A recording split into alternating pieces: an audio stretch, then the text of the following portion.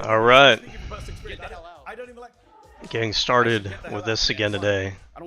Hopefully finish up this video. I don't want to be on this too long.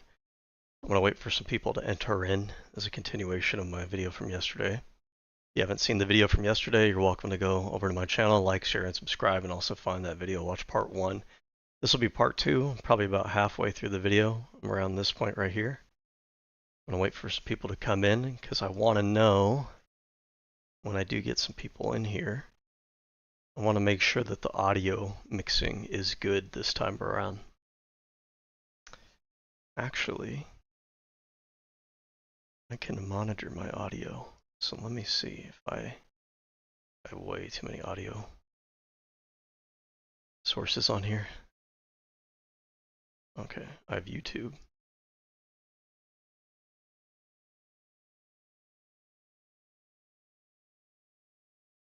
Desktop audio, game audio, and then the mic. Testing. Alright, I can hear myself. I'm a journalist. Can I hear myself over the video? A little bit. Can I hear myself over the video? You don't look very Native American to me. How much louder am I than the video? Okay, I think that's a good audio setting. Okay, I gotta get rid of the audio monitoring because it throws me off. It's weird trying to talk while you hear yourself talking feedback to you. It's very weird. I can't do it. Okay. Where's my mic at? Monitoring for that is off. There we go. Can you guys hear this? Bass? I got a soundboard.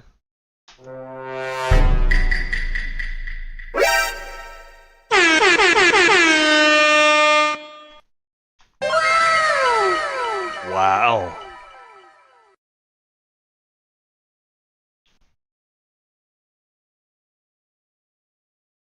All right.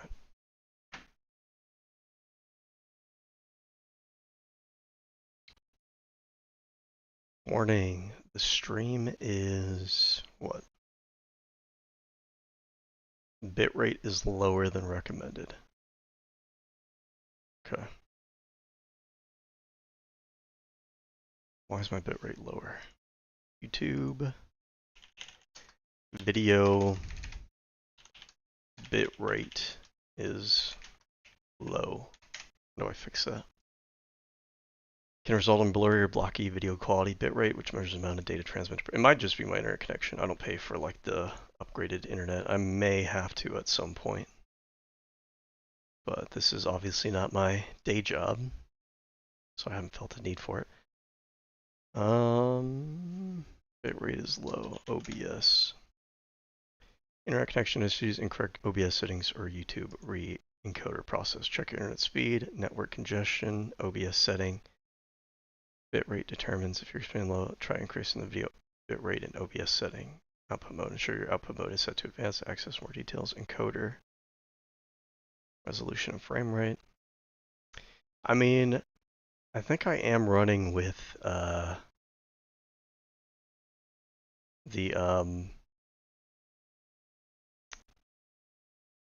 streaming.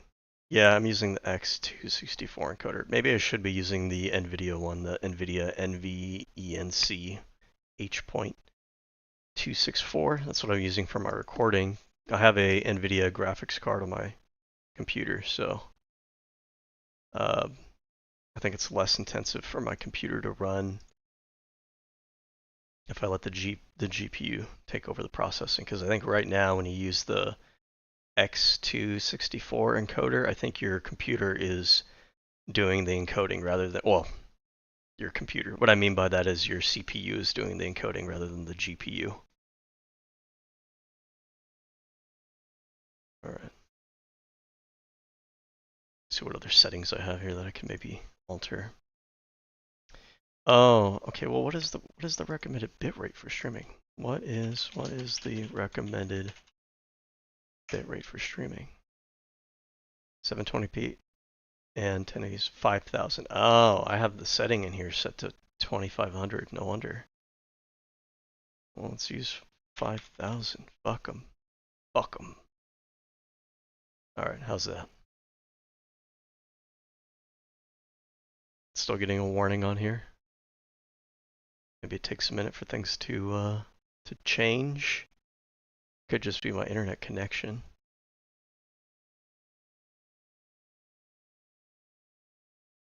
Is lower than recommended bitrate. We recommend that you use a stream bitrate of 6800. I'm nowhere near that.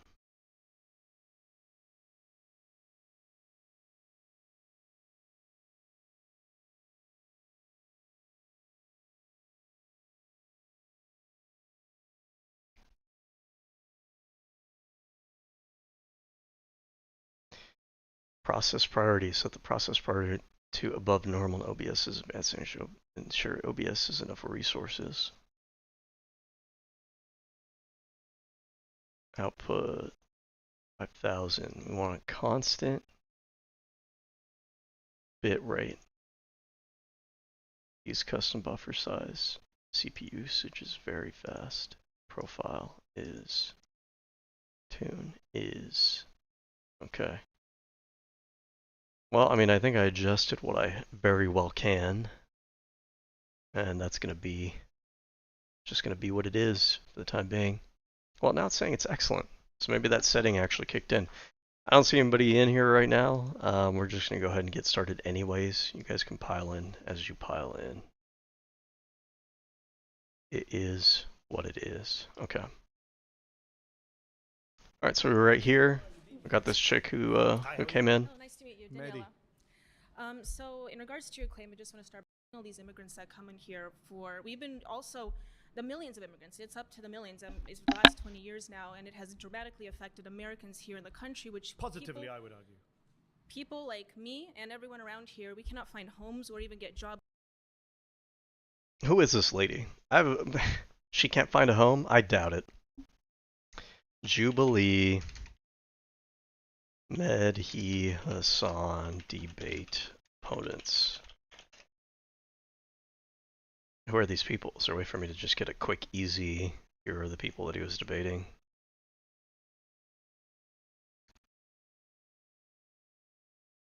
Maybe it's on their channel. Maybe the video description will tell me. Maybe. Mehdi, right? Oh, Daniela. She did just say her name. So, Daniela, of course, her banner is this like traditional art shit. She writes better than she debates. What's up with like the Nazi font going on here?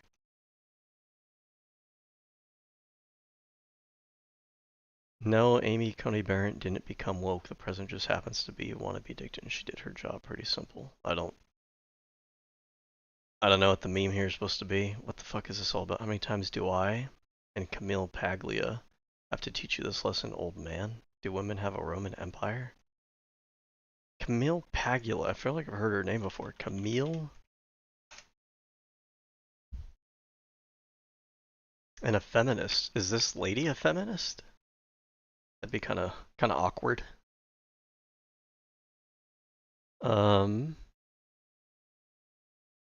She is critical of many aspects of modern culture. I see. So, okay. That makes sense. So, like, what the fuck is this? Is it supposed to be like we're supposed to return to this? Is it supposed to be spirit? By the way, if she wanted to do this, go out in the middle of the woods and find a thing and go do, like, no one's stopping you from doing this. We can have our own view. Think about it, Theo. Oh, she's libertarian and right wing? I mean, we'll see how true that is. Well, I mean, what the shit about return to tradition and rejecting modernity, how is that libertarian? The whole point of libertarianism is live and let live. I don't know who the fuck the rest of these people are. I don't know who the fuck. This looks like a cartoon image. This doesn't look like a real person. I don't know who this is. This looks like Lauren Southern. Oh no, this is the Nazi lady. So this chick reposted this, saying this chick is a centrist. I think this is the other chick on the panel. I've seen that chick in other debates, and that chick, she was just like full on, like, oh yeah, I think I think, what is it, racism or discrimination? What did she say to Sam Cedar? Sam Cedar, Jubilee girl. Oh, hold on, my phone's ringing. I gotta go answer this. Hold on.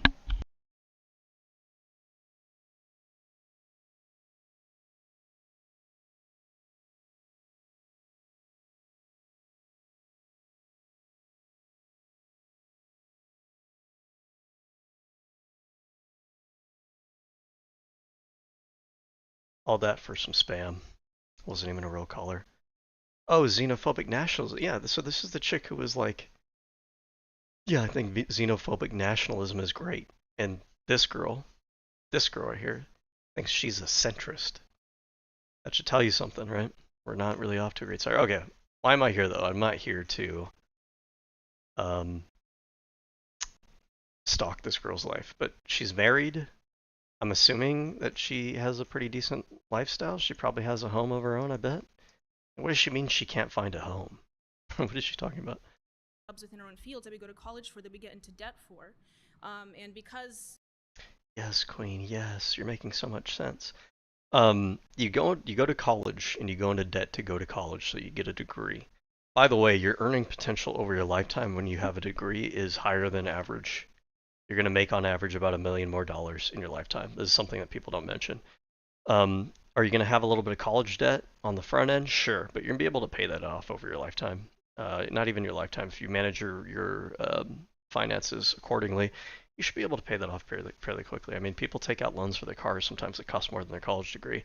And the idea is sometimes people bring up this example, they'll bring up like the most extreme college debt. They'll talk about like Ivy Leagues with people paying out of pocket and it being like $100,000. Your average college degree, average cost of a college degree, and I mean, keep in mind, like most people are going to community colleges, going to like state colleges, and state public. Well, I want to know what tuition is. I don't want all these extraneous costs. Cost of tuition, college tuition. 11,000 public. So in-state in fees at a public college is around 11,000, while out of state is average 30,000. Average cost of college tuition varies significantly. And this right here, I'm assuming they mean for one semester. Is that what they mean? Oh, per year. So this is probably for two semesters. Would be like traditional semester track. So you're talking about 22,000 a year. 22,000 a year times 4 is 80 something thousand. Public 4-year colleges. Out of state 30,000 for private colleges. 3,000. In-state tuition and fees. Okay. All right, so I mean it's not cheap, but you're making almost $1 million more over your lifetime. You should be able to recoup that cost. And then this idea, you can't find housing, we can't find jobs where a degree. I don't think it's ever really been the case that you go to college and right out of college you're working the exact job that you went to college for, and that you like your dream job. Usually you're going to go to college, you're going to probably exit college and you're probably going to get into a like an entry level position within the career that your degree is for, right? That's probably always kind of been the standard. So this idea, I think it's based off of like exceptional stories. We think of the exceptional college stories of people who went to college, or like valedictorians went to like Harvard or something, and they got out and right away they get, recruited by all these different companies. Like that is not your average college degree holder, and that's never been your average college degree holder.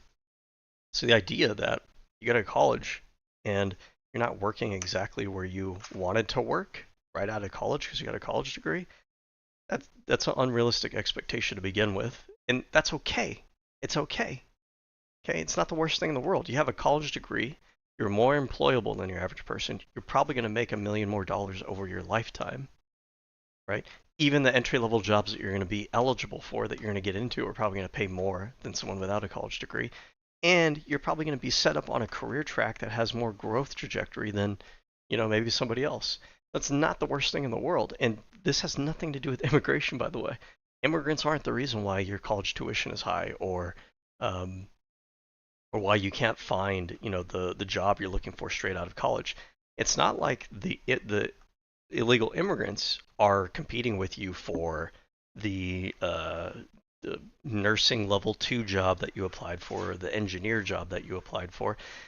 The illegal immigrants are usually taking jobs on the lowest end of the economic spectrum that don't require a college degree.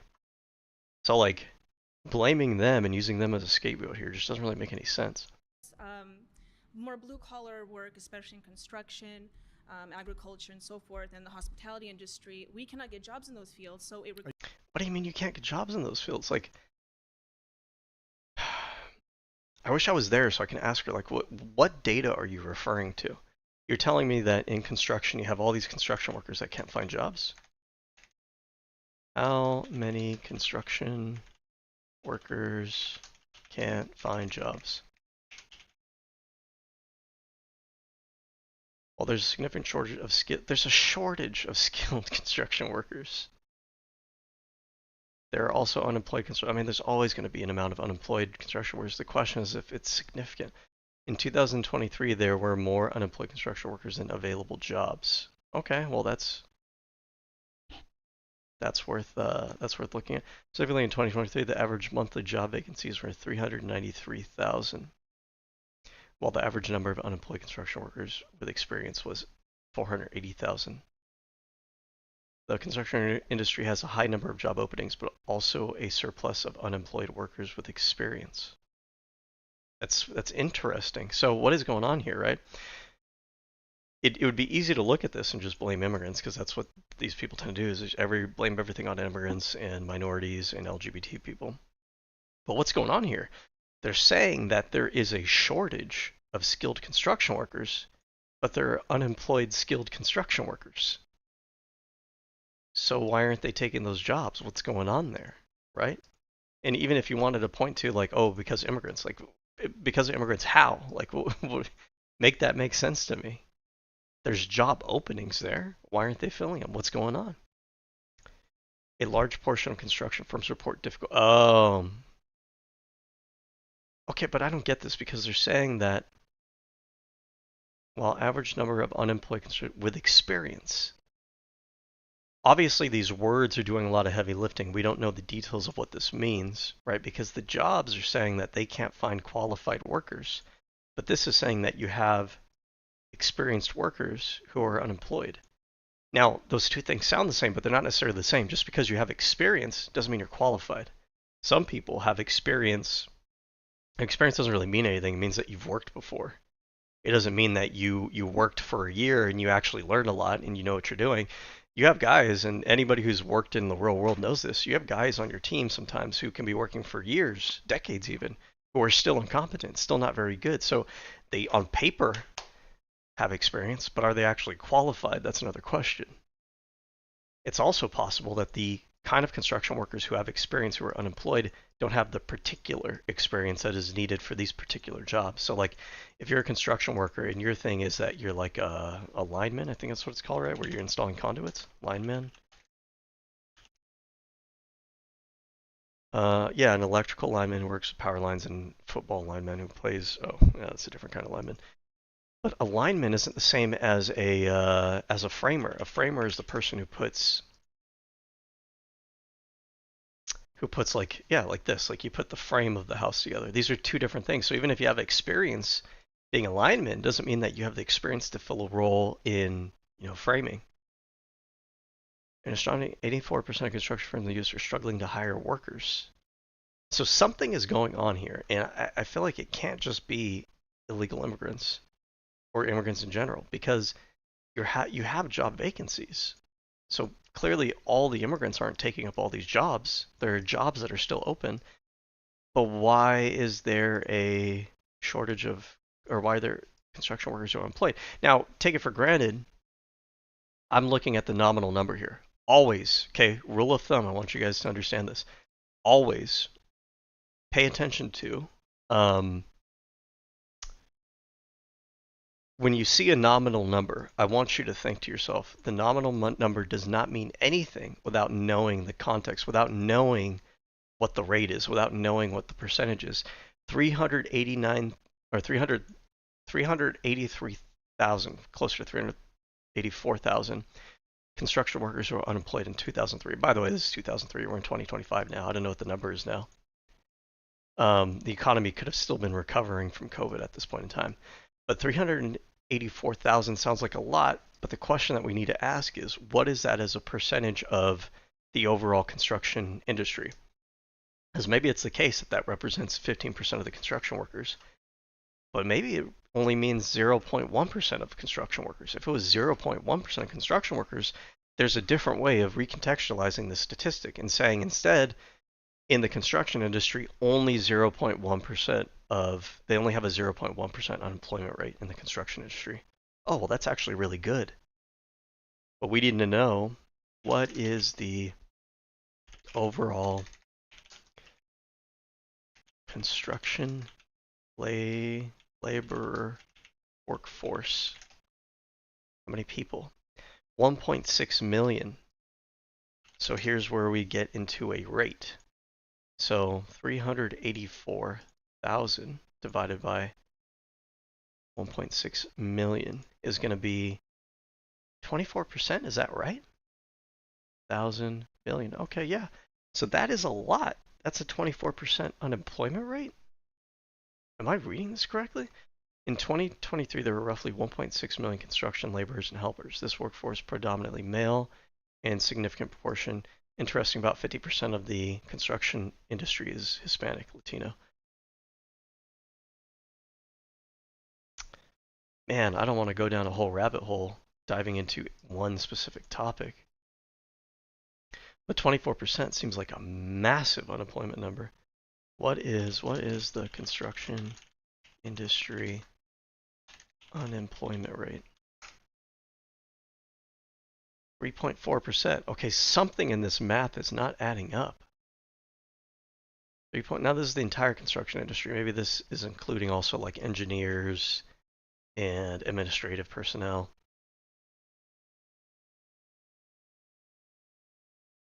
How many construction workers are unemployed?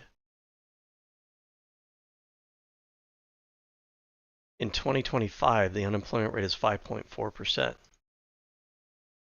So an ideal unemployment rate is 4%. It might sound weird to you, right? Why isn't it 0%? Because you want to have,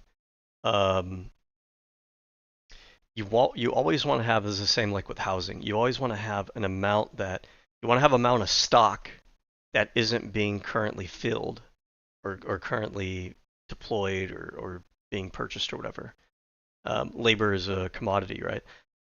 And the reason you want that is because let's say that your housing stock is 0. Every house that you have in this market is already being rented out by somebody.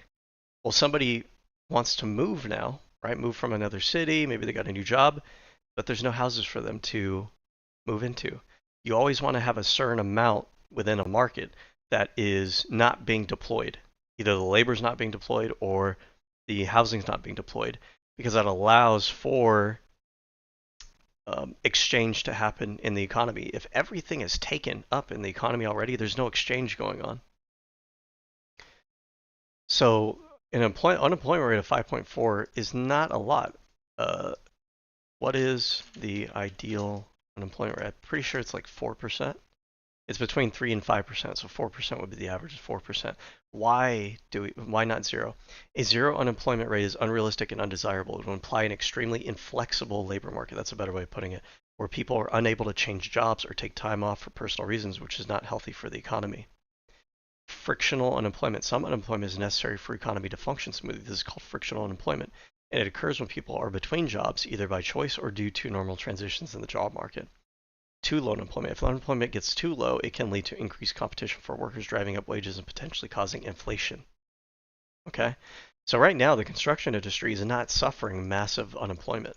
So when they talk about like illegal immigrants are causing all this, we can't find homes, we can't find, and there's another one, the housing, what would it be? Housing, what's the term I'm looking for? Housing, home ownership by generation. The gap isn't actually as wide as people think it is. So if you look at like this chart here, right? You see that. Oh man, this isn't the one I'm looking for, because the one I want to see is where it compares what point in your life you're in, whether or not you the home ownership rate. So like if you look at millennials and Gen X from 85, let's say they reach their 20s right about here. Well, no, because Gen X, for home ownership, they're probably considering adults anyways. So look at where the millennials start. Look where Gen X starts. They start in pretty similar places. And the millennials, we go from 1999, let's move 10 years, well, now we're in the Great Recession, so that's kind of an exceptional time period. But okay, let's use a Great Recession, 2009. We're at about maybe 30%. Gen X from 85 to 95, they're at about 30% as well. So yeah, we're lagging behind the boomers, that's for sure. Oh no, but even then, I mean, this chart doesn't, it's only capturing from 85. Boomers were well into adulthood by this point. So if you look at Gen X, let's see. I mean, if you trace this line back, this is going to intersect with this line somewhere. We're Gen X within kind of more or less the same period of their life as boomers were right here. It's possible, right?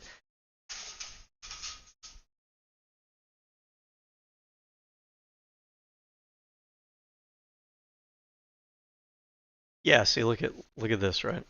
Oh my god. Look at the stage of life that you're in. The graphs pretty much line up pretty well. The difference isn't as big as people think it is. Now, that doesn't mean that we don't have room for improvement. It doesn't mean that the affordability hasn't, the price hasn't increased. But the idea that immigrants are causing this generation to not be able to afford homes doesn't even pass the sniff test, because here's the one that does like to like by age. So look, millennials are a little bit behind where Gen X was. Gen X was slightly behind boomers. Boomers are a little bit behind silent, but none of it is massive. Right? At this point in millennials' life, when they're about 35, Gen X, when they were about 35, were pretty much in the same place. Millennials are at what, like 58%? Gen X here is about like 62. So there's a 4 percentage point gap. That's not a massive crisis like people say it is. So these talking points, they're just. Are you looking for a job in construction I am or not. agriculture? No, I went Just to joking. college. Okay. Many people here are in college or went to college, but we can't even find jobs in our fields. Also because of the H-1B visa program as well. But in regards to just your claim about immigrants specifically, we cannot even get jobs to pay for housing. Unemployment is at a record low right now, even under Donald Trump. And I'm not a Donald Trump fan, but I would say unemployment under both Biden and Trump has been at record low levels. Okay, is this in regards for American citizens? Yes. Okay. Okay. Well, okay. So here's an issue that I have, and so far, like, this lady hasn't said anything. I disagree with her. I think she's got some of her talking points that are kind of off, right?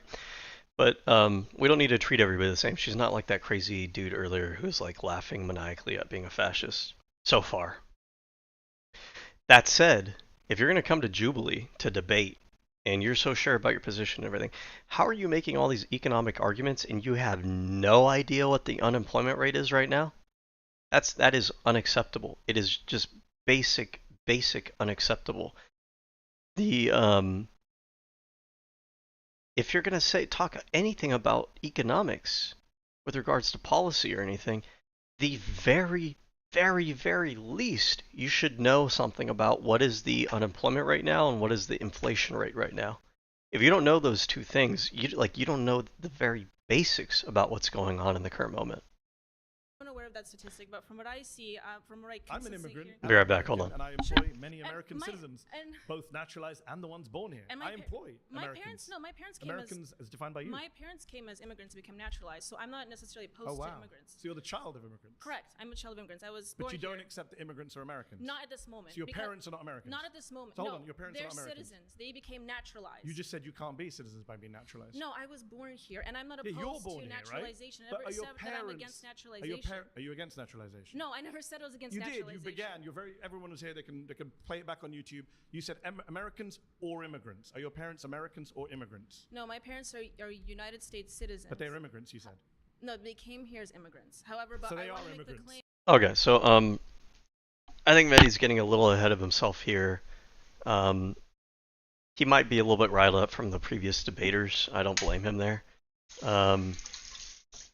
But I do feel like he needs to kind of just slow down for a minute and allow her to kind of make her point and kind of try to be charitable to like what is she actually saying.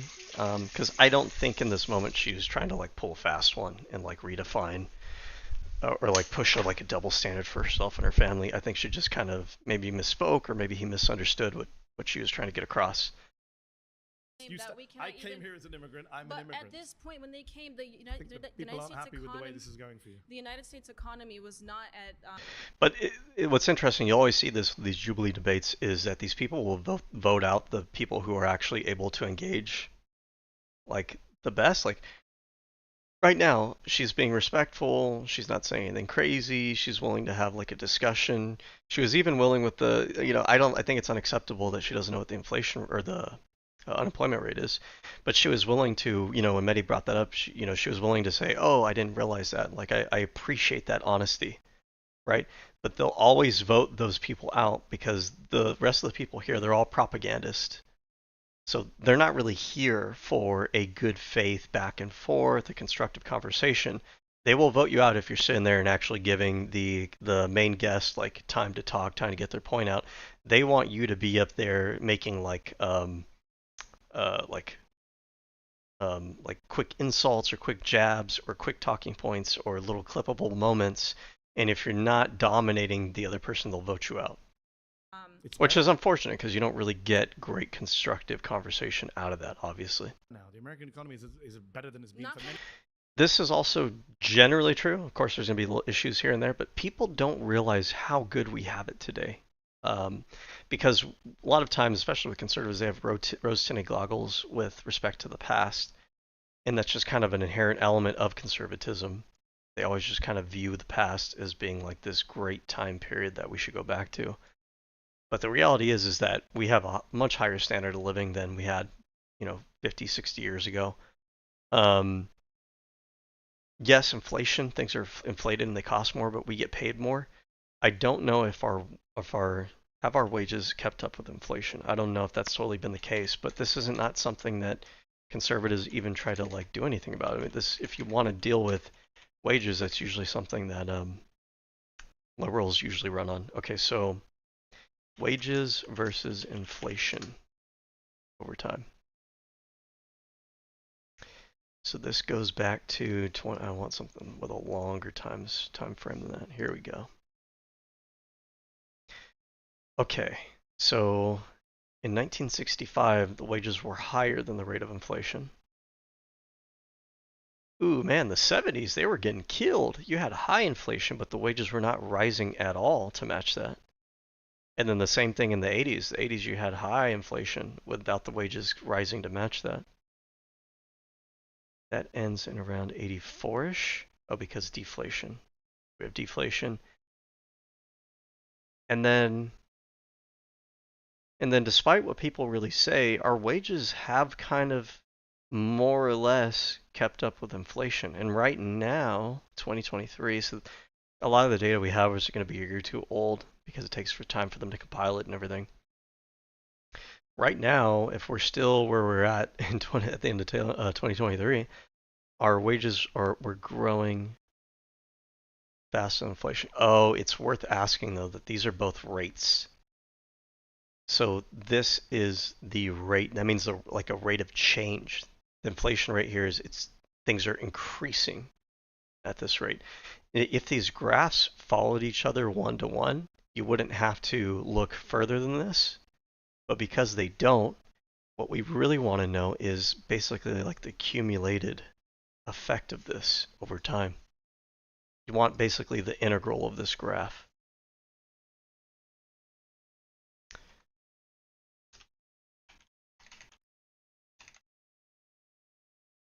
I don't know if I can find this data. Cumulative change in average hourly wages in consumer price index. Okay, actually this is what I'm probably looking for here.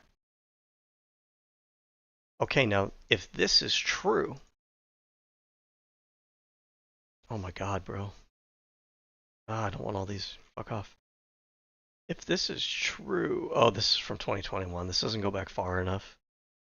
because we did have a lot of inflation post-COVID, but the alternative to having that inflation would have been for everybody to go unemployed and for all these businesses to go under.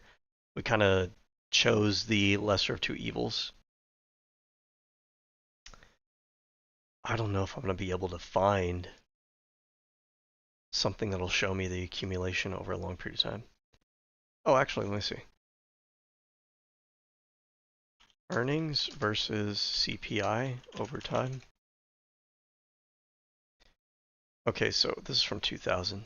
I want something a little bit further back than that, but still we could see at least for a, is it 16-year trend? Kind of more or less have kept up with each other. And in fact, at least during this little time period here, the wages, the earnings were growing faster than the CPI. I guess another question here would be, and this is the whole part about like truth, lies, and statistics. When you say average, you're taking what everyone's making, I'm assuming, and then averaging out. If someone is making disproportionately a lot more than the rest of the population, we don't know if this average is going to be reflective of your typical person's experience. What we really want is we want the median. We want the median hourly earnings versus CPI.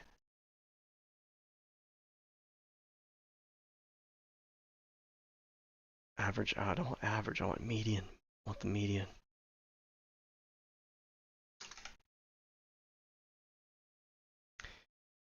Real median wages versus the CPI. Here we go.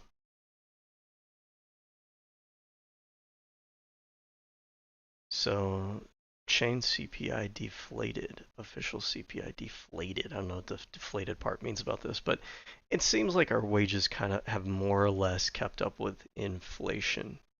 You see here at the end of 23 that inflation is higher, and we do know that, but we had that effect post-COVID. The question is, will this over time kind of rebalance itself out? Because things will kind of, you can see in the long span of time, these things are basically keeping up with each other, which is what you want.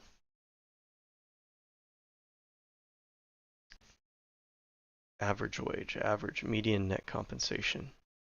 Because this is the issue that I was talking about with comparing average to the CPI, because look at the average has increased by this much over this period of time, but for the median person, meaning where the majority of the population is concentrated, it did not grow.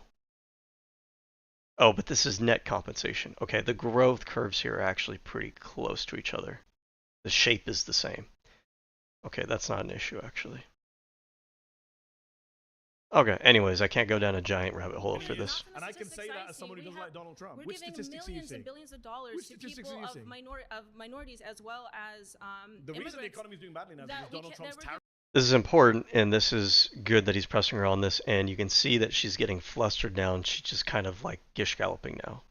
And I don't necessarily think she's doing it in bad faith.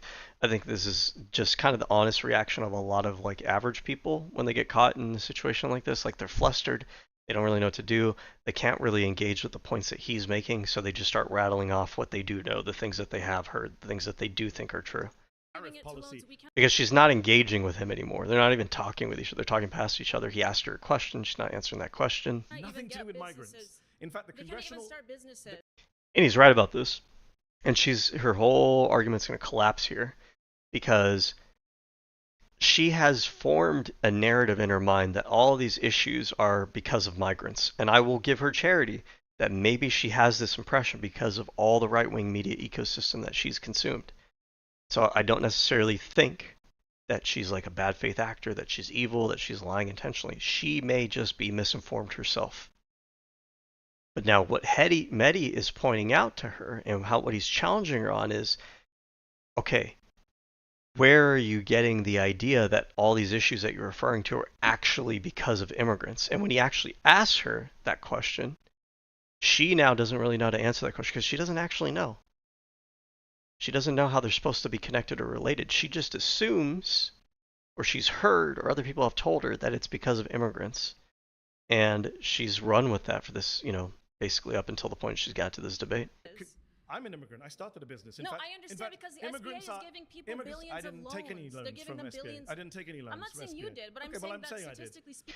Okay, but and I'm kind of lost here. But what does it have to do with anything? The SBA, Small Business, what is it, Small Business Administration, yeah, are giving small businesses loans. What does that have to do with immigrants again? What does that have to do with immigrants being bad? Is it a bad thing that the SBA is giving small businesses loans? Isn't that the whole part of like the big like conservative American culture is, you know, entrepreneurship and small businesses? Like, what is the issue here? They're giving billions of So loans should we to do these statistics? According to statistics, immigrants are 80% more likely to be entrepreneurs than native-born Americans. Sure. Oh, this is where that's coming up. Okay. More likely to start businesses I'm aware of and that. hire Americans. No, I'm aware of that. Okay, so it was my bad. So when she was actually engaging here, she was saying the SBA Small Business Association is giving all these immigrants billions of dollars in loans. I don't know how true that is. You know, what percentage, what is the eligibility requirements for those SBA loans? SBA loans that went to immigrants. Yeah.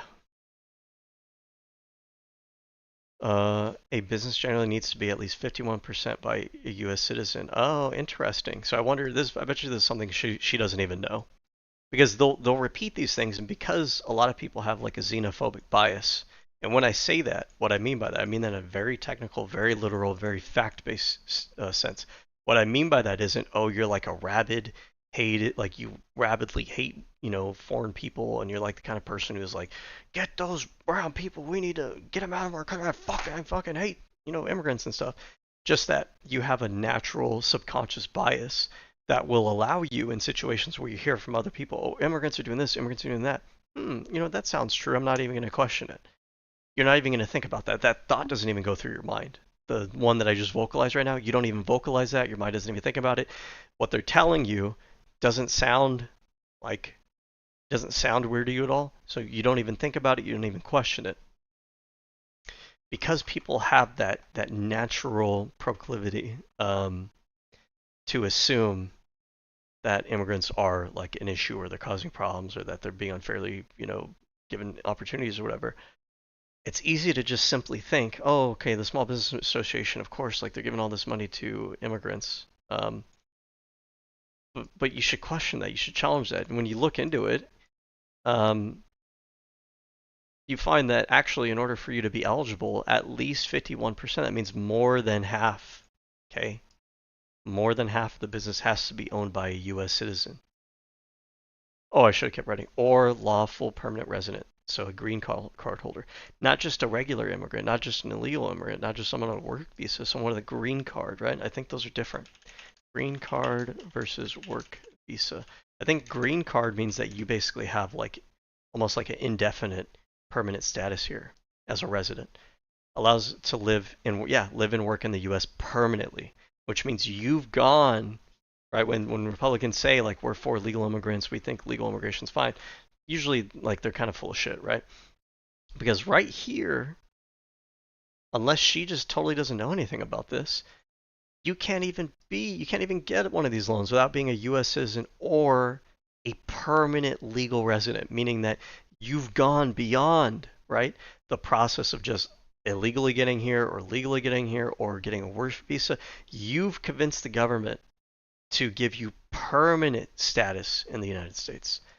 What are the qualifications for being a permanent legal resident? What is the qualification for green card status? Being an immediate relative of a U.S. citizen, having qualified employment offer, or being granted asylum or refugee status. Specific requirements vary based on category, family-based categories, employment. Individuals qualifying job offers from U.S. employers can apply, with skilled workers typically requiring at least 2 years of training or experience, and professionals needing a bachelor's degree or equivalent. So there's a friend of mine who I work with who he has his work visa. I don't think he even has his green card yet. This includes individuals with extraordinary ability in the field, researchers, and other multinational executives or managers. Okay. Now, a secondary question would also be here, because the whole framing of this is that immigrants are taking things from us. They're taking opportunities that we should have, or they're taking money that we should have. the qualifications for SBA loan implies that there is some amount of SBA loan holders who are immigrants, but they're green card holders. They're like their status as an immigrant is very, very solid.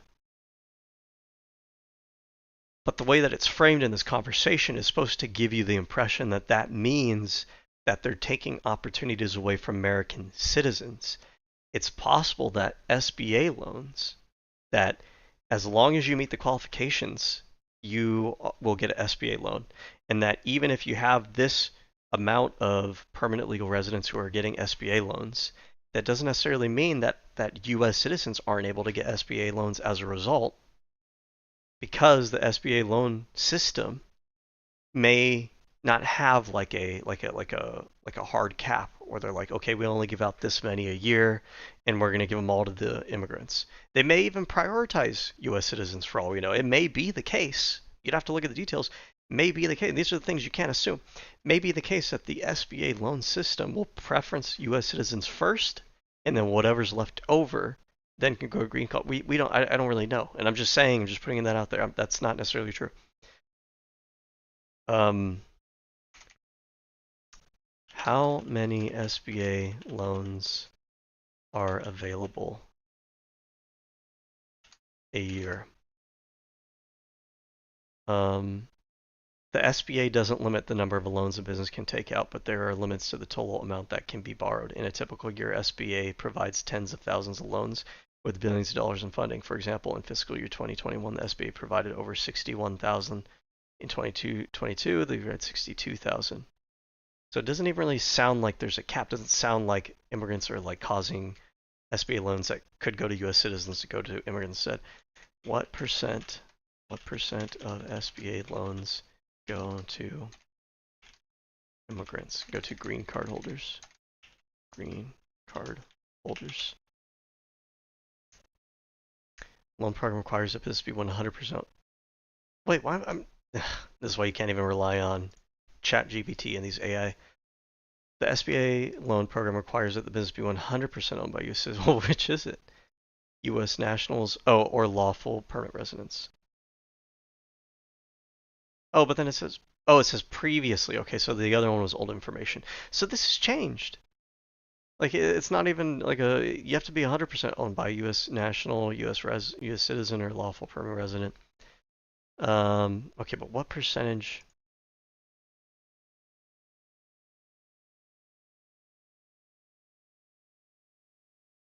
I may not get a quick, easy answer here. I don't have time for that, so we're gonna move on. They're more likely to pay in taxes than take out in benefits. They're more likely to add to innovation and jobs and wages. This is what the statistics show. The Congressional Budget Office. Let me just finish my point and then let you come back in. The Congressional Budget Office, which is bipartisan, Republicans and Democrats both use it. They have said that the immigration surge that you mentioned will lead to an extra $9 trillion of GDP over the next 10 years. That amounts to So there's just this ideology that conservatives have with their economics. I don't know how they got here because they used to be the capitalist party. But a fundamental aspect of capitalism is, what is it? Is it excess value or something, or value add or whatever? They have this idea that economics is zero sum. That if something is going to an immigrant, then that's money that could have gone to somebody else, or should have gone to somebody else, or whatever. And they think it's all like we're competing for. We are, in a very grand sense, competing for a finite amount of resources. But in like our day-to-day, in a year-to-year, those effects don't really impact us the way that conservatives think they do. Immigrants, they increase the overall GDP, right? They are helping subsidize basically our social security system. They go to other businesses that U.S. citizens are employed at. They spend money over in those businesses, which employs U.S. citizens, U.S. Americans, right? There are pros and cons, but there's a lot of benefits, and there's a lot of ways in which their economic activity actually multiplies the economic activity of those around them, just like anybody other, any other worker / consumer in the economy. $65,000 per American household. That's $65,000 for each and every one of you holding up a red flag. Okay, I understand All right, that, but pause. You've been voted out by the majority. Please Pause. return to your Nice to seat. meet you. nice to meet you. Thank you. What if you can create your own website by saying, this is what I want? With Wix, you can.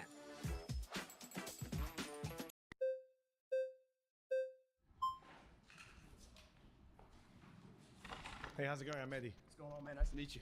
All right, so first, before I start, I need to know what you mean by good. I can talk about the economy, I can talk about culture, I can talk about all those things. I need to know what you mean. All of them. All of them. I'm saying immigrants are good for the economy. They're good for culture. Lower wages are they're good for the society. Where's the lower wages? This is a good way to start off a debate. Oftentimes, if there's a topic, you want the person to define their terms. Okay, when you say this thing, when you say they're good, when you say they're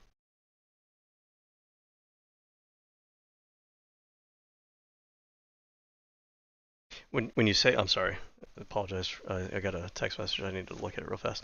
When you say that they're good for society, that's a very broad and general statement.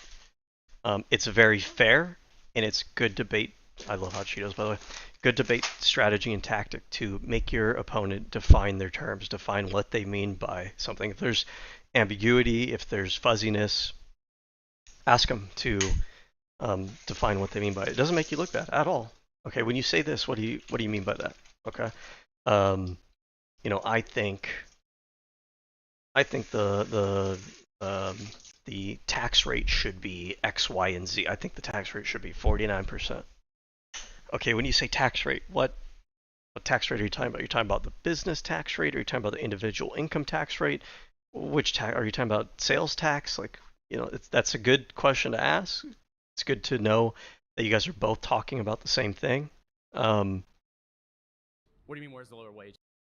But based on this guy's kind of demeanor right off the bat, he seems very, I don't know, like he's ready to pounce.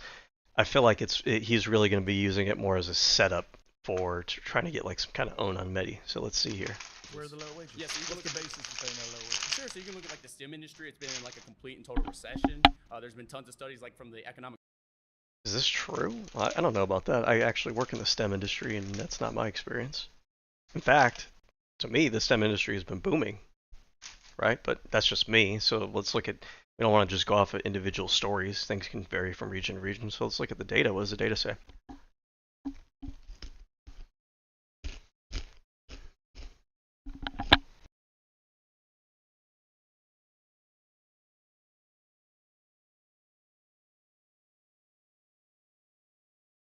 Policy Institute. And piggybacking off of the previous point that I made about asking to define the terms, this is a good opportunity to ask this guy here. When you say the STEM industry has been in recession, what do you mean by that? What do you mean by it's been in a recession? Usually we talk about recession with respect to an economy. Are you saying that inflation is high in the STEM industry? What does that mean? Are you saying that they're laying off people a lot? What do you mean by that? Okay, so this is saying the opposite. Now, take for granted, right, this is ChatGPT, not literally ChatGPT, but Google GPT. While not immune to economic downturns, the STEM industry has demonstrated relative resilience during recessions compared to non-STEM sectors. So, like, it doesn't even seem like what this guy's saying is true. This is part of the issue with our modern politics, is that so many things that we talk about are narratives that people have heard that get repeated over and over again until people just internalize it. They subconsciously internalize those things as being true because no one questions it. And depending on which circles you run in, you'll hear all kinds of narratives that will shape your understanding of the world around you that may have no basis in reality whatsoever, but you never looked it up. Evidence of recent recession. Okay, COVID-19 recession. Okay, that's fair, but like, there's no.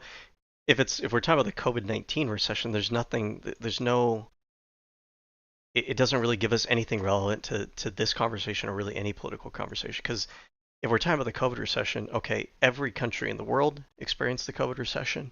That was going to affect every person who is, in office, every politician, every political leader. It was going to affect pretty much every industry, right? So you're not really saying anything there. That shows that like okay, companies like Tesla, companies from like Silicon Valley, they engaged in mass firing of workers, around 35,000, but then they hired around 12,000 H-1B visas, and it's kind of. Damn, this guy's got his talking points. He's ready to go. And you see him, he's like, I need to get this out. I have this problem. I have this talking point. And he practiced this particular talking point. Which, I mean, props to him. You know, if you want to debate, practice makes perfect, right? But this point about them firing a bunch of people and rehiring a bunch of H-1B visas, man, I wish I don't want to pause too much and like read into every single little claim made. We're just gonna move on right now. Just standard economic thinking. It's not standard economic thinking. The vast majority of economists and economic studies suggest that there is a negligible, if this is also incredibly true. The overwhelming vast majority of economic research over the years at this point have said that immigrants are pretty much like almost like a resounding positive for the economy overall. We're talking like libertarian institutions, whatever other, I don't know if conservatives will say that, because conservatives, don't want to produce any information that says immigration is good or anything, but the overwhelming vast majority of economic data has shown over decades now that immigration is good for the economy in like a variety of different ways. But this guy, if you run in the kind of circles that he runs in, he's probably only ever heard that they're bad and they're destroying the economy. So this sounds like it would leave you kind of like flabbergasted, like, what? You can't totally believe that. There's no way. If no impact on wages over time from immigrants. In fact, your colleague mentioned earlier, construction, there is actually evidence in construction, yes. But in some industries, in some areas, there is an impact. But overall, no. In fact, a study from the National Bureau of Economic Research found that migrants since 1965 have raised wages and raised innovation. Who's that by? National Bureau for Economic Research. No, hold on. That's where you publish studies. I'm asking yes, I didn't memorize the names of the authors. Yeah, I know you didn't, right? Can you give me the authors you've got? Yeah, hold on. The study you're talking about is from Giovanni Perry, and what he did is he didn't account for aggregation issues, nor did he... The vast majority of studies... Let me speak. Please. Yeah, thank you, right? So listen, he didn't account for aggregation issues, right? And when you look at like the spatial approaches that all these economists use, you're not accounting for the fact that when immigrants come into an area, natives leave. If you look at an occupational approach where you look at the specific firms that immigration is going into, like Kim, ETAL 2013 did, you find a net negative impact when there's a... It's hard to really engage with these points in this kind of format. They have too little time to really dig into every claim that he's making. I don't really know what this kid's even really saying, because he says you got to look at the aggregation. Initially, I thought he meant like in the sense that when you integrate the area under a curve, that kind of aggregation. But it sounds like what he means when he says aggregation is, I think he's saying you got to look beyond just that one measure in the study that Mehdi Hasan was talking about. But here's an important thing to bring up. If that is what this kid means, his initial claim was that they're hurting the wages of American workers, basically. Mehdi Hasan disputed that claim with a study that says that they don't. So now his counter argument is going to be, okay, well, you got to look at all these other factors. But it's really easy for your average person watching to not notice that, hey, wait a second, can we at least acknowledge that this previous point that you made about wages was incorrect, right? But they're not going to acknowledge that. He's going to move on to all these, well, look at these other things. Look at all these other impacts that immigration has. Okay, well, let's go one at a time, please, so that we can actually adjudicate each individual point rather than you just spewing it out there and then we're supposed to just believe it's true because you said so. When it came to wages, Mehdi Hasan cites a study. Study says that it doesn't, in most areas overall, doesn't have an impact on U.S. Workers' wages. And then he is very, subtly, I think he does it in a way that would trick most people, deflecting now to moving the goalposts. Okay, but what about these other factors? What about, you gotta look at these other factors, you gotta look at these other factors. Okay, we can look at those other factors, but you were wrong about wages. So when the previous point that you made, like, why did you say that? Or, you were wrong about it. 10% increase of immigration, you find around a 0.5% decline in wages when it comes to the specific occupations they're going to. So all your studies are flawed. That last part of what he said, not your studies are flawed, but is the key point. It's the part that's doing all the heavy lifting. He said, when you look at specific jobs, decline in wages when it comes to the specific occupations they're going to. When it comes to the specific occupations they're going to, what does that mean? Because what that sounds like to me is that there are very specific jobs, specific industries where they do increase or decrease the wages of that industry. But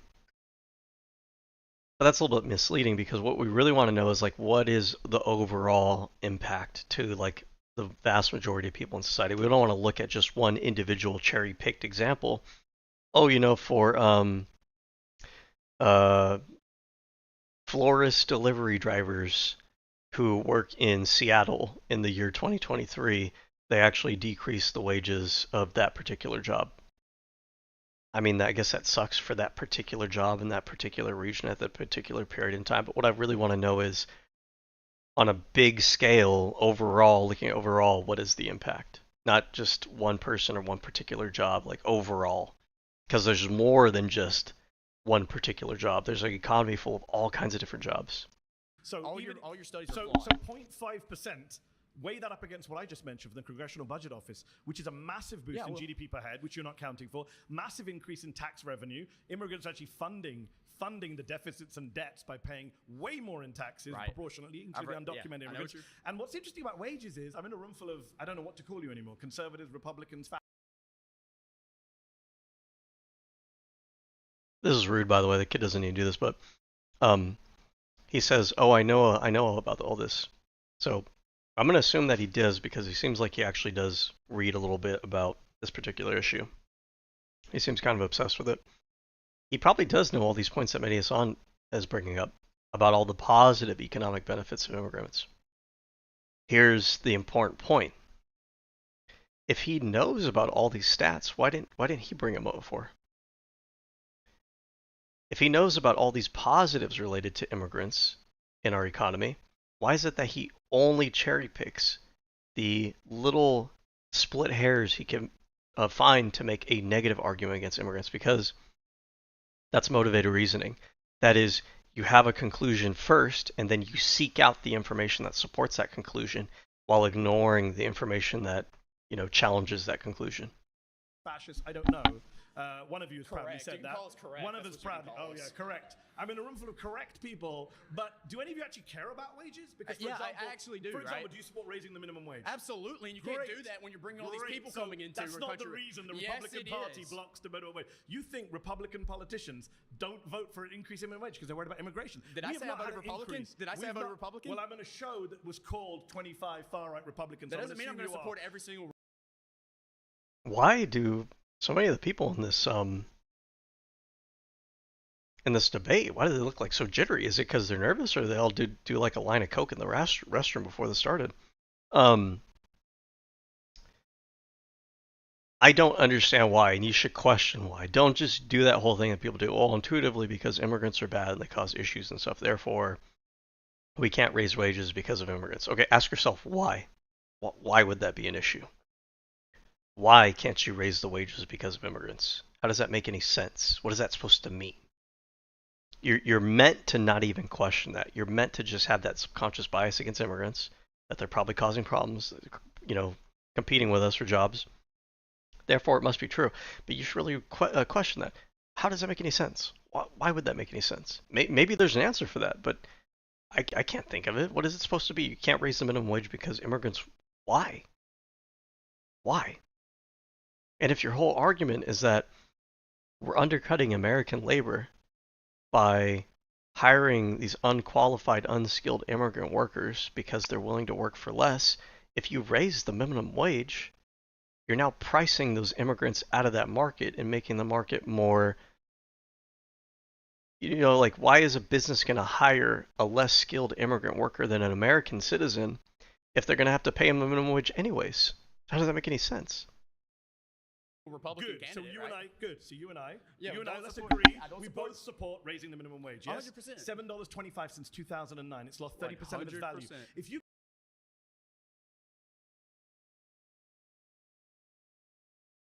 you should not, and we need to get this out of our vocabulary. You should not support or make an argument or die on the hill of a national universal living or minimum wage or whatever it is. Because conservatives will bring up this point, and they're right to bring up this point, by the way. $22 an hour might be the living wage in New York City or San Francisco. $22 an hour is way higher than it needs to be in bumfuck Indiana. In Indiana, bumfuck Indiana, maybe the living wage there is like $8.75 per hour. What you should be advocating for is that instead of kicking the can down the road every time I raise the minimum wage, then 10 years later we got to raise it again, and then 10 years later we got to argue about it again, and 10 years later, the minimum wage should be set in legislation as a function, meaning an equation. But the equation will be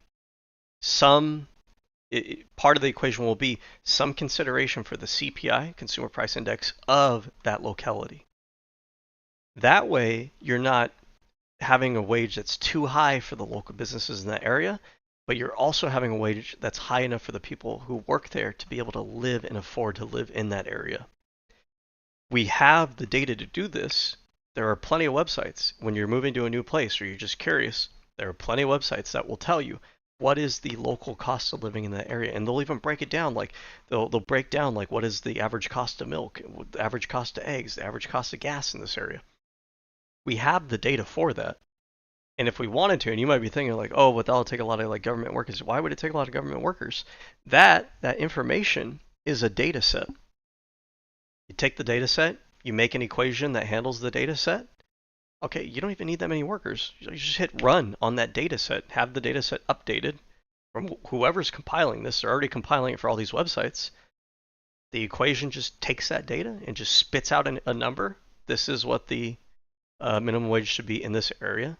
And that's it. We wouldn't have to be arguing about this every 10 years because we set the minimum wage 10 years ago and now the things have changed. Okay, it would update itself. You would set the terms. Maybe it updates every year. If you care about wages, we should be raising the minimum wage in this country, not scapegoating migrants who aren't the cause of low wages in the country. You know who's causing low wages? Billionaires, millionaires, and people who won't pay fair wages to their wages, regardless of whether you are an immigrant or a native-born I get the monologue, right? Now let me respond. You had one. You had one with your one study that had a 0.5% impact. Go. Yeah, and your study like sucked that you didn't even know who wrote it, right? So like, let's get back to the point, right? Because I don't need and to know there one it goes study. again. Yeah, The majority of knowing who wrote a study is stupid. Doesn't matter. Who cares? Who cares who wrote the study? What does that matter for anything? It doesn't matter the person who wrote the study. What matters is what the study says and whether or not the study was conducted properly. That's what matters. But this is a dishonest, cynical counterpoint by this kid here, because that is a stupid thing to, number one, even expect someone to remember. I remember the name of every person I've ever read a story from or read a study from.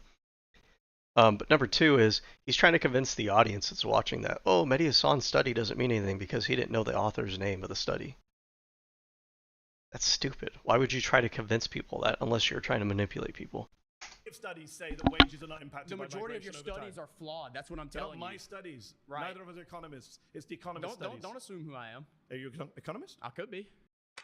One day, you won't have to assemble the entire creative team just to localize an asset. But before that happens, you need to be But right. Are you? I could be. Are you? I'm not going to tell you. Are you? I'm going to major in economics, right? Are you an economist? No, not right now. Okay, so when I said neither is economist, I was correct. Just don't assume. To use your favorite word. See here, dude, this is nothing of substance. You look at the red flags; they're coming up. Let me get to the point. Great, but so when nothing of substance. Why? Because like he was getting mad. I mean, basically, nothing of substance was said in like the last 2 minutes because both of you kind of went there. Like you can't blame him for going there when you were also kind of going there. When you talk about the CBO, one thing you're not accounting for here is that they're assuming an equilibrium, right? Do you know what that means? You shouldn't make these type of assumptions. You said earlier that. I don't know what that means, and I would say that in the debate. I would say I don't know that. Explain that to me.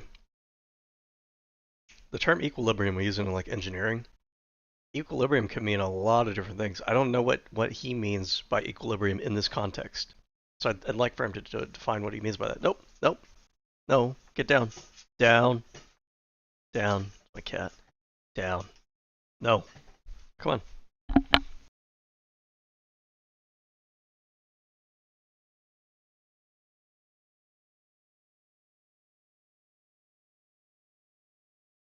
that unemployment Do I was know like what it means? I thought we're not doing assumptions. Okay, hold on. You mentioned we were like at like 4.2% unemployment. Yeah, that's counting people who have part-time jobs. That's counting poverty That's how it's wages. always been counted. Yeah, I'm against poverty wages. You Can we won't let agree? This is true, and it's a really good point, and you need to have this point in your quiver. Conservatives will often try to go, oh, the unemployment rate that they cite doesn't include all these different categories. Okay, but there are different. So the number that's usually reported, I think, is the U3. Then you have the U5 and the U6, and these include things like discouraged workers, people who are of working age and working capability but aren't looking for work. They will try to make it seem like unemployment is way higher in these other categories, but they're not being reported. But the reality is that if you're going to compare historically what unemployment is, the U3, the U5, and the U6 tend to track each other. So if the U3 is low, then the U6 is also at like a historically contextualized low as well. And the U5 will also be at a low. So it's not like, oh, the U3 right now, the unemployment is low, but this number, this U6 number is way higher. Well, no. If the U3 is low, the U6 is probably also going to be low, which means that, well, compared to history, right? But that's the best that you could do. You can't expect like, we're going to do better than any point in history without having to like do something to earn that. I didn't really word that well. Let me rephrase that. If you're expecting us to achieve a result that is like historically unheard of, you don't have anything in history that resembles this kind of result. That's not really a fair standard, right? You're asking for something miraculous at that point. Now, we do things over time as a species to get better and to be better than we were historically, right? But those moments where we like move away from what was historically the case for maybe generations to like a new, more positive future, those are like catalyzing historic moments. It's great to have them, but like that shouldn't be the standard that you hold people to, because like if we could successfully pull that off all the time, like I don't know, we'd be fortune tellers, we'd be it's just not, it's not a realistic standard. Like we change, and it's supposed to be a conservative position. Positive change is supposed to kind of happen slowly over time. Yes, if you go to like the Lookwood Institute, they calculated a way where it's like functional unemployment. Okay, if you account for things like just people who make around. When it says functional unemployment, does it mean frictional unemployment? What does it mean by functional unemployment? Functional unemployment, is this a thing?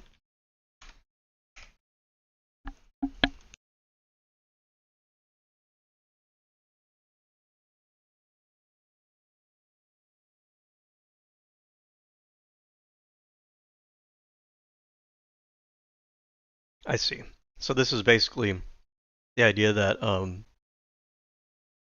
people are underemployed. This includes people who are considered underemployed. So basically, like you're not employed in the area that you should be employed in. I feel like the issue with that is that it's like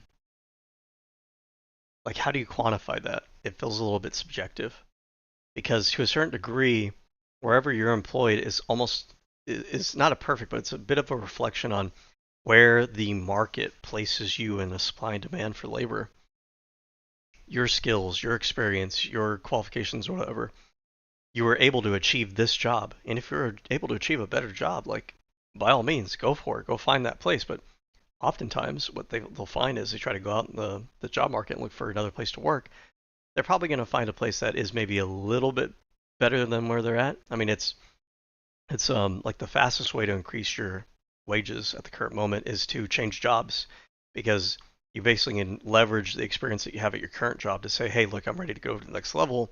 And the way that you can get me to change teams and get to your move over to your company is if you pay me higher than what I'm getting paid over here. But to say that you have all these people that are underemployed, what does that mean exactly? Does that mean you graduated with a degree and it's like that other girl said, and you're not where, you know, you expect someone with your degree to be right off the bat? Well, I'm sorry, the world isn't really like that. You got to kind of work towards it. You got to enter in at a certain area and you develop experience. The company sees that you're loyal and you're a team player and everything, and they start promoting you up in the ranks. $25,000 a year, people who have fallen out of the labor market, people who only work part-time. If you count all of those people together and then add on the unemployment, that's around 25% of the population. So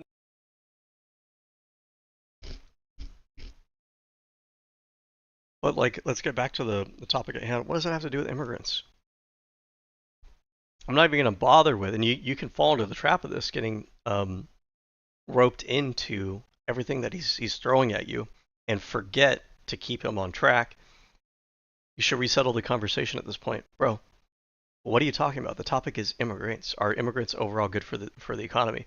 You're throwing out all these issues you have with the economics with the economy, but what do these have to do with immigration?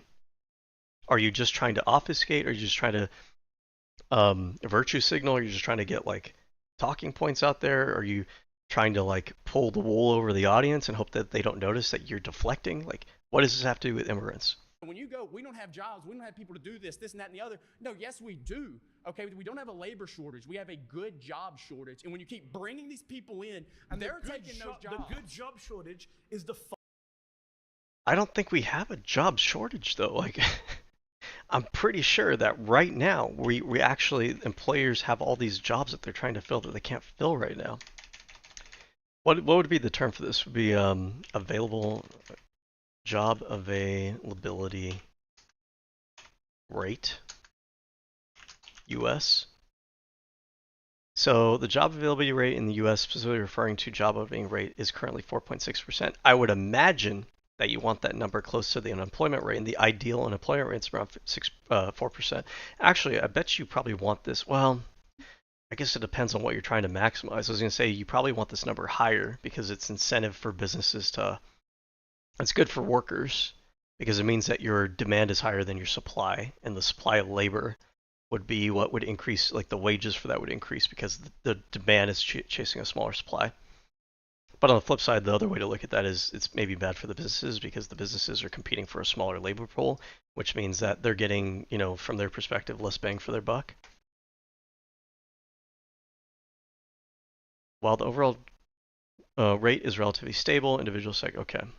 Job opening rate is higher than the long-term average of 3.65.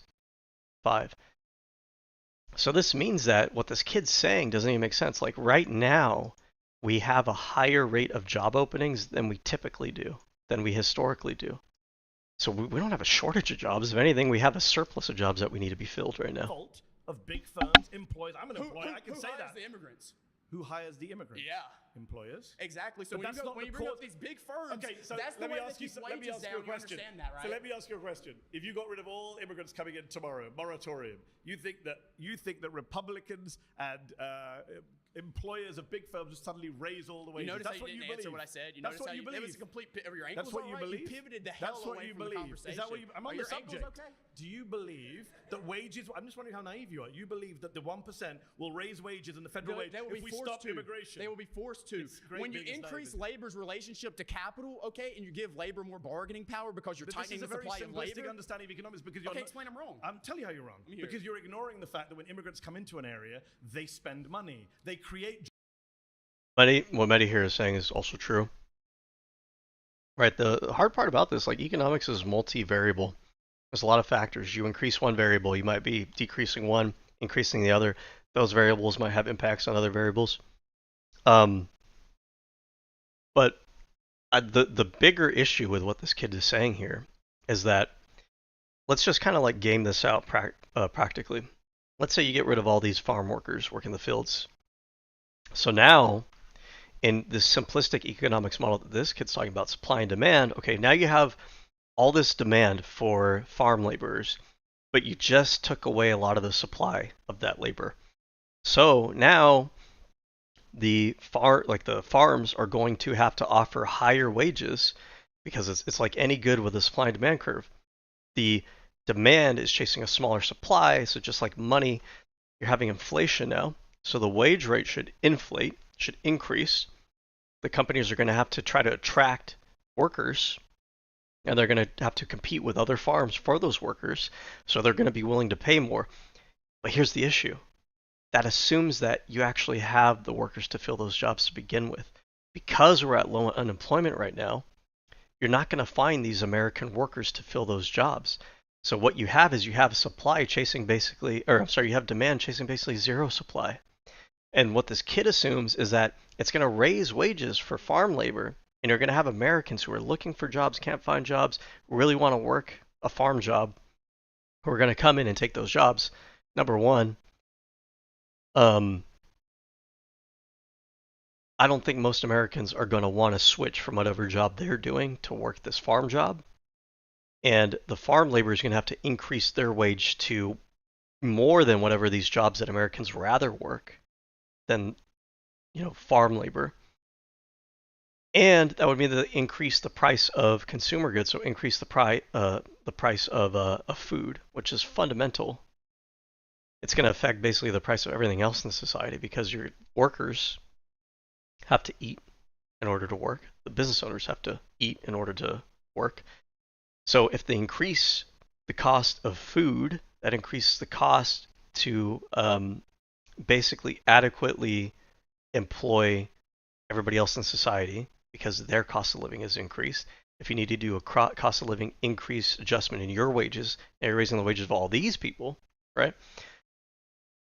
But again, just to kind of bring it back to the most important point here is that this kid assumes that you're going to have workers that are even going to be available to fill those jobs in the first place. That it's really nice if you raise the wages of those farm jobs, but it doesn't matter if there's no one to even take those wages in the first place, like tree falling in the woods. No one's there to hear it. And because we're already at like basically ideal or even maybe a little bit lower than ideal unemployment, there aren't all these workers out in the economy that are going to be looking to take those jobs. They don't exist. They're just not there. If we were sitting at like 13% unemployment and you had all these unskilled laborers that were unemployed, okay, I could see your argument at that point, but that's not where we're at. We don't have all these unemployed people that are looking for those kinds of jobs. 1/5 of their monthly income leaves the country. That's a good thing also because you don't like US aid, foreign aid. So this is the point. They create jobs. I came into this country. So far, every one of my assumptions about you has been correct. But listen to me. I am an immigrant. I'm speaking from personal experience. Get the hell out. I don't even like... I should get the hell out. Yes. Why? I don't want you here. Why? Because you come here and say all this bullshit about how Americans are lazy. Why? You push your left-wing politics. Never said he was lazy. See, I think this is the issue that a lot of these MAGA people have is underneath a lot of this, there's this sense of inferiority. They think that the left-wing liberal coastal elites are talking down to them. They think these immigrants are talking down to them, right? And it's like a projection that they feel like they should be the top of society, the most important society, the most educated society, the ones that are supposed to be in control. And so you have this immigrant here who comes in. He knows a lot about these different things. He makes some good points, some good arguments, right? And it's offensive to this guy because it upsets his sense of what the status hierarchy of society should be. That he's kind of being made to look a little bit silly. His worldview isn't really holding up. And really this is just kind of like an emotional response that he has because he can't stand that you might have some immigrants who are actually maybe more competent than an American like him, that may be better off than an American like him. Because in his mind, like a lot of the people in this room, they think if there's an immigrant here, that comes out of my pocket. They're taking something that should be going to me.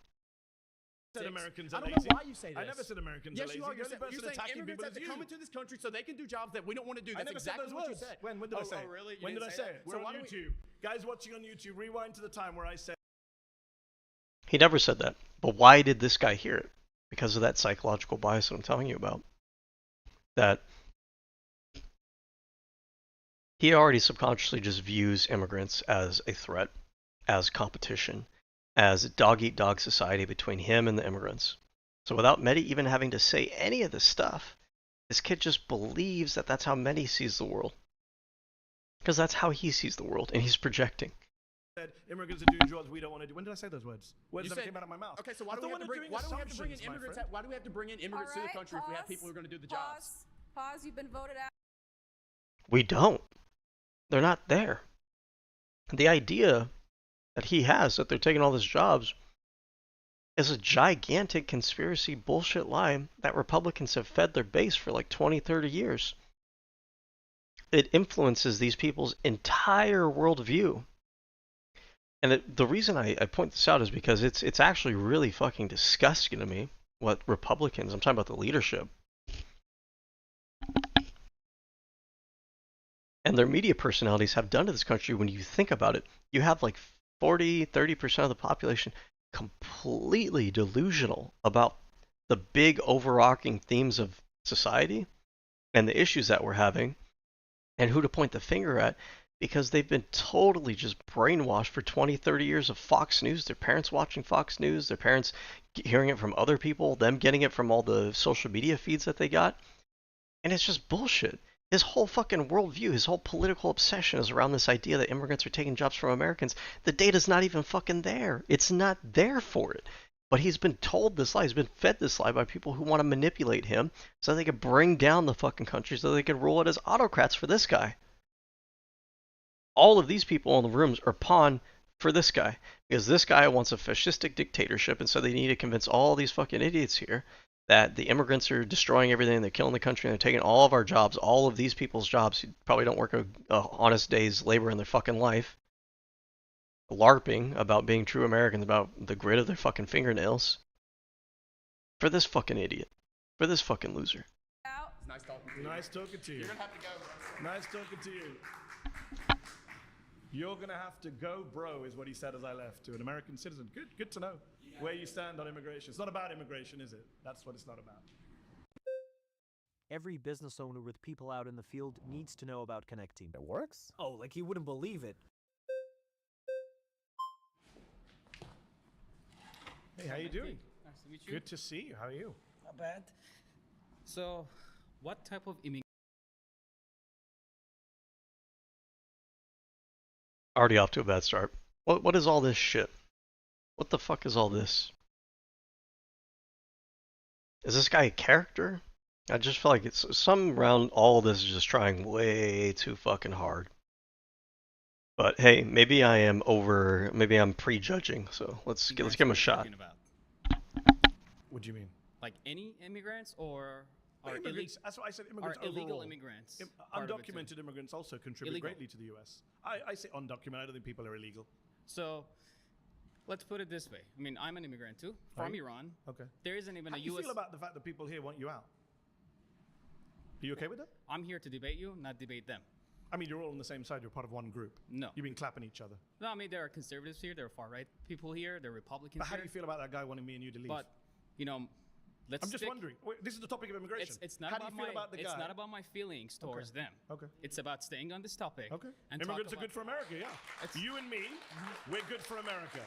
And the guy over there wants us to leave. So I'm just wondering how you feel about that. So I believe that there has to be strict immigration laws. Okay. We have to make sure that the people are coming here have the good intent of the United States in mind.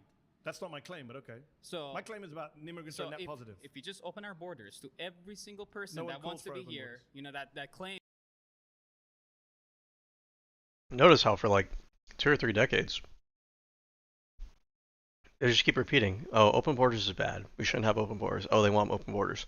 You can look them in the face and tell them, no one's saying that. I'm not calling for that. He doesn't even respond to it. So open border orders anyways, just continues on with this narrative. And it's always just been utter fucking bullshit, or utter fucking horseshit that we waste our time on as a country. We don't solve real issues. And the real reason why we have issues in this country is because we waste our time on fake stuff that these people push. Open borders, open borders, open borders, open borders.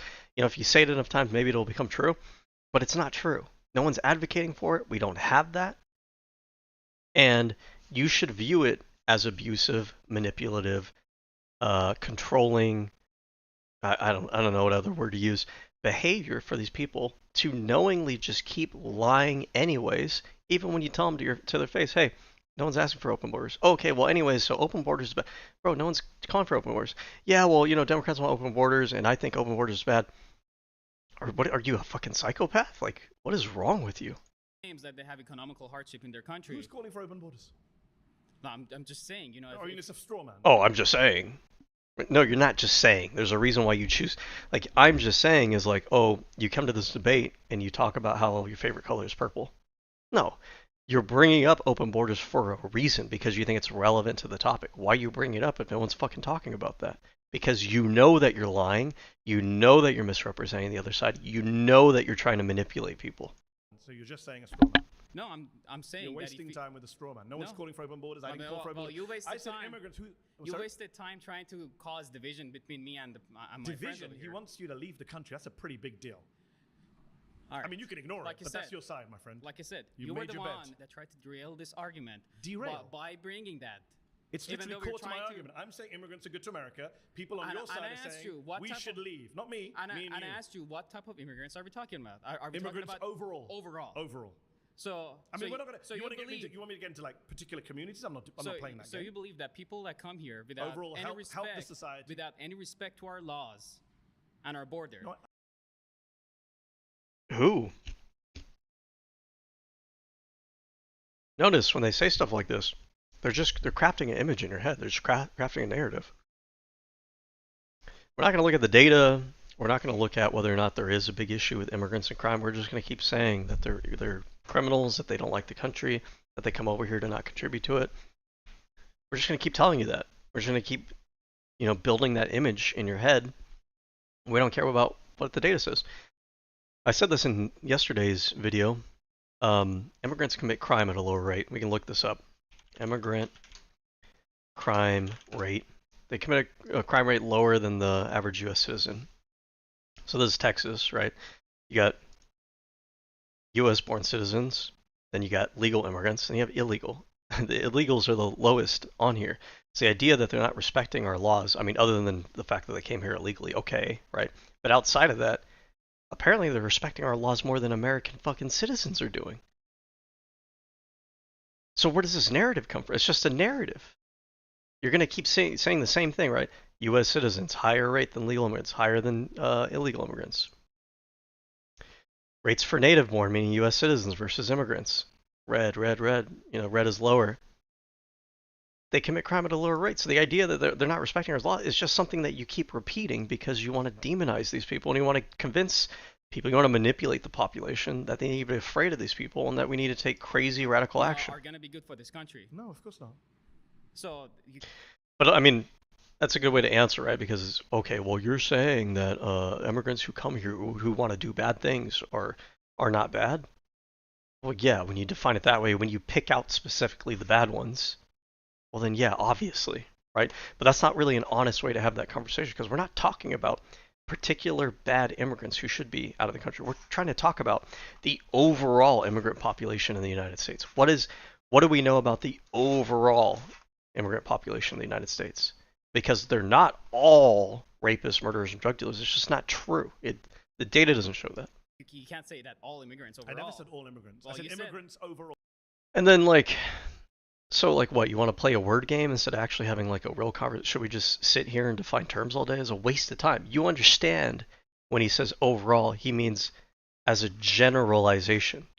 As in like we're looking at top down. We can't look at every single individual case and have 3 million different conversations. If we're talking about like top down, the overall conversation of immigrants in the United States, generally speaking, they are overall good for America. That doesn't mean every individual one is good for America. That means overall.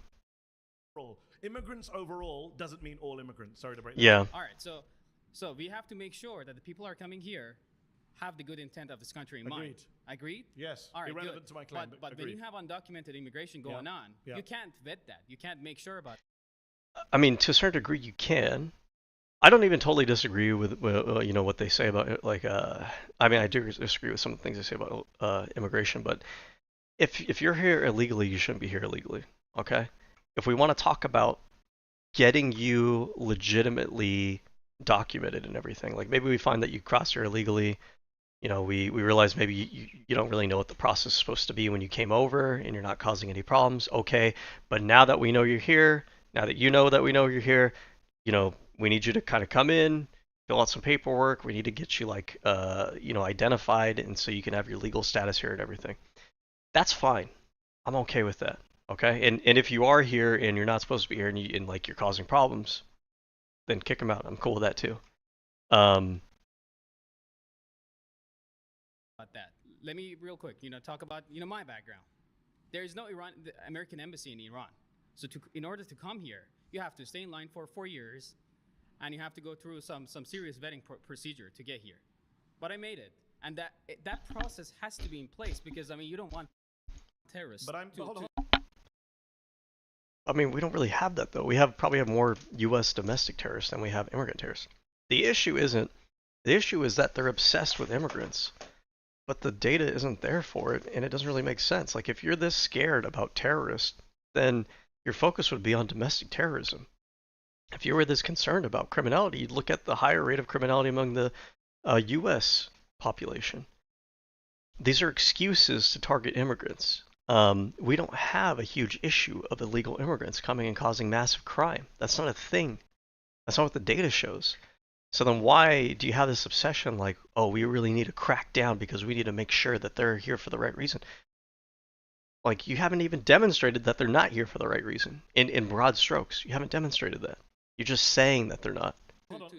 I made it too. I'm an American citizen. I went through lots of vetting. I took my test. And that's how the guy it over should there be. wants us to leave. But he wants us to leave. When people, so people don't really care about vetting, do they? It's not really about vetting, is it, my friend? People should not have You're in denial. People should not have the right to ignore our borders and our laws. What about those of us who don't ignore the borders? Should we get to stay?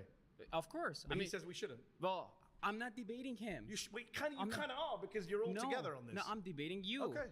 And I'm pointing out to you that your argument is in bad faith because these guys are actually speaking the truth and you're in denial about who's on your side. He wants you gone.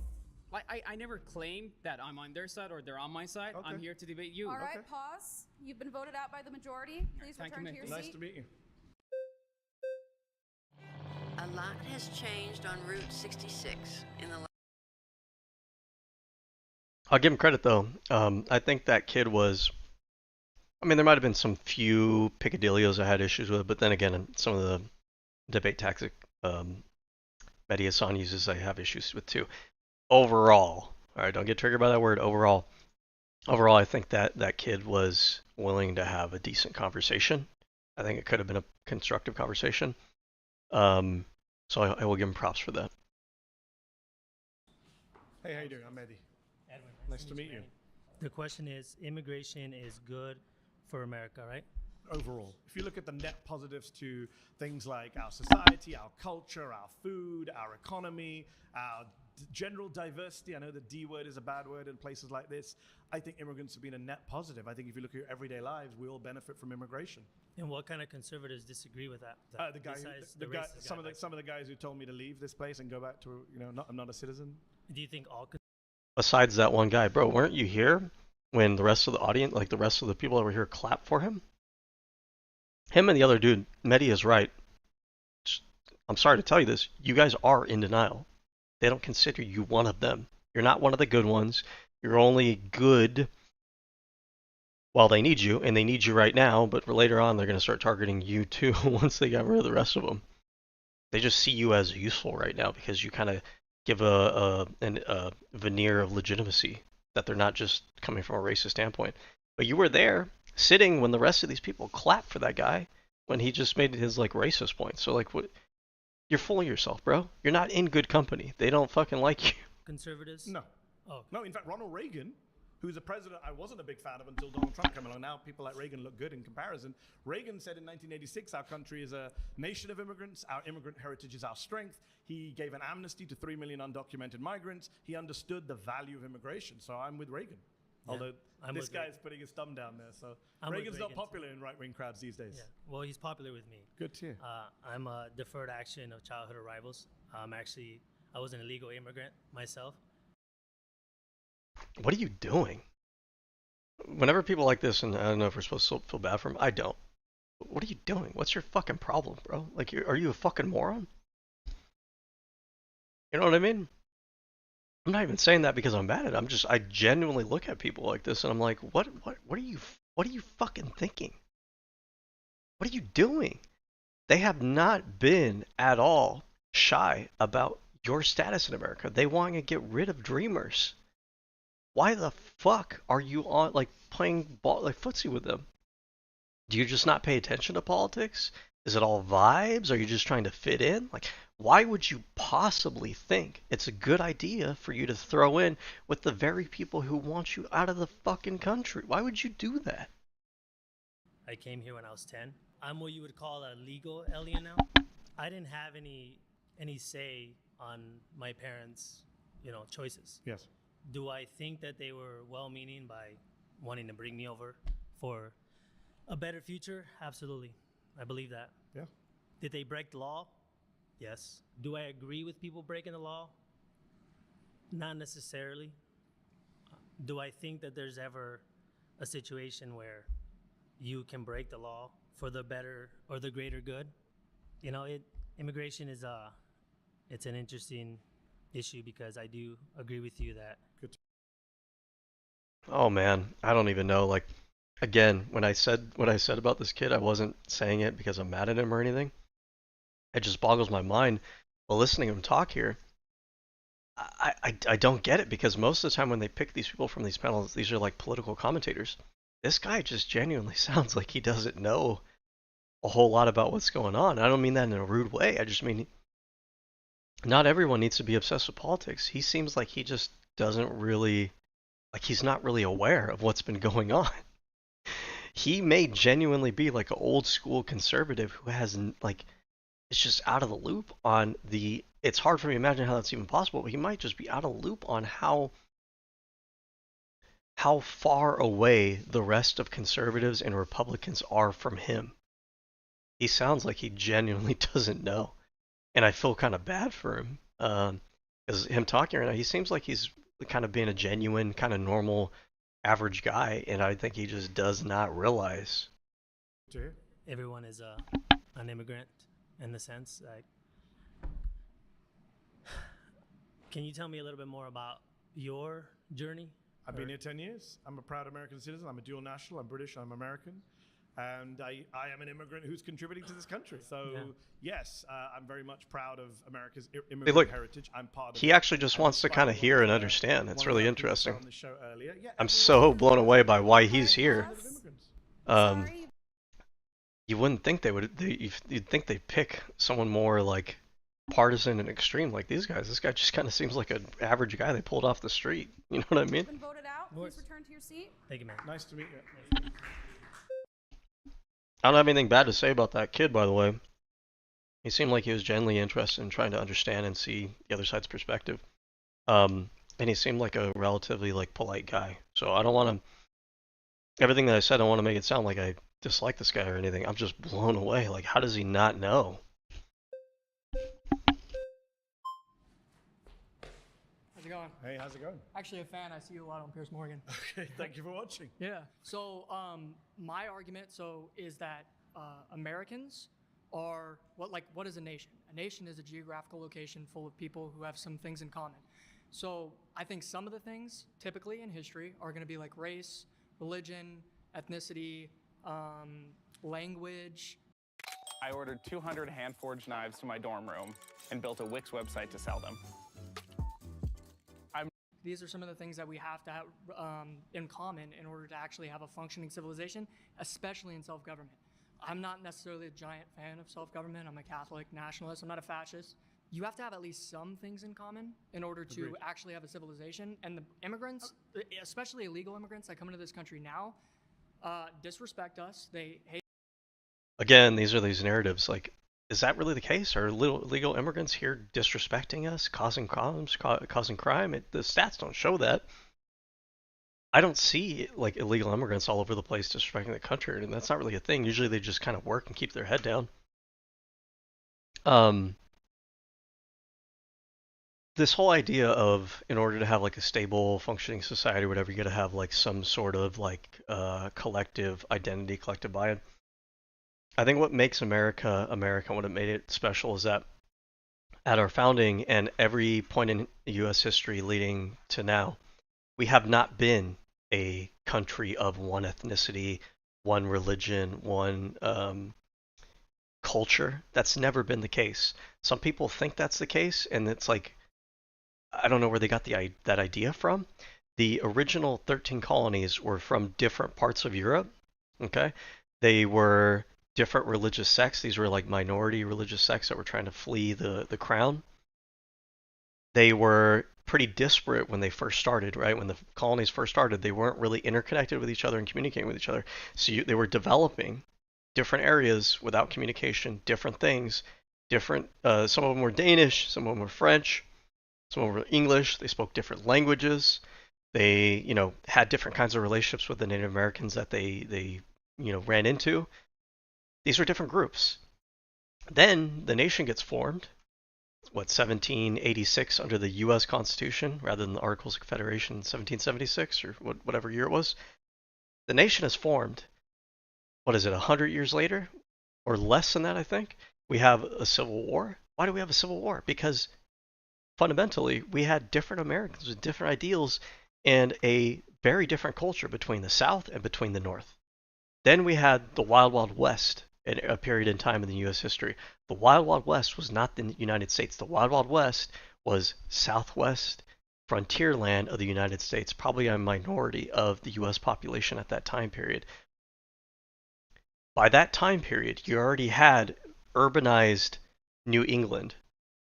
Totally different culture than the Wild Wild West. But no one would question whether or not these two different kind of regions and cultures in U.S. history are not American. These are purely like iconically American things, totally different from each other.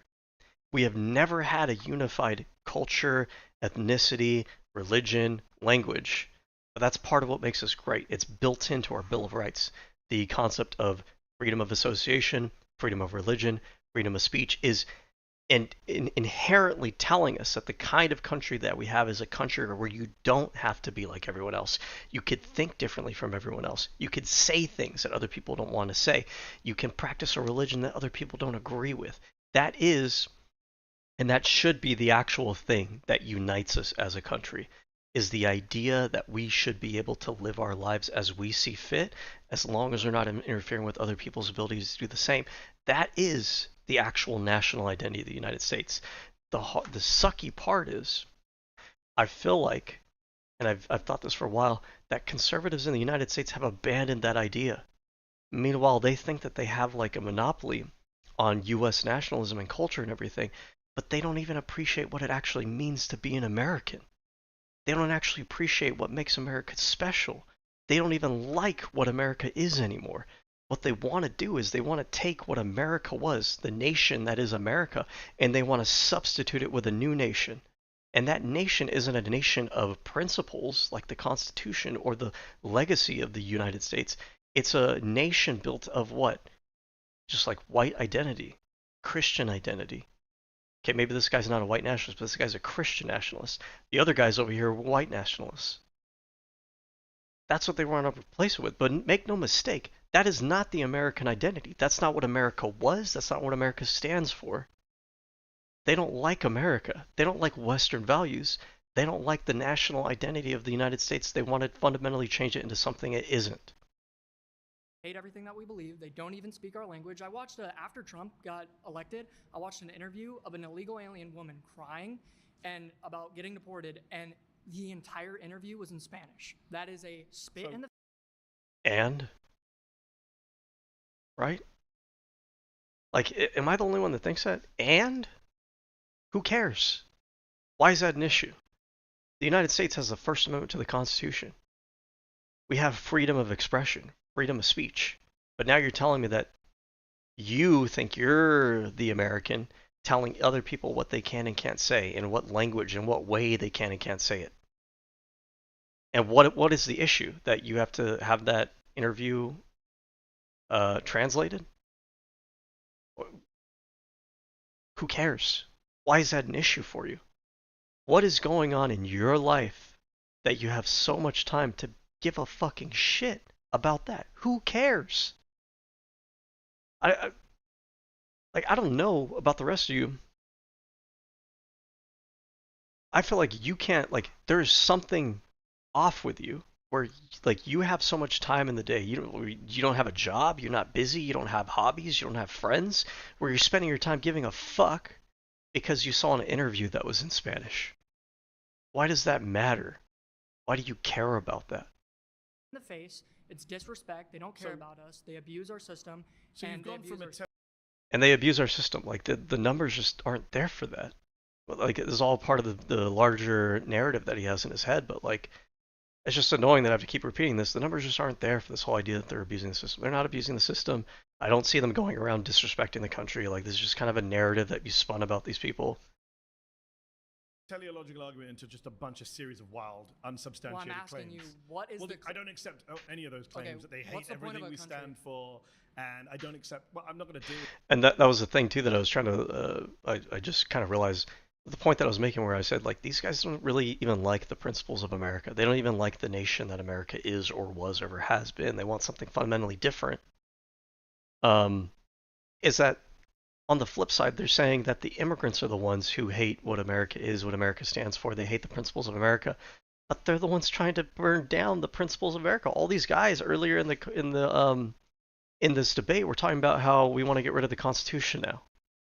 So while they'll simultaneously say the liberals, the immigrants, and all these people, they're against like what makes America America. They hate America. They hate our principles. They hate our Constitution. They're the ones who don't like America. They don't like what America stands for. They don't like the institutions. They don't like the Constitution. They want to get rid of it. It's so crazy when no one ever points this out. With the teleology, I'm going to deal with the false claims that you made. There's no what's your basis for saying that all immigrants or all undocumented immigrants hate everything we stand for? It's funny that you said you're a Catholic nationalist. Well, I mean, obviously he didn't say all, right? I don't think Mehdi even needs to kind of, he could have just said immigrants in general. Right, because that's probably what he's saying here. He's probably not saying literally all of them. But it is a good question, is where do you even get the idea that like generally immigrants are this character that you've made up in your head? How did most Catholics get to America? Irish Catholics, Italian Catholics, immigration. Much of the people coming across the southern border are Catholics. Yeah, I know. I don't. So it's really funny that you say you're a Catholic nationalist, but Catholics came. Wait, did he say he's a Catholic nationalist or did he say he's a Christian nationalist? Because it almost sounded like you want to interrupt him to say that he doesn't actually like Catholicism. He might be a different sect of Christianity. To America via immigration. Yeah, so immigration is good for America. You and I can agree. Otherwise, people of your faith wouldn't be here. No, we were here on this side of the world, in this continent, from conquest. We came over here, but the big surges of numbers, as you well know, because you're a smart guy, Italian, Irish immigration waves, Catholic immigration waves. Okay, yeah, and I'm not even. Are you against those? I'm not even. Were you against those? If you were alive, I'm not even claiming that immigration a lot of people were is bad. Against those. I'm not claiming immigration is bad in all cases at all times. What is your claim? My claim is that immigration, especially now, and especially for foreign people that have nothing in common with us, it's funny that you say it's. I feel like it always comes from people that like aren't even anywhere near immigrants who complain the most about this. Is that just me? Like, it's always like rural Americans. Like, bro, you don't even live around any immigrants. So what do you mean they don't have anything in common with you? Like, how is this affecting your life? How do you even know that? You don't live around any of these people. What do you mean? What are you talking about? A negative thing. I forgot your name. My apologies. But I think this is all part of why it's so easy to convince. Like, I don't think all these people think the things that they do because they were like born that way or anything. This is the environment that they grow up in. This is the environment they spend their time in. These are the narratives that are given to them from the media that they consume. But why is it so easy to convince these people that that's the case? Because a lot of times people don't actually live around any immigrants.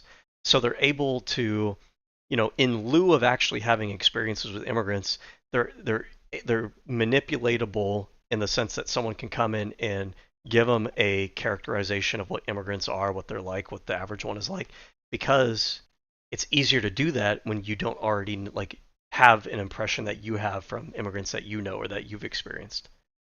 Brian. Yeah, how many in every era there has been a Brian who says, I'm not against immigration, just immigration now. Okay. This is what people said about Italians, it's what people said about Irish folks, said about Russians, Poles, and now we're saying about people coming across the southern border. Because you're not being, you're being a little disingenuous saying I'm only against immigrants now. This is a trope. Okay, I will say, I think Mehdi's been a little bit too aggressive with the past few people. I get that he might be kind of wound up from some of the previous debates. I think he needs to kind of slow down here, give this guy a chance to kind of make his point. It's good to challenge him. It's good to ask for clarification. But he's kind of not really letting this guy kind of make his own point here. This is because it's a trope that's been used by nativists throughout American history. And every wave of immigrants has come in and faced the same hate and animus and bigotry and lazy tropes. And every wave of immigration is ultimately assimilated, integrated. I mean, this point that Mehdi is making is true. These conservatives, they can never really see that they are kind of like in the same mold, in the same legacy of the other conservatives historically before them. They always think that their particular peccadilloes, their particular issues are like unique and justified and rational, and they don't see the similarities with like all the other groups back in history who are like, the immigrants are bad, the brown people are bad, we need to have like a place of our own people, and you know, those people in the past did like atrocious things and they were oppressive to the minority groups that they don't see themselves in that light. And it's an unfortunate blind spot, and I think a lot of them just simply just don't want to admit it to themselves. But the similarities are there. And Mehdi's right. This is kind of just that same like pattern that we see all throughout history. It's not even new. It's not even remotely new. Benefited the country. In fact, assimilation right now, according to Jacob Victor from the University of Washington, assimilation rates based on... Assimilation is like the most un-American thing I can ever hear you say. America is not the United States of assimilation. We are the United States of freedom of speech, freedom of religion, dissent, rebellion, right? The idea that the United States is about assimilate to what? Which culture are they supposed to assimilate to? They're supposed to assimilate to this guy's culture, or this girl's culture, or this guy's culture? Who died and made these people emperor of the United States to decide for all 340 million other Americans what the cultural identity of the United States is? What a amazing sense of elitism and entitlement that these people think that they could tell the rest of the United States American people, they could tell you what your country is supposed to be like culturally, that they get to decide for the rest of us. Fuck these people, frankly speaking. This is the United States of America, where we're free. Freedom means something. It's not just a slogan on a t-shirt. Language and citizenship and naturalization are higher now than 100 years ago. Okay, let me make a statement first. I think that you in your own ignored my statement, but okay. you in your own person are a complete perfect example. Imagine being able to build. Of course they're gonna put the commercial cut right there. Of why immigration is negative and why we shouldn't allow people who don't. Why? And what was the reason? And it's because what, Mehdi disagrees with you? Mehdi makes arguments that you can't handle? Right? It's not because Mehdi is a criminal. It's not because Mehdi can't speak the language. It's not because Mehdi, you know, is, I don't know, destroying the economy. Why? Why does he not? Because he feels a sense of control, entitlement. And if you got this immigrant who comes in, or anyone, really, it's anyone who disagrees with him is an issue. But because he's an immigrant, it's like, okay, well, this person who disagrees with me, I found this angle that I can attack him on. Your immigration status, you don't really belong here. It's really easy to just deport all the people that you don't like or that disagree with you. It's really easy to just kill all the people that disagree with you. You don't have to actually make a compelling argument. You don't actually have to be right. You don't actually have to show results. You just kill and deport everyone who disagrees with you. Don't have anything in common with us. You're pro-abortion. You're pro-euthanasia. You're pro. I'm pro-euthanasia. Yeah, you went. I've seen your stuff. You've defended euthanasia. Pro-euthanasia. Yeah, on Piers Morgan. No, I've never discussed euthanasia with Piers Morgan in my life. Okay, so my point is that you don't agree Actually, with I'm the the guy founders here. of this country. The founders of this country were like pro. We didn't have contraception. We didn't really have like the morning after pill. We didn't have like modern medicine at that time period. I don't think the founders had a strong position on abortion. Anyone watching at home? And I think this guy probably thinks that the founders were all Christian. I mean, the prominent founders were deists, which is basically their generation's version of an atheist at that time period. You couldn't really call yourself an atheist, so the next best thing was to say, well, you know, I believe in a kind of God, maybe, kind of, sort of, but not really any of the specific gods, right? It's basically your way of being a closet atheist during that time period where you weren't allowed to actually be just a straight-up atheist. I'm the only guy here who actually supports American values, democracy, free speech. Yes, and this is the point that I'm making, and liberals need to make this over and over again. We need to take the flag. It is our flag. We need to take the Constitution. It's our Constitution. We need to take America. It is our America, because we actually stand for it. We actually embody the principles of this country. We actually embody the principles of Western liberalism and democracy and republic and the Constitution. And the reality is that we're actually trying to defend that. And every argument that you guys are giving is why you don't like the United States and how you wish the United States was something more akin to Russia or Turkey or Iran, rather than a free country, a liberal country, a Western country, a country with free speech and freedom of religion. The Constitution. I've got folks here telling me they don't believe in democracy, that they're nationalists. Wait, why should we care about that, by the way? Isn't that what America stands for? What does America stand for? So you hate what America stands for, not me. I'm not even and saying. in fact, all the studies show that immigrants actually are more patriotic than native-born Americans. The only reason why, yeah, that's the Mexicans in LA right now burning it down, waving Mexican flags. LA's being burned down? Please don't send us back to the country that we're waving the flag of. I've been in LA for a few days. I didn't see anything burned down. Yeah, I know the riots have ended. That's because Trump sent. But if it's burned down, where's it all burned down? I haven't seen it. I've traveled around all of LA. You said LA was burned down. LA is 500 square miles. It's not a figure of speech, actually. It's another false claim of yours.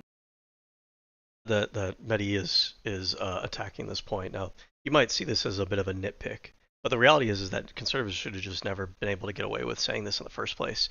And I blame a lot of moderates and centrists for allowing conservatives to say something this stupid, right? It is fair to have an issue with arsonists and rioters. Absolutely, 100% that's fair. But why do we have to pretend that we're all stupid, that we're all children, and that conservatives can just say, the city of LA was burned to the ground. San Francisco was burned to the ground. Seattle was burned to the ground. Imagine if liberals were saying stuff this hyperbolic, this exaggerating, this snowflakey, right? The entire city was not burned to the ground. You saw a few businesses on fire. You saw a Waymo on fire. Those are bad things. But why do we have to pretend, for your sake, that you're not exaggerating, that you're not being hyperbolic, that you're not lying? You are, right? Oh, is it a big deal that you are? Maybe not. Maybe most people understand what you're saying, but like, why don't you talk like a fucking adult? Why do we let you drag our entire conversation to a child level? Why don't you talk like an adult? No, the city was not burned to the ground. Why don't you speak like an adult, okay? No, they're burning I support buildings. euthanasia. LA's burned to the ground. Bro, just Immigrants listen, hate what we stand for. Okay, so I'm super relaxed. Okay, in chat, I was hoping that someone would make a comment about this.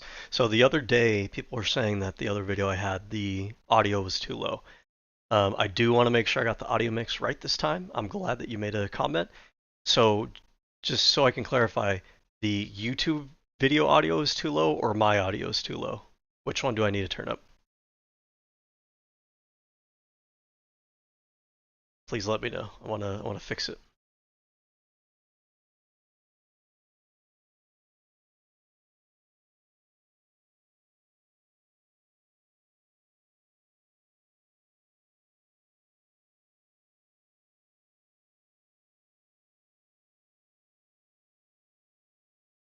Your audio is great. The Jubilee audio is very low. Okay. Thanks for letting me know that. So I'm going to turn it up all the way here, right? So you're pro-abortion. How's that? Still a little bit too low, I'm imagining? Let me do this here. I'm going to turn it up on the OBS as well. Let me know how this is, okay? Saying one false thing after another. So is that better? And I'm standing by my position. Immigrants are good for You're pro-abortion. You're an immigrant. I'm pro Roe v. Wade. Yeah, personally, I'm not pro-abortion. If you knew Okay, how is that? Do we still need to go up a little bit, or are we good?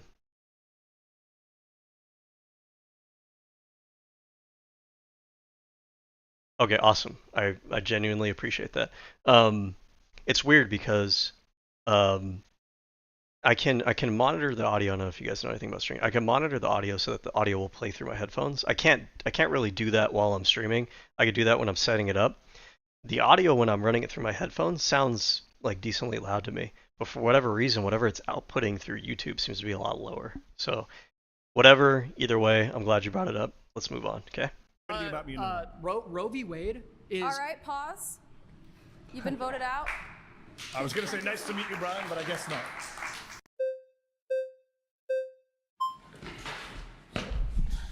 You made it.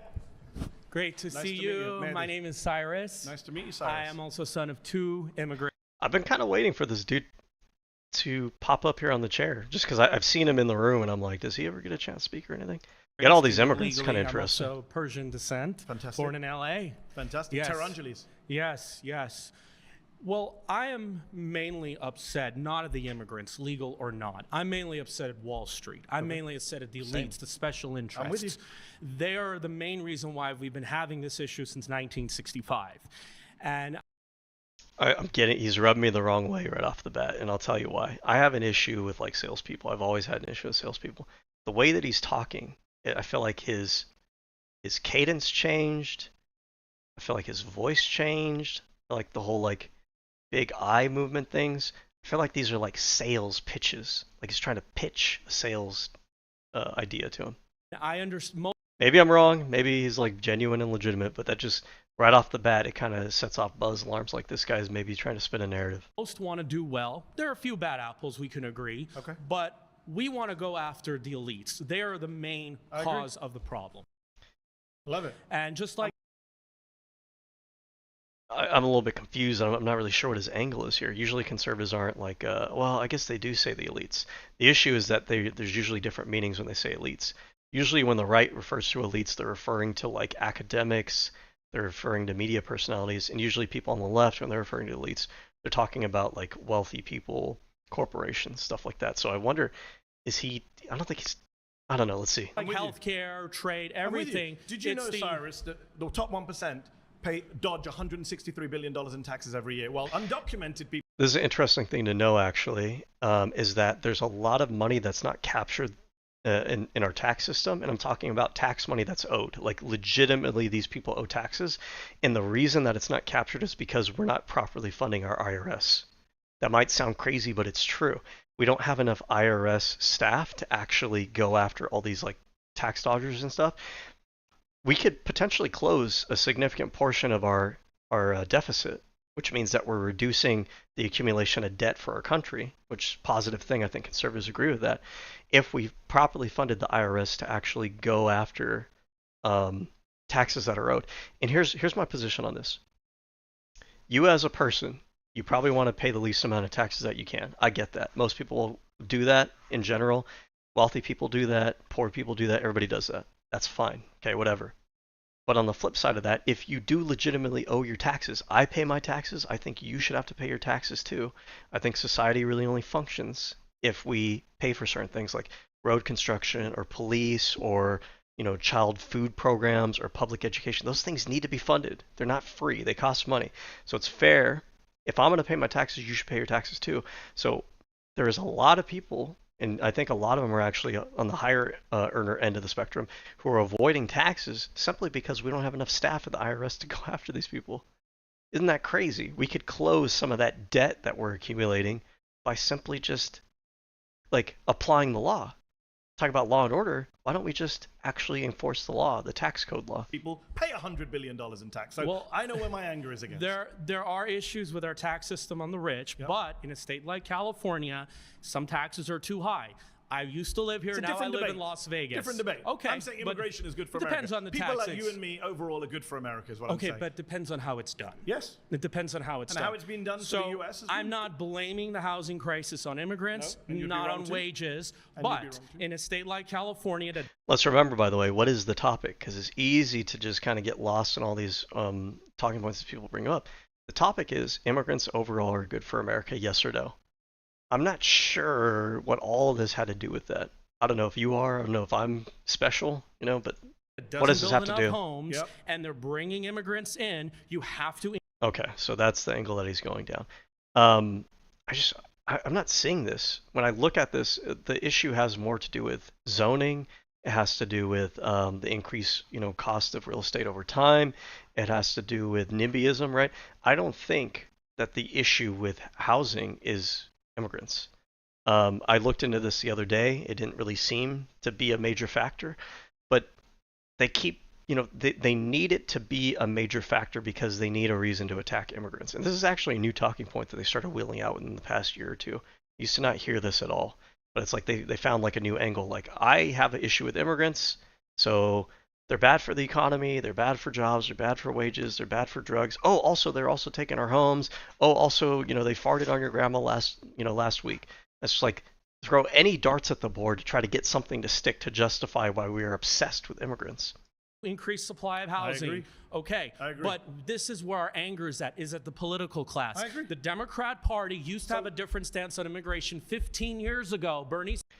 What stance are you talking about? Because last year they were willing to sign a bipartisan immigration bill that would have been more robust enforcement of our immigration law and quicker adjudication of claims so that we can, you know, process people and deport people faster, because there's a lot of people that are here for asylum or refugee claims that wind up staying here for a while because the system's so backed up. So if you process them faster, you can get them out faster if they don't have a legitimate claim.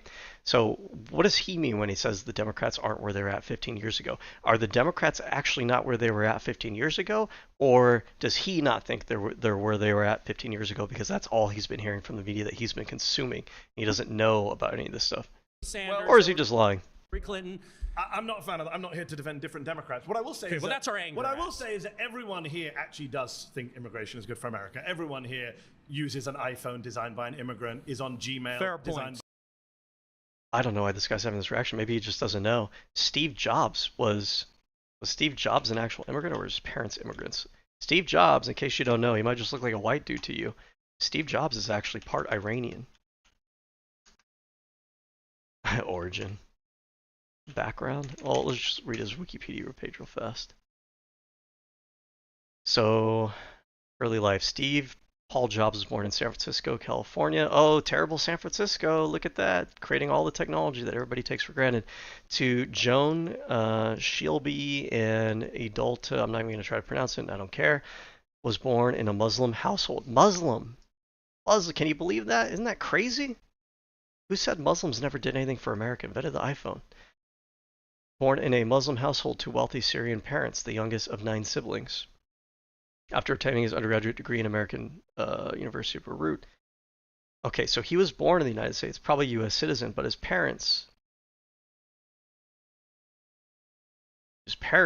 were, one was a Muslim from Syria, and I don't know if it said what his mom was, but it doesn't really matter. The point that I'm making is these guys don't even know, and it's such a shock and surprise to them. Yes, immigration is part of the story of the building of the iPhone.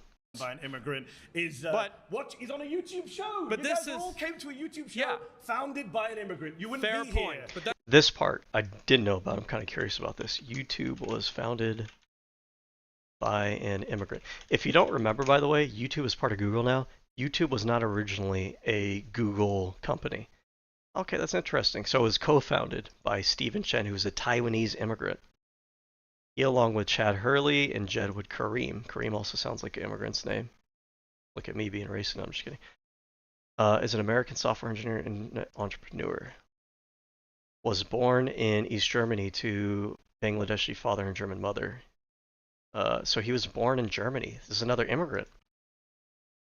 Chad Hurley is an immigrant webmaster businessman who served by early life. He was born in Reading, Pennsylvania. Okay, so he was a citizen. 2/3 of the founders, apparently, of YouTube were immigrants. Isn't that interesting? That's a tiny minority. So you all love immigrants, whether you like it or not. Okay. Well, they don't really love immigrants. They just like the things that get taken away from them, but they really don't want them here. But it is a taboo subject. Should we be concerned about the demographics? So no. Should we be, right? Make the case for why that's an actual issue. And then force them, actually, by the way, to... I'm glad he gave the no here, because some people will waffle. You don't need a waffle on this. No, why should we care about the demographics? You make the case for that. So once they start making the case for that, they're going to start exposing some of the extremism when they do so. Anglo-Saxon, European American, 0% of America, it doesn't matter. Are they 0% of America? Well, let's say if it becomes 0%, it should not worry. They're not going to. Why are you bringing weird hypotheticals? But there has to. I mean, I think it's okay to bring up a hypothetical. I do think it's silly. And also, I mean, frankly speaking, I don't care. Because it's not really ethnicity that I worry about. All these people act like they're not racist and everything. They're so fucking obsessed with ethnicity. What I care about more than anything else is, it might sound crazy here, is actually the culture of the people. I don't know that, I don't want the state to be like moral nanny state or anything like that. But to a certain degree, yeah, I ideally would wish that the American people who live in America share the ideals of American freedom of speech, freedom, democracy, republic, which I don't think a lot of the conservatives in the room agree with these things, by the way, right? But it's not about skin color.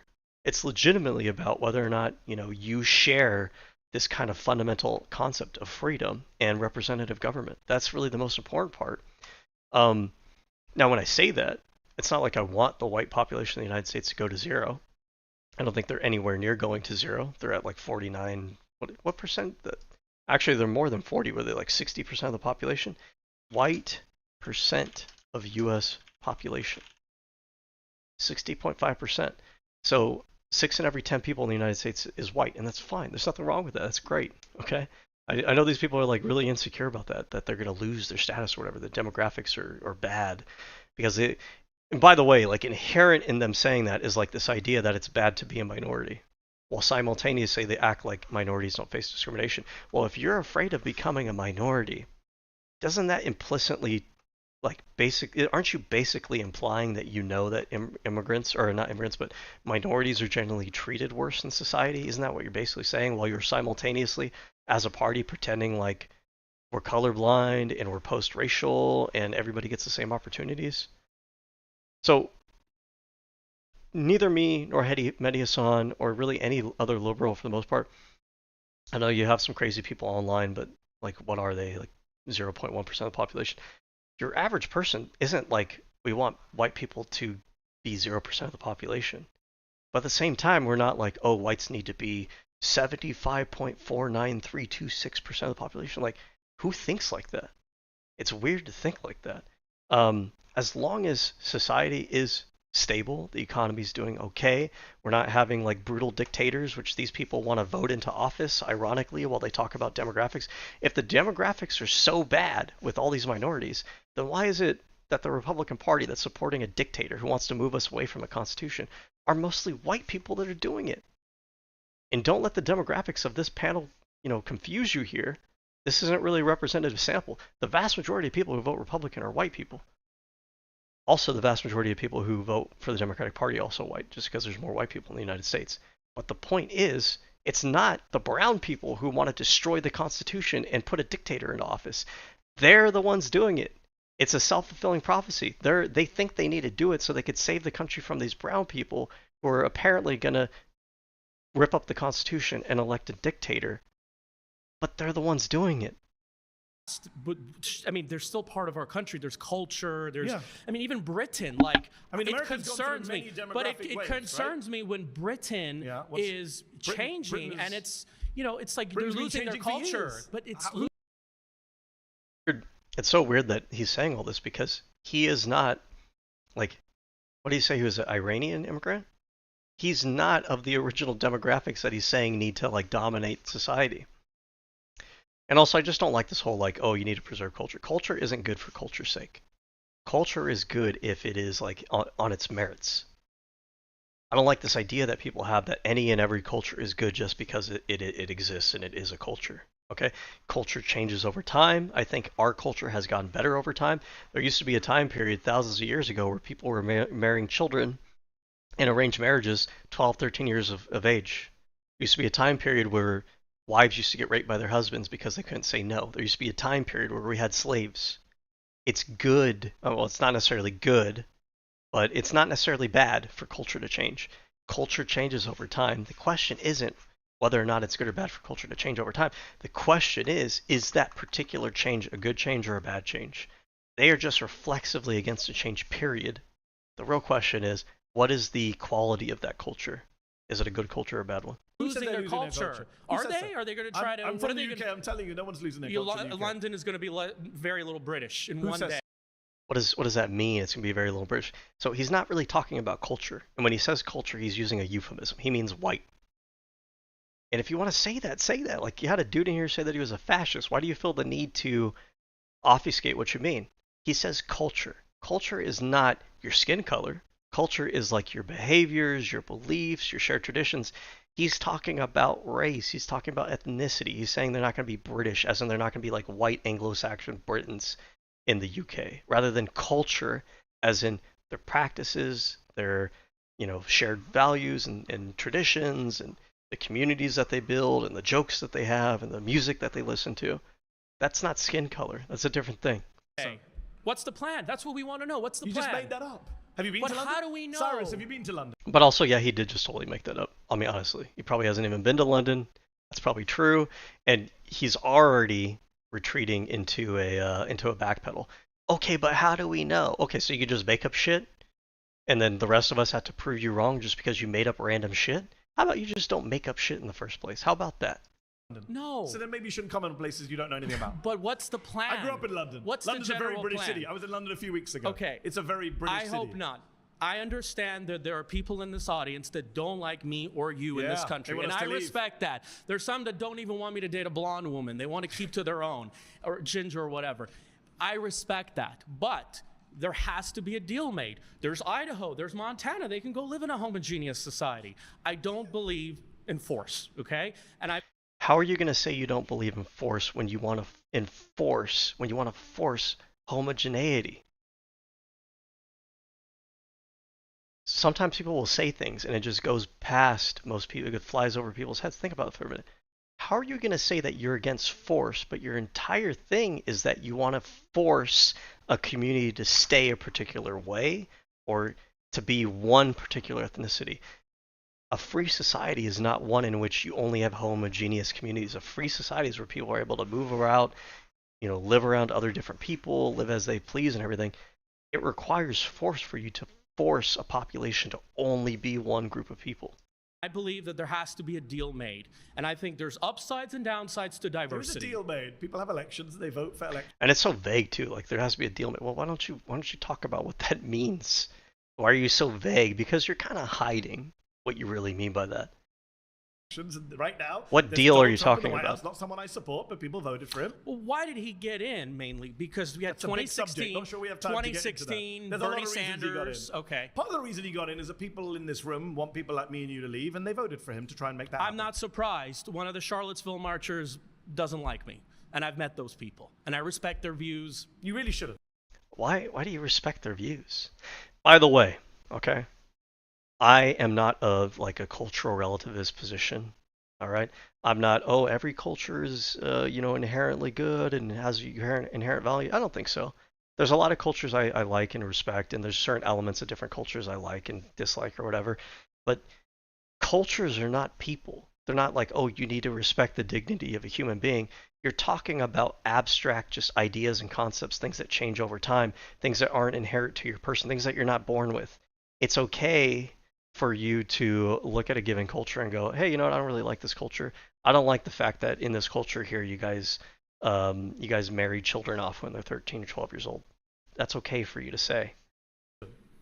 Well, there once. Don't respect racists and fascists is my own.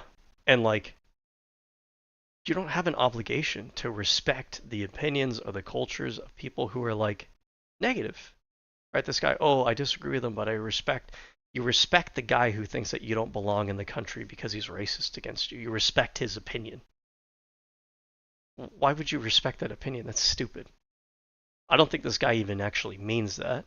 You just kind of need to challenge him on it for a bit before he probably will come clean on that and basically say, when he says respect, he means like, I allowed them to make their case, make their opinion, and like, oh, we can agree to disagree kind of thing. But bro, you don't need to actually respect their opinion. Freedom of speech doesn't mean I have to respect your opinion. Freedom of speech actually means I can disrespect your opinion if I want to. Well, they have their preferences, That's just, we can't change that. Actually, we can. They have their preferences. I hate when people use these euphemisms and these words. Preferences. You mean they're racist? If they're racist, just say they're racist. Like, I don't know why you guys are like giant fucking snowflakes about it. Just say they're racist. It's like, these guys can say the N-word, they fought for YouTube so that they can like call trans people all kinds of names and stuff like that, but they can't say the R-word, racist. They all celebrated because they made the R slur, retarded. They made that word normal again, but they're afraid to say the word racist. Give me a break. I tried to come in today, but anyways. All right, that's time. Please return to your seat.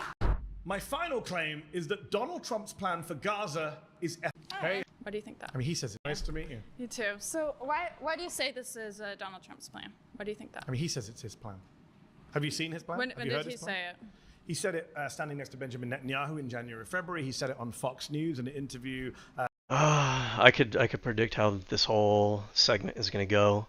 It's basically going to be them pretending that they're stupid and that Donald Trump doesn't actually intend to do that. And then Mehdi Hasan's going to give quotes and stuff like that. They're going to fight over it for no fucking reason, because by the end of their entire conversation, these people are just going to say, well, actually, I think it's a good thing. I think everybody, maybe not everybody, the majority of the people in this room probably think that Gaza should be ethnically cleansed, so they should just kick all the Gazan people out of there. They have no problem kicking immigrants out. They probably don't have any problem just kicking all the Gazans out.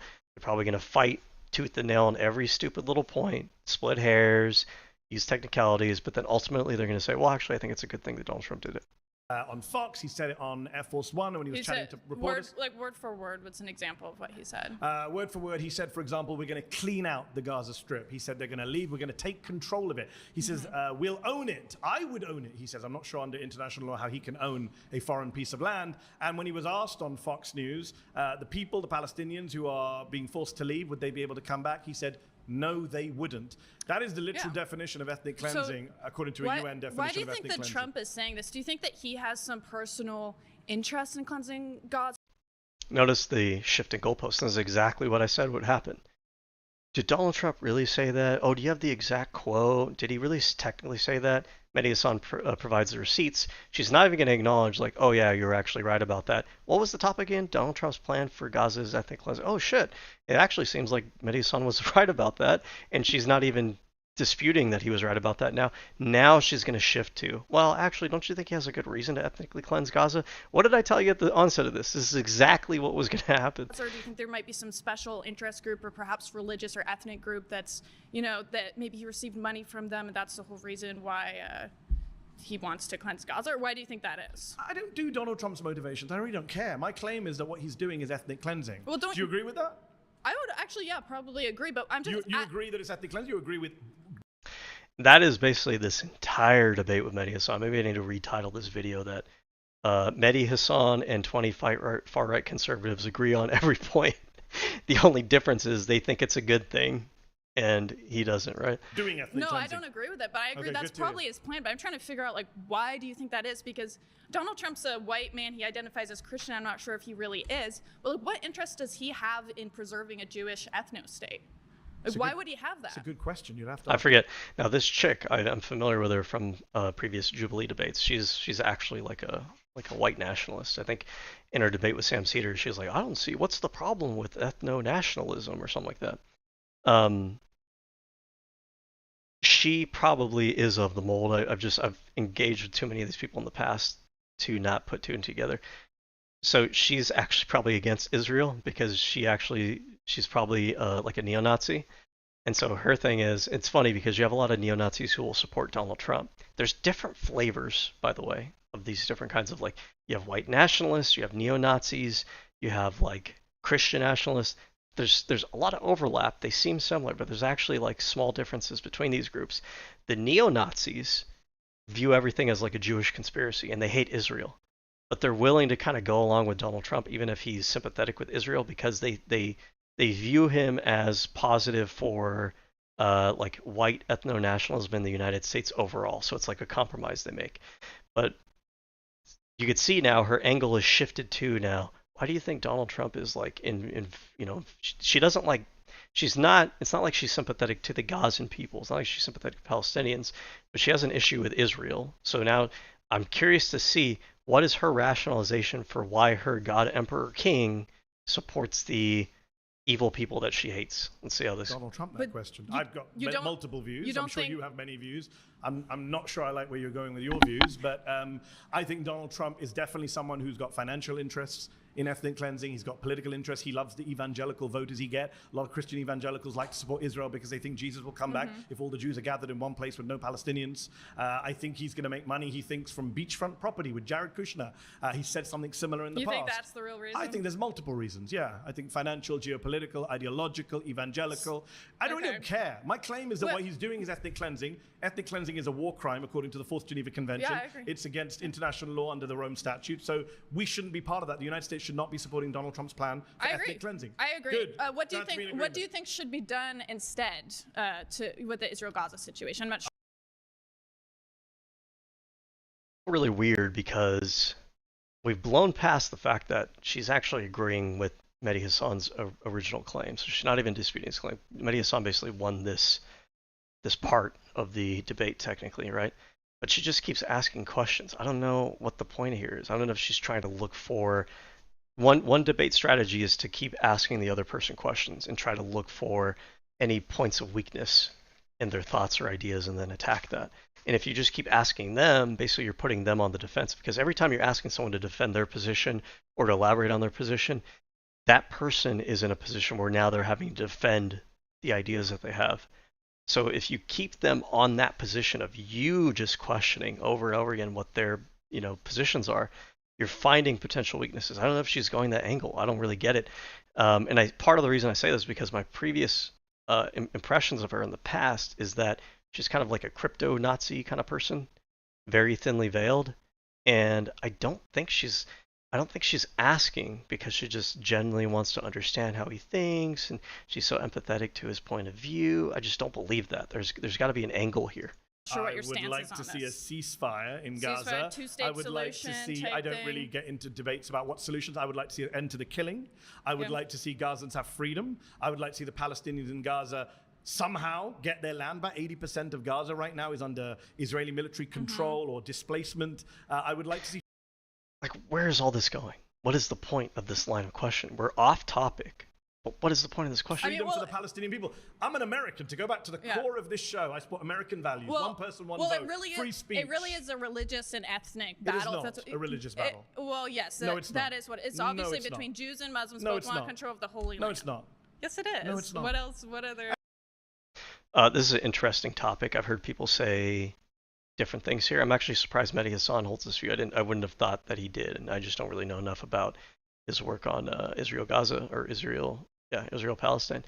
I've heard people say that the religious kind of the religious part of the Israel-Palestine conflict is really just kind of like the surface level part of what's going on there. That there's deeper issues that aren't really religious based, that are really the reason why you have this ongoing conflict, and the religion is kind of just like a surface level. But I don't really understand the details of that. I don't really know. It's interesting to hear him say that. Now I understand what her position. I can anticipate what her position here is going to be. So she doesn't like Jews, most likely. That's how I picked her as, is probably like kind of a neo-Naziist figure. Although I should say there are white nationalists who aren't anti-Semitic. That is a particular flavor of ethno-nationalism. Maybe she falls into that camp.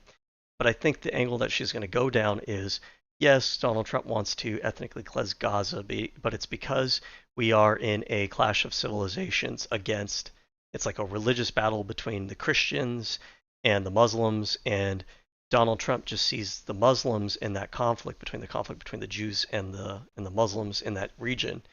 Donald Trump sees it as, well, the Muslims are the real big issue, the big enemy that we're fighting over there, so we take the side of Israel because the enemy of our enemy is our friend kind of angle. I think that's the angle that she's going down. Actually, the founders of Israel were secular. They were not religious, actually. And I think some religious Jews, like Bezalel Smotrich, who's the Israeli government minister, it doesn't really matter. Is a religious fanatic. My point is... No, the core of the conflict is over land, it's colonial, it's historic. It is not about religion. Colonialism is for a reason. The people who want to steal the land want everyone to believe it's religious. My point is, why are we sitting here? It's like a false dichotomy where we have to argue, like, do Jews get Israel? Do Muslims get Israel? Why are we? I've never brought up anyone's religion. How many of us? I didn't bring up anyone's religion. How many of us here are Christians? I didn't bring up anyone's religion. Trying to pick sides between Jews and Muslims taking over Israel. Like, don't you think that? Hold on. First of all, I didn't bring up religion. Second of all, you know that a lot of Palestinians are Christian, right? Some of them. You're just reducing it to Muslim versus Jew. Well, it's majority Muslim. Yeah, it's very. But there are many prominent Palestinians. I agree. Yeah, but there's not that many. So it's not worth reducing everything to religion. Well, it is the reason. Why do you think Iran is backing proxies? Oh my God! I want to get to her point. I don't know her point. I don't know where her angle is. I want to understand what she's getting at. Gaza, back the terrorism in Gaza. It's obviously because they want to Muslim control of the land. You don't think that's why? No, I don't think it's about religion. I've been following this conflict for decades. It's not about religion. People who say it's about religion, it's a distraction. Well, it's a big part of it, I think. I think it's become a big part of it. It's been weaponized by bad faith actors, sure. But I don't think that's the core. The core is that one group of people are dominating another group of people. What group of people is it? But what group of people is dominating another group of people? One ethnic group is dominating another ethnic group. What ethnic group? Oh, say the name, say them. Name the Jew is basically what she's getting at. Look at the big old smirk on her. Oh, he's gonna say the J word. Oh my God. So excited. Yes, dominating. Arabs. Yes. But I didn't say anything about Christian, Muslim, Jew in a religious sense. Okay, Jews defined as religion and ethnicity. You know that, right? Well, why do you think that Muslims? Oh my God. Just make your fucking point. Just asking all these questions, be roundabout and everything. Just instead of asking him 50 different fucking questions, why don't you just make the point that you're trying to make? What point are you trying to make? I think the point she's trying to circle around to is, oh, the reason Donald Trump is doing it is because Christianity versus Muslims. Well, my God, how long did it take you to fucking say that? Want control of the Holy Land. You keep saying Muslims. I didn't bring up Muslims. Well, they're Muslim states. Like, what do you think? Like, oh my God, just say it. What do you? But that's part of the conversation. What do you mean? Like, oh my God. The conversation is Donald Trump is doing ethnic cleansing, and you agree with me. So I'm not sure why you're still here, to be honest. It's part of the larger context. It's a weird debate when you actually agree with me. What I was trying to say is we kind of have this. Oh, please, thank you. Where we're trying to take the side of the Gazans, which mostly it's a Muslim majority, or the side of the Jews, to try to decide who gets. But what about the Christians? What about their side? Control over Israel. I didn't say about control. America is a majority Christian country. Should we be deciding there Christians should have control of the Holy Land? I agree. Donald Trump should not. Nothing to do with religion. There it is. See, that's what I was saying. That was the whole point. Okay. I didn't really. I feel kind of dumb, but I didn't really think about the Holy Land part of that. But like, my God, did it take us forever to just get that out there? The thing I hate most about these people, frankly speaking, is, can we just have an honest conversation? All this fucking weasel wording, all these like roundabout questions and euphemisms. Can you just get to your point and say what you mean already? Jesus Christ. Donald Trump should not be deciding what happens to Gaza. That's my claim. If you agree with me, great. Let's shake hands. Give the seat to someone who disagrees with me. So are you saying, do you think that America should just cut ties with Israel altogether? What's your definition of cut ties? Like stop funding them, stop being their military arm? Yes, I'm on record saying that. That was easy. Of course she agrees. Why does she agree? Because she's probably a neo-Nazi.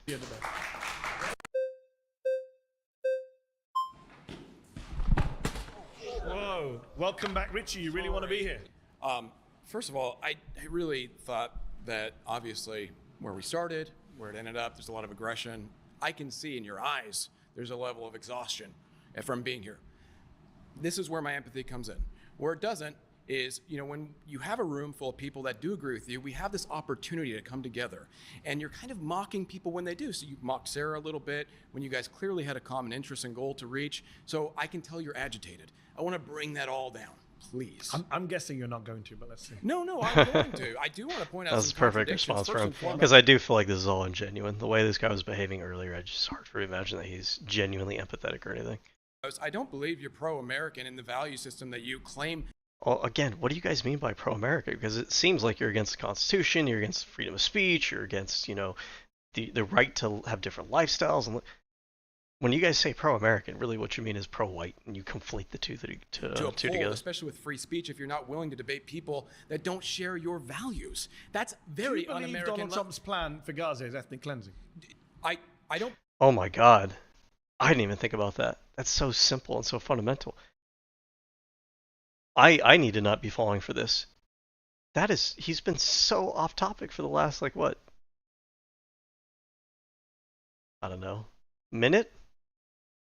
I didn't even notice. This has fucking nothing to do with the question at hand. Donald Trump's plan for Gaza's ethnic. What does this have to do with fucking anything? I don't believe it's ethnic cleansing, because it's not his plan. It is his plan. He said it's my plan. No, Benjamin Netanyahu called it his plan. He is obeying someone else's plan. Okay. Here we go. More conspiracies. Does this guy think the Jews are controlling Trump? Is that the whole thing?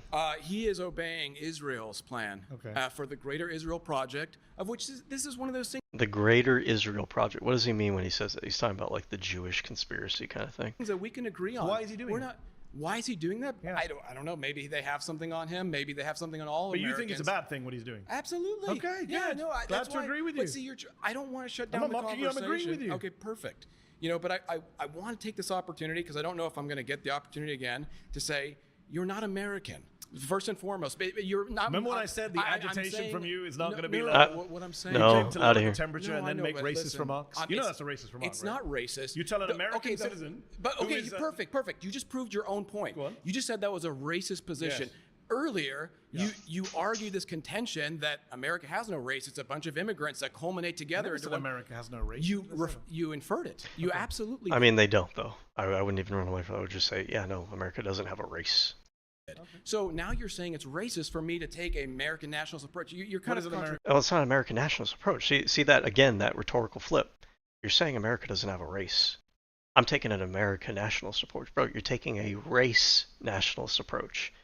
because your definition of America is tied to race. But then he substitutes in, I'm taking an American nationalist approach, and it's a euphemism for what he's really saying, which is, I have a racial ethno-nationalist kind of project that I'm going for. American national approach. Is that a white approach? I think it's a white nativist approach. Of course. There you go. Okay. Why did your parents immigrate from India? And this is why, like he's like, oh, Mehdi, why are you like upset? And I'm just trying to agree with you. No, you're not, bro. Like, you're constantly using euphemisms. You're constantly like kind of like not mischaracterizing, but like not really being forthright about what you're actually saying, what you're actually meaning. So it's like dishonest. It is disrespectful. People that do this are disrespectful. We need to get past this idea that we have that conservatives are engaging in like healthy discourse, healthy debate. It's respectful as long as they're not like calling you the N-word or something. When you are purposely being like obfuscating what you mean, when you're trying to lead people down rhetorical roads, but like you're doing it in a dishonest way, you're not respectful. You're being disrespectful. White people. Why did your parents immigrate from India to the UK? Because the UK colonized and conquered India. Okay, why did you immigrate to America? Because many reasons. Okay, all opportunity. There's opportunity. That's not true. You don't know. The accent. Your accent is an affect of white Anglo-Saxon. But you know there are 50 million Americans in this country. I understand, but none of them are Americans in your view. What I'm trying to get. What you're trying to get at is like it's a lot of narrativizing. Why does it take so long to get to the point? And this is the thing that frustrates me in these people. Like, they're not honest about what they think or what they believe, and it's all this fucking bullshit. What is this guy saying? Like, how long are we into him sitting in this chair now at this point? We're gonna say that he got there about 14:30, and now we're like 2 minutes in, and I have no idea what his point is, what angle he's trying to get at. It's just all this like roundabout bullshit, all this narrativizing, all this like euphemism, all this just bullshit. It's annoying. To reach a common ground here. We're not going to reach a common ground because you said I'm not American. Please try. I don't think you're American. I'm saying you're not. I don't think you're American. I'm saying you're not American due to values. I don't think you're not American on values either. I think you're a little fascisty, a little racisty. See, you're using these words. Okay, first of all, I want to say this. I'm not just throwing them at you. You didn't come sit. So you're using these words which have the definition of exactly like the things that I'm doing here, but I don't like those words because those words have a negative connotation, so I'm not going to associate with them, even though I'm going to do exactly what those words mean anyways. But as long as I don't just accept the label, I guess I don't actually. The words are just placeholders. They're just symbols for concepts. You saying I'm not racist while you're talking about how much you hate black people doesn't mean that you're not racist. You're racist because conceptually you're being racist. The word that we attach to that called racism, that's just a symbolic placeholder. You are embodying the concept, regardless of if you accept the word that goes along with it or not. Down, I said every conservative that has ever been shut down by leftists like you, for every conservative. Is he a leftist? I don't even know if that's right. Maybe that he is, but nothing in this debate so far has anything to do with leftism. You're not a conservative. You've already said. For every right wing. Yes, and this is important too. If you didn't catch my first part 1 reaction to this, at the very beginning, when this guy, he at the end of this exchange, he says, no, I consider conservatives to be too liberal for me. I am far right. I'm so far right. I'm far right than like everybody else in the room. He comes back here, sits down. Oh, I want to lower the temperature. I want us to agree on some things. I blah, blah, blah. Now he's trying to call himself a conservative again. It's all bullshit. It's all gaslighting. It's all euphemism. It's all like a manipulative game.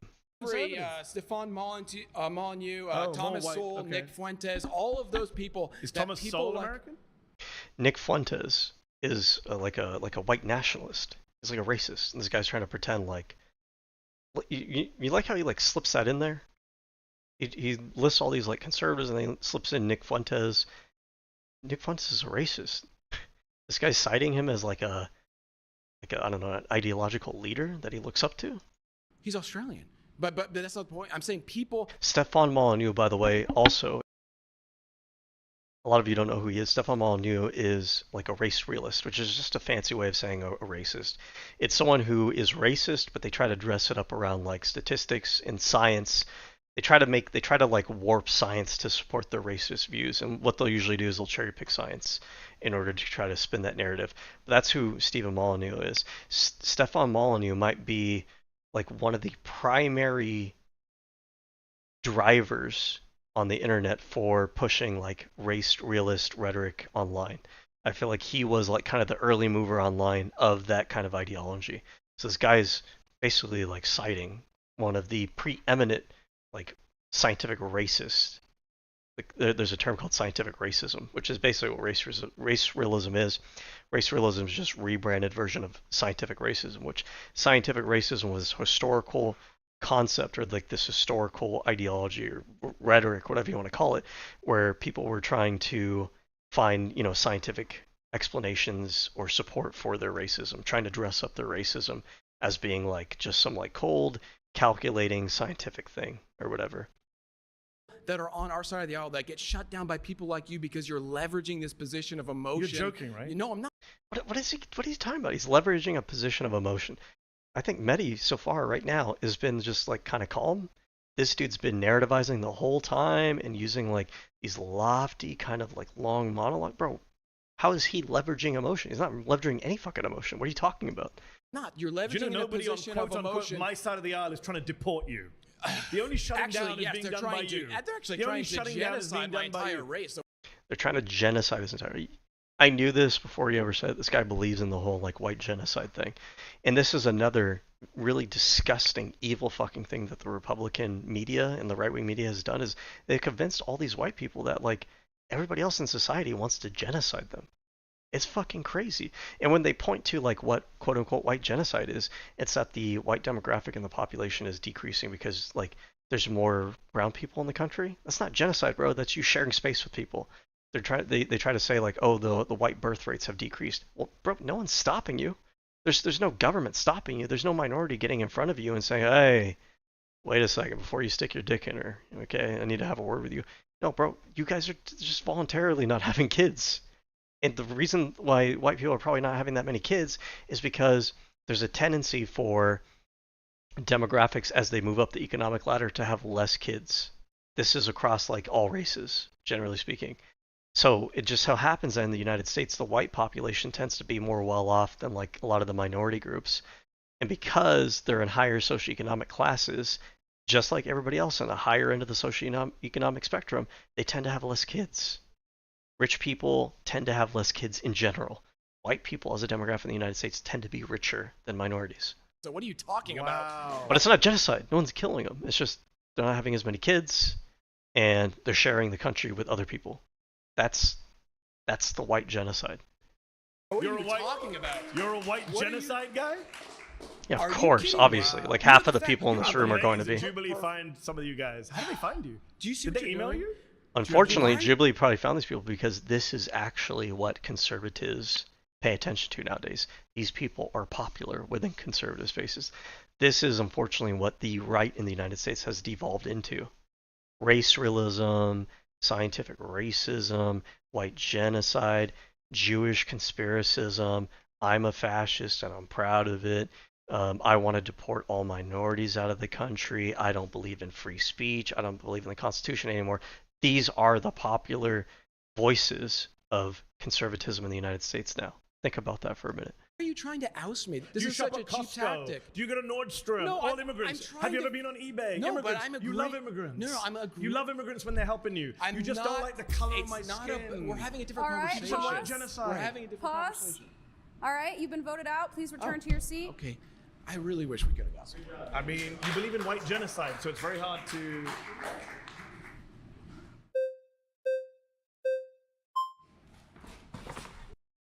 Oh, look at, they got a suit on, so they're serious and they know what they're talking about. Hello. Also, bro, if you're gonna wear a suit, don't do this. I hate people that do this. Okay, I mean, I shouldn't say this because realistically, I think people should dress how they want and everything. But it's just kind of weird, right? Like, if you're gonna wear a suit, you're gonna go through all that trouble of like wearing a whole fucking suit. Why do you wear sneakers then?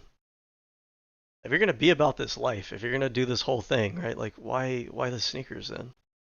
Why aren't you wearing dress shoes or loafers? I don't get it.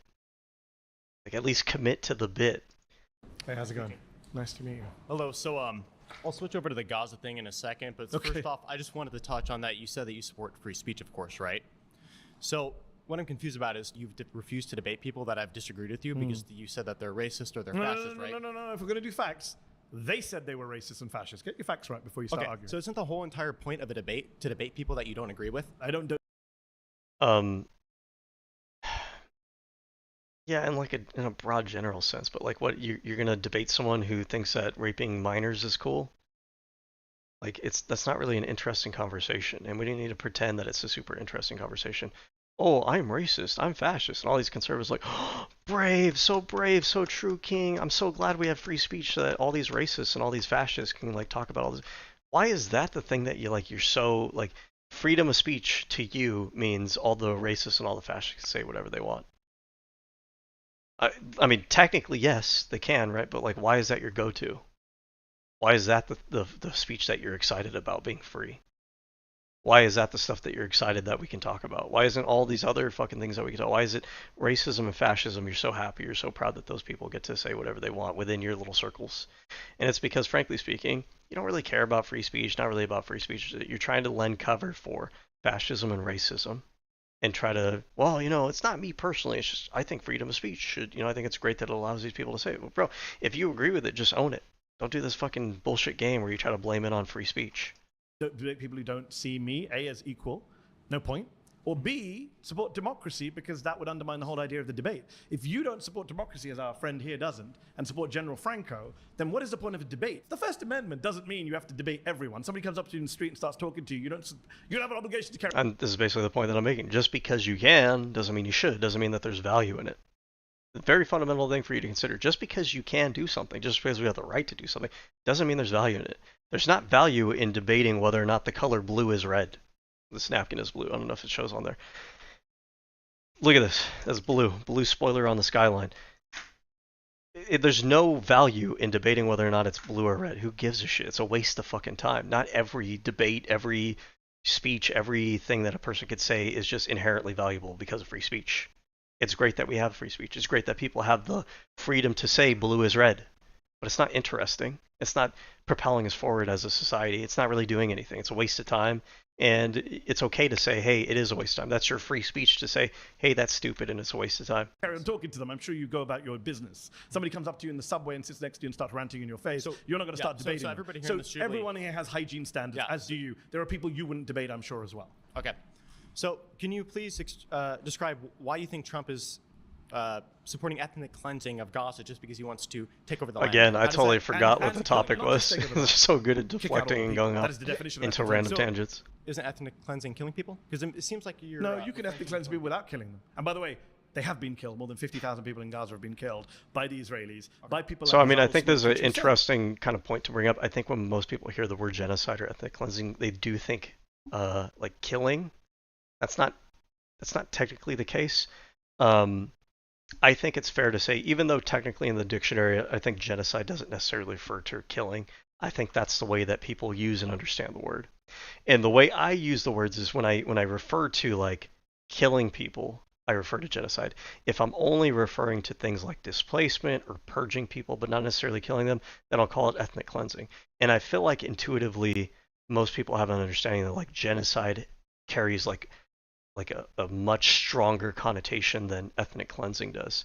Although technically, neither is necessarily referring to killing. I feel like if you're going to refer to, purging people without killing them, I feel like ethnic cleansing is a more responsible word to use than genocide. Because when you throw out genocide, then people think that you're exaggerating, then you lose credibility if you sound like you're trying to overstate the point that you're making. Recently, the finance minister of Israel, we are going to Gaza to conquer, cleanse, and remain. We're going to annihilate the place.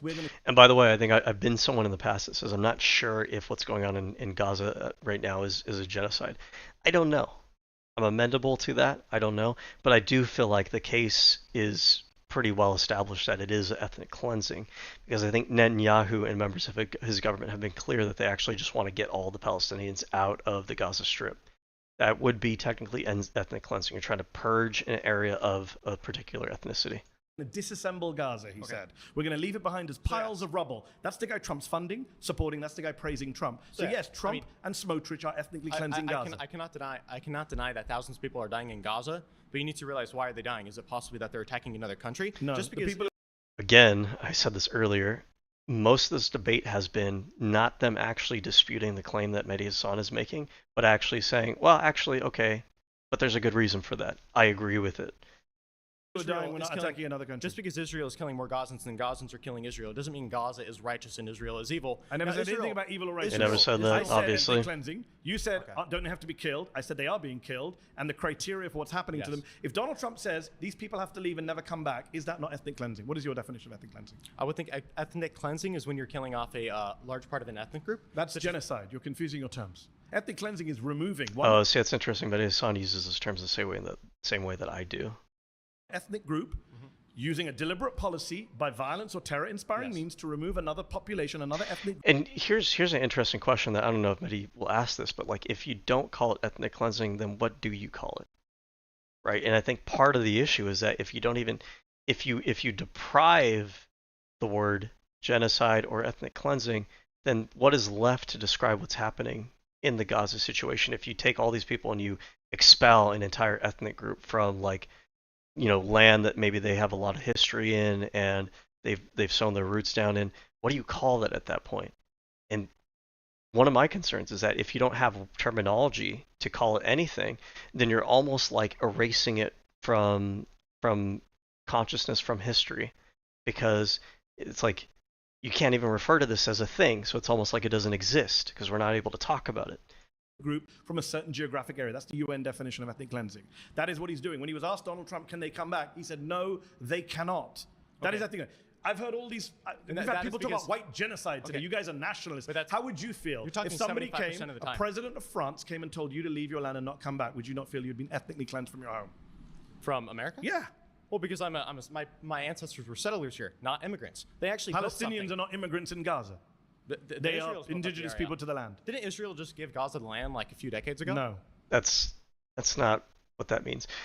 What he's confusing is that at a period of time, Israel was like in control of the Gaza Strip. There were Palestinians living there, but the Israeli authority was like in charge of that area. I think he's confusing. He probably doesn't know enough about this topic. I think he's confusing that for like, oh, there was this land. Maybe there were people there, maybe they weren't. And then Israel was like, oh, here, you guys can have this land now. It's not like Israel just gave them this land a few years ago. Israel gave them the land in the sense that they gave the Palestinians the sovereignty to rule over that land by themselves. Not that they weren't living there. They were living there already. They just turned over leadership to the Palestinian people, and that's what I think it's the PLA is at this point in time. I'm pretty sure Israel used to have that land. I'm pretty sure you're wrong. They withdrew from 2005 from the land, but control the air. And gave it to them in 2005. No, they don't give it to them. They control the air, the sea space, the borders, the population registry. They controlled what went in and out. It was a prison, an open-air prison. That's not giving them freedom. Don't they have a border with Egypt and then the Mediterranean Sea? Yes, and the Israelis and Egyptians work together because Donald Trump and Joe Biden and Barack Obama. Yes, they're funded by the United States. Did you know that Muslim countries do bad things too? No, I know that they do bad things. Okay, then, so we're in agreement. All right, pause. You've been voted out. Please return to your seat. Nice to meet you. I mean, I feel like that could have been potentially a constructive conversation, but the format doesn't give you enough time to really flesh out some of these things. So I agree that it seemed like that guy just didn't really know too much about the issue. But not an ethnic one, because that area requires a lot of cleansing. Because when you have a population that was taught from early childhood age to hate Jews. Okay, so basically he's going to say that he's not going to call it an ethnic cleansing, but he's going to say that we should get rid of the people there because the people have like a bad culture or something. So it is an ethnic cleansing because you're talking about an ethnicity, but you're justifying it that it's a good ethnic cleansing, but you want to pretend that it's not an ethnic cleansing just because you didn't say the word ethnic. And I have the reaction that Mehdi has right now, which is like this is a stupid, boring argument. This is a pathetic argument. It's a waste of time. Christians and pagans, you need some serious re-education. Number one, that's not true. And number two, that's not what he's proposing. Well, I mean, most Palestinians, by polling number, do support Hamas. They support resisting Israel. Well, I mean, the thing is, what did they do in the first? Okay, let me see this fact check. If elections were held today, 42% of active voters say they will vote for Hamas, 28% for Fatah, and 8% for third party, and 19% were undecided, according to the poll conducted by the Palestinian Center for Policy and Survey Research. Okay, I wasn't sure if this was going to tell me something I didn't already know. I'm familiar with data that's similar to this. I don't know if it's the same study, but I am familiar with the concept majority of Palestinians do support Hamas, which is an issue, by the way. I'm not supportive of that. Hamas is like it's kind of weird to call them a terrorist organization because they are the legitimate government of that country. Usually terrorism refers to non-state actors. But Hamas conducts themselves less like a legitimate government and more like a terrorist organization.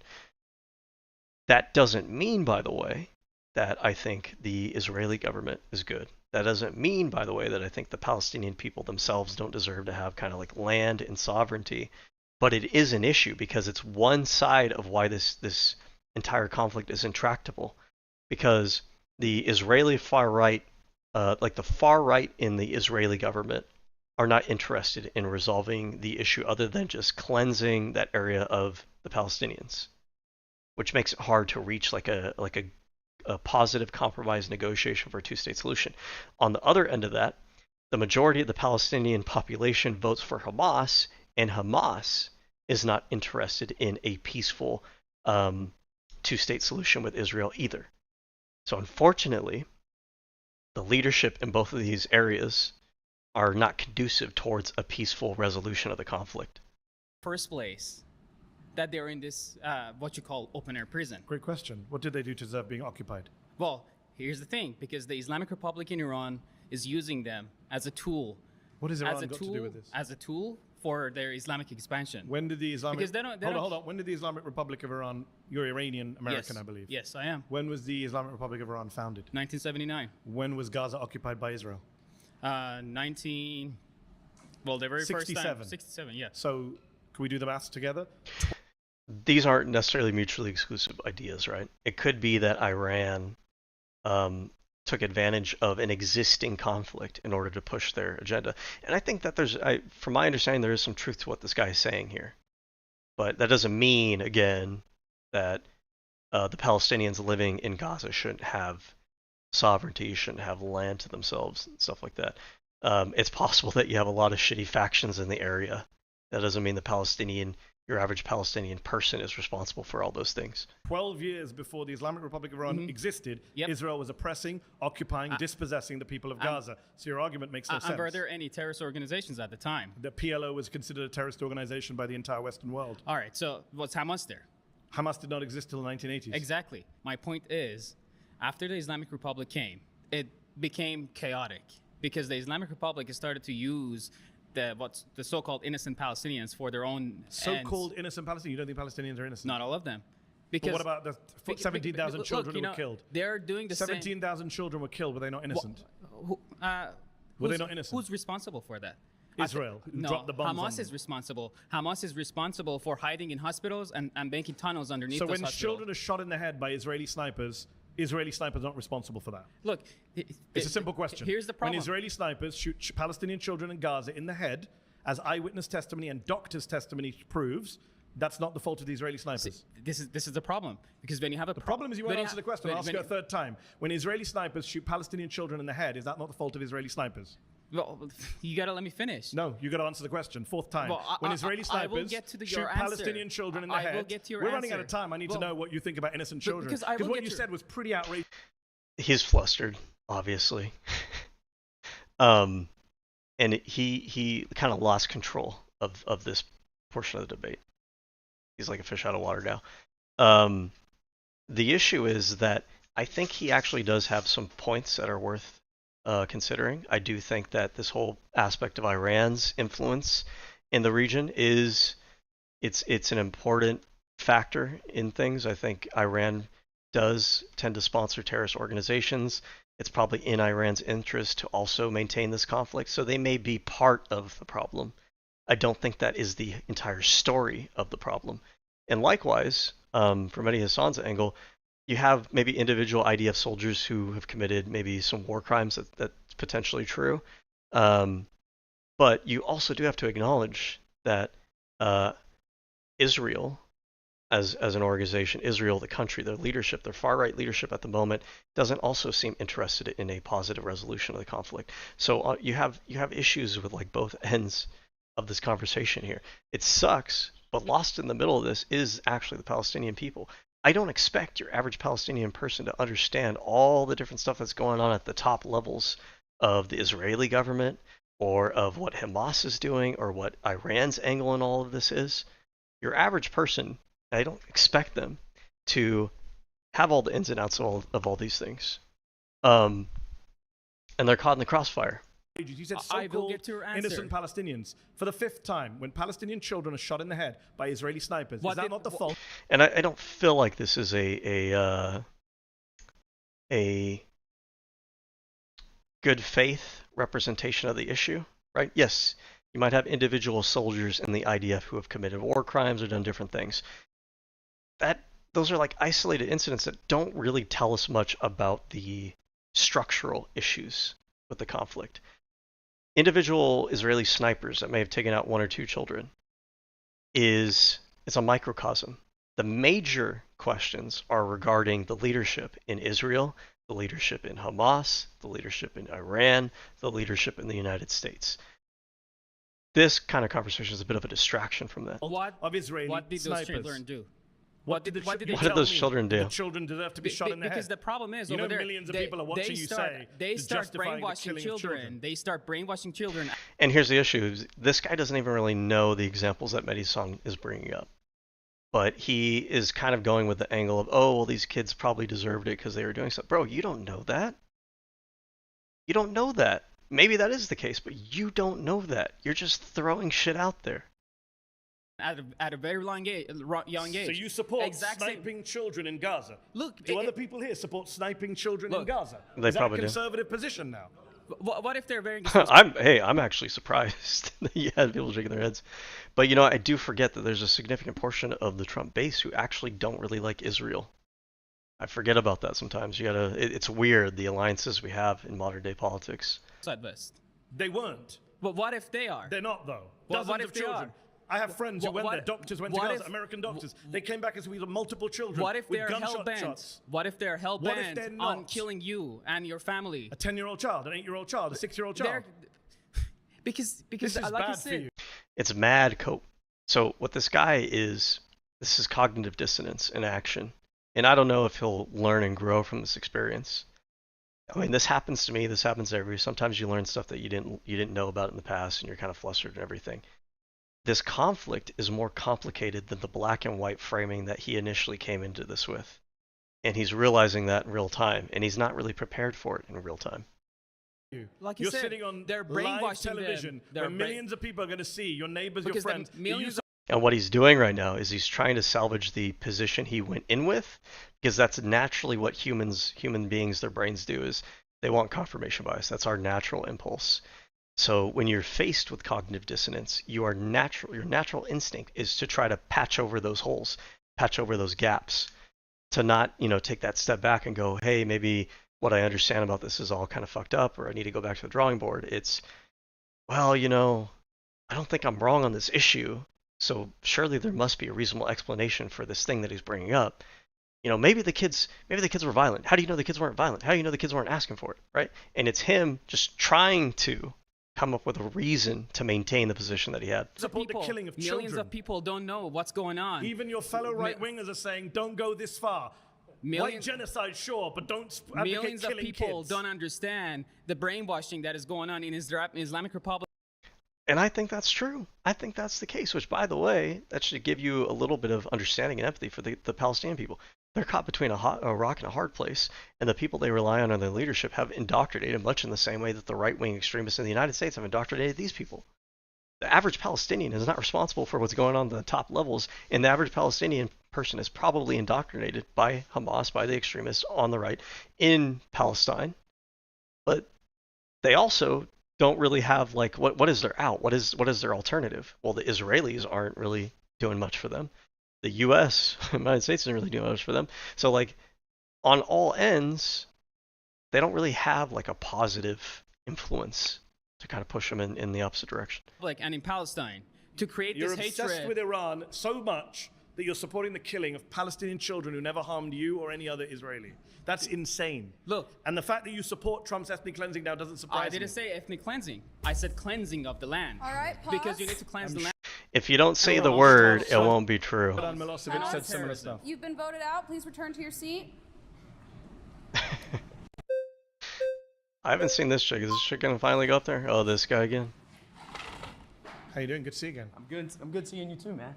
First thing I'm going to say is I'm not down for Israel. Okay, that's the first thing I'm going to say. And I don't like when you come up here and you use the type of rhetoric that you do. You talk like all these like left-wing positions, and then you go. What did he say that was left wing? Whether you agree or disagree with it. By the way, there's some things I think he said that I disagree with. What does it have to do with left wing? That's like the brain rot of American politics. Is like if they disagree, if conservatives disagree with something you said, it's left wing.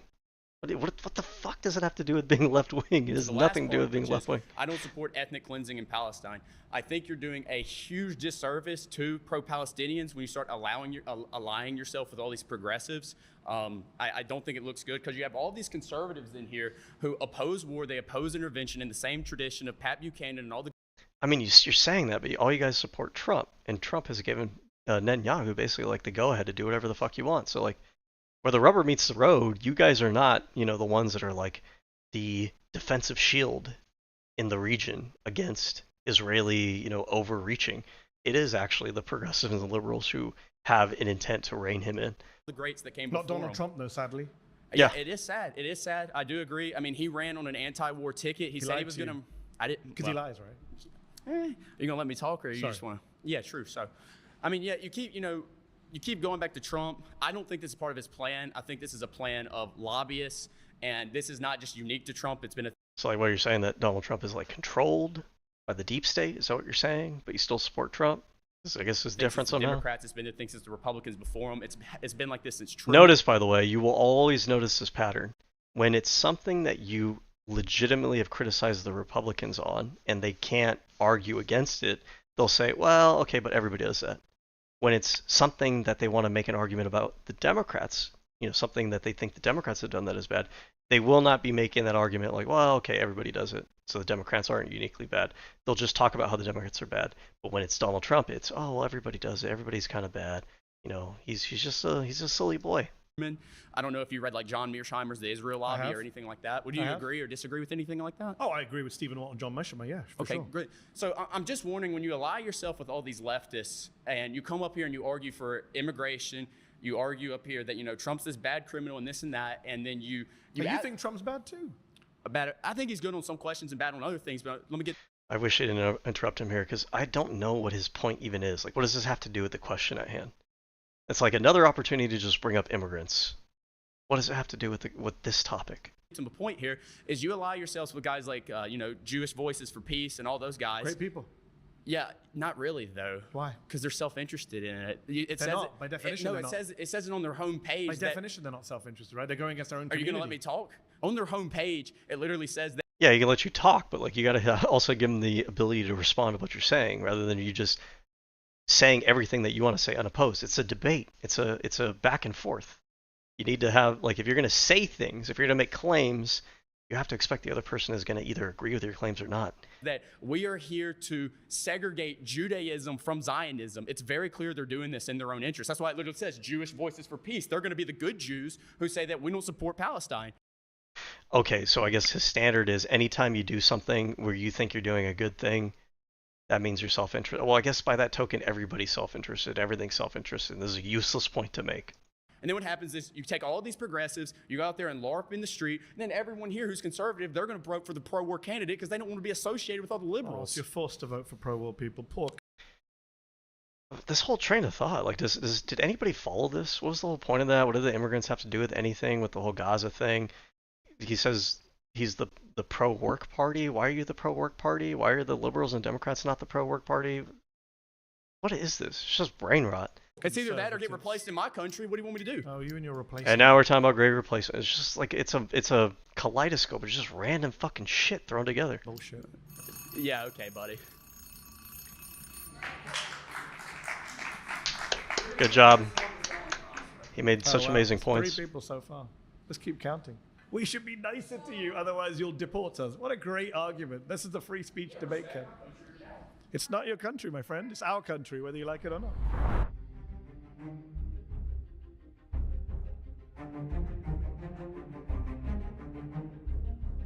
I thought Kai was, he smiled, he laughed, he did it. We disagreed. He did it in, I felt like it was good faith. Let's see. I appreciate it, Mehdi. He seemed to be in good faith. He seems kind of smart. And, you know, he's one of the few people who doesn't want to deport me. Or maybe not. We're going to find out. My claim is I bet he should does. Get rid of birthright citizenship.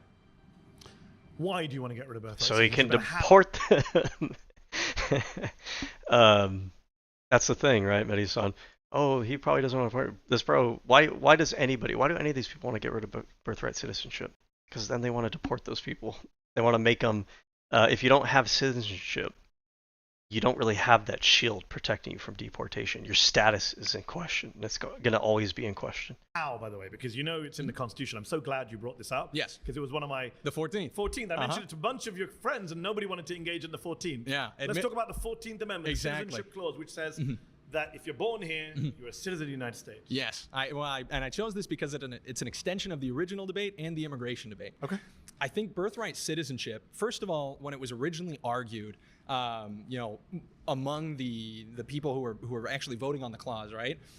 It was argued that the birthright citizenship was not automatically extended to everybody who was just born here. And we have a long history of that as well, for example, with the Native Americans, who had particular laws that applied solely to them. What I think we're seeing in this country is not everybody is so similarly under the jurisdiction thereof of the United States, right? And by... Not right. Like, what do you mean by that?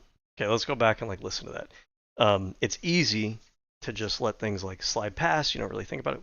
What does this mean? I don't know what this means. Everybody who was just born here. And we have a long history of that as well, for example, with the Native Americans, who had particular so similarly under solely to them. What I think we're seeing in this country is not everybody is so similarly under the jurisdiction thereof of the United States. Not everybody who is here is necessarily under the jurisdiction thereof of the United States. What a wordy way to say that, by the way, but what does that even fucking mean? What does that mean?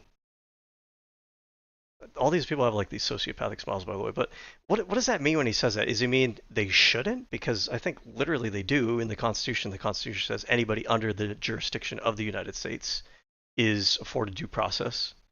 And jurisdiction there doesn't mean like citizenship. Jurisdiction means the United States has legal authority over this person, which makes sense.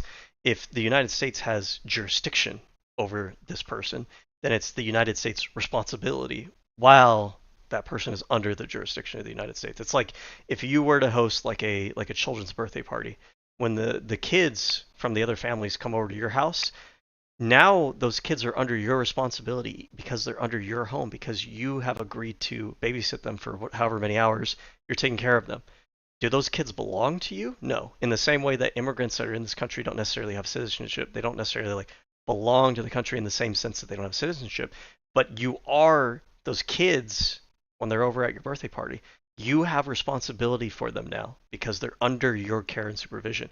While the immigrants are in the United States, they are under the supervision, under the jurisdiction of the United States, and they are afforded due process per the Constitution. That is the wording of the Constitution. That is the court precedent of the Constitution. That is what the founders meant when they said that. When he says this whole line about, oh, what we're finding now is that not everyone under the United States is necessarily under the same jurisdiction of the United States, that's technically not true. I don't know what he means by that. I don't know if he means they shouldn't be. I don't like that. But then he's trying to pretend like that's already been agreed upon. It's already been established. United States, right? And by allowing for birthright citizenship and not interpreting the Constitution as we're legally allowed to and restrict, you know, the automatic citizenship. Notice how conservatives have gone from originalism, textualism to living document. Oh, we can legally interpret it however we want to. It's not about the intent of the amendment. It's not about the wording of the amendment. It's about we can interpret it how we want to. That's legal. Citizenship of anybody who's born here. We actually remove the issue, for example, of family separation, because there is no incentive of a family to come over to this country illegally and then have a child, which is contributing to the awful situation we have in America of breaking up families. This is not something that I imagine you or I agree with. Well, why are you breaking up families, right? You're acting like that's something that just kind of happens. No, it happens because you guys break up the families. You are the ones in the party, the Republican Party, supporting Donald Trump with this child separation policy. You're the ones who broke up the families. You didn't need to do that. That's not in the law. The law doesn't say that you had to do that. You guys decided to do that. That's an issue you created. It's not an issue that you're saving us from. It's an issue that you guys created. No. The issue is birthright citizenship has incentivized that. So birthright citizenship did not incentivize that. You guys decided to do that. No one told you you had to do that. You decided to do that. Even if I were to concede that in some cases birthright citizenship has incentivized that. By the way, on the child separation policy thing, there are times when, and you had this even under like the Obama administration, probably under the Biden administration too, there are times when you do legitimately separate the children from the parents. But the reason for that used to be that you're separating the parents or the children from the parents because either A, you think that the parentage claim might be illegitimate. So you have like sex traffickers, you have child traffickers. That's a thing that you experience with like Border Patrol and enforcement. If you suspect, hey, this person isn't actually their parent, they're actually just a coyote that's trying to smuggle and like child traffic this person, that's a legitimate reason why you might want to separate them for the child's safety. You might separate them because maybe the parent's abusive. You might separate them, maybe you find out that maybe the child is sexually abusing their child. There are legitimate reasons why you might separate the children. That's distinct from the separation policy under the first Trump administration. They decided, and Donald Trump literally said this verbatim, that he had that policy on every child, every parent, because he was trying to terrorize them away from coming to the border. They were engaging in child abuse. I think you can legitimately say that separating children from the parents when you don't have a good reason to do so is child abuse. They were engaging in child abuse as a political party to terrorize people in order to get the political conclusions that they wanted to get out of it. You know, I don't like the phrase anchor babies, but I'm not naive enough to pretend that there are not immigrants who come here and time the pregnancy in order to get. Yeah, that's true. And it's I'm glad that he said it because it's fair. It is true. You don't have to pretend that it's not true. You don't gain any credibility by pretending that's not the case. Is that an issue? Maybe. Is it a big issue? I don't know. That's a separate question. Of course, you and I can agree on that. Yeah. But that doesn't mean you then rip up a constitutional principle that goes back centuries, goes back before the 14th. Yeah, and here's the thing, like, if you want to amend the Constitution such that birthright citizenship isn't an automatic thing, I think most countries have it so that I think your parents have to be citizens in order for you to automatically get that birthright citizenship, and you got like other qualifiers there. That's not necessarily, like, there is a world where we can envision a new formulation of that amendment in order to make it a little bit stricter, okay, without having to necessarily be inhumane about it. But these people, they don't want to amend the Constitution. They just want to ignore the Constitution. 14th Amendment came about, I think, in 1868, if memory serves me correctly. But the principle underlying it is actually from another country, the UK, ancient English common law, right? So this was always the case. The 14th Amendment, as you know, because you seem well read, came along and codified what was already a principle in American and English law, that if you're born in the country, you are a citizen. Now, you mentioned the point about jurisdiction. There is that little bit in there where it says subject to the jurisdiction thereof. That, in the debate, if you go back and read the debate that the senators had at the time, they were very explicit that that was to do with foreign ministers and foreign ambassadors, diplomats living in embassies. Their kids shouldn't be citizens. And this makes sense if you think about it. Your lawmakers, your founding fathers, people like that. I know the 14th Amendment was after the founding era, but your lawmakers, they are thinking about things in like a legalistic, technical sense. They are thinking about these things. They are thinking about what does it mean if we don't specify here that jurisdiction applies to everybody under, you know, like that the United States basically has under their like the territory they control, or caught up in America's legal system, its court system or its law enforcement system. They meant they meant anybody who is under the jurisdiction of the United States, because you need to specify, hey, these rules, these standards, they have to apply to everybody that the government comes, has some kind of authority or responsibility over. Of course they would. Obviously, they're here on their own. You know, the Argentine embassy in DC is Argentine soil. So we accept all that. Absolutamente, amigo. But when they were asked about Chinese immigrants, Senator Trumbull, who was, I think, the chair of the Judiciary Committee back in the 1860s during this debate, he said at the time, Chinese immigrants' children, They're citizens. In fact, 1898, as you well know, we get Wong Kim Ark, Supreme Court case, Wong Kim Ark versus the United States. And the Supreme Court says, yes, even the child of undocumented Chinese immigrants is an American citizen. So this is a principle going back centuries. So while I can agree with you that there are cases that abuse the 14th Amendment, that there are issues of family separation, I'm not going to rip up a constitutional principle that goes back centuries and is backed by a 27-year-old Supreme Court precedent because Donald Trump is looking for ways to cut the number of brown and black people in the United States. If you don't mind me interrupting, this is where I think it's important as well to go back to what we talked about with the Constitution.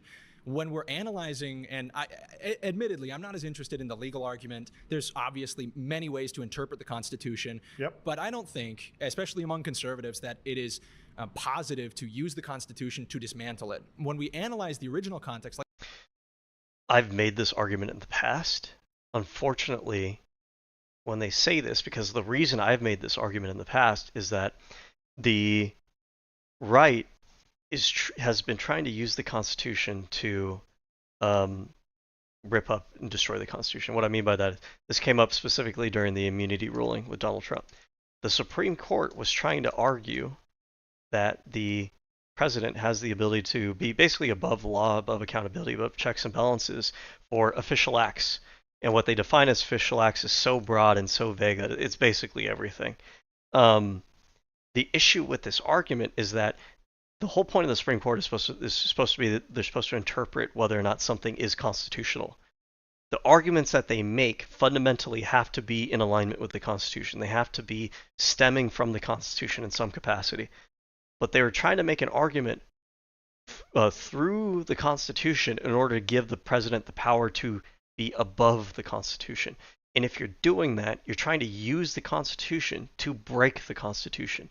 Your authority, the authority that you derive to issue this Supreme Court ruling stems from the Constitution, from which you're now creating a fissure through that will invalidate the Constitution. Because if Donald Trump declares something a national emergency, it's now an official act. He can violate any part of that Constitution per that Supreme Court ruling, and there's no legal recourse to it other than, I guess, impeachment. But the issue with this impeachment angle, and was brought up during the court case, Ketanji Brown Jackson brought this up, and Chief Justice Roberts didn't even address this point, even though Donald Trump's lawyer argued that they could do this.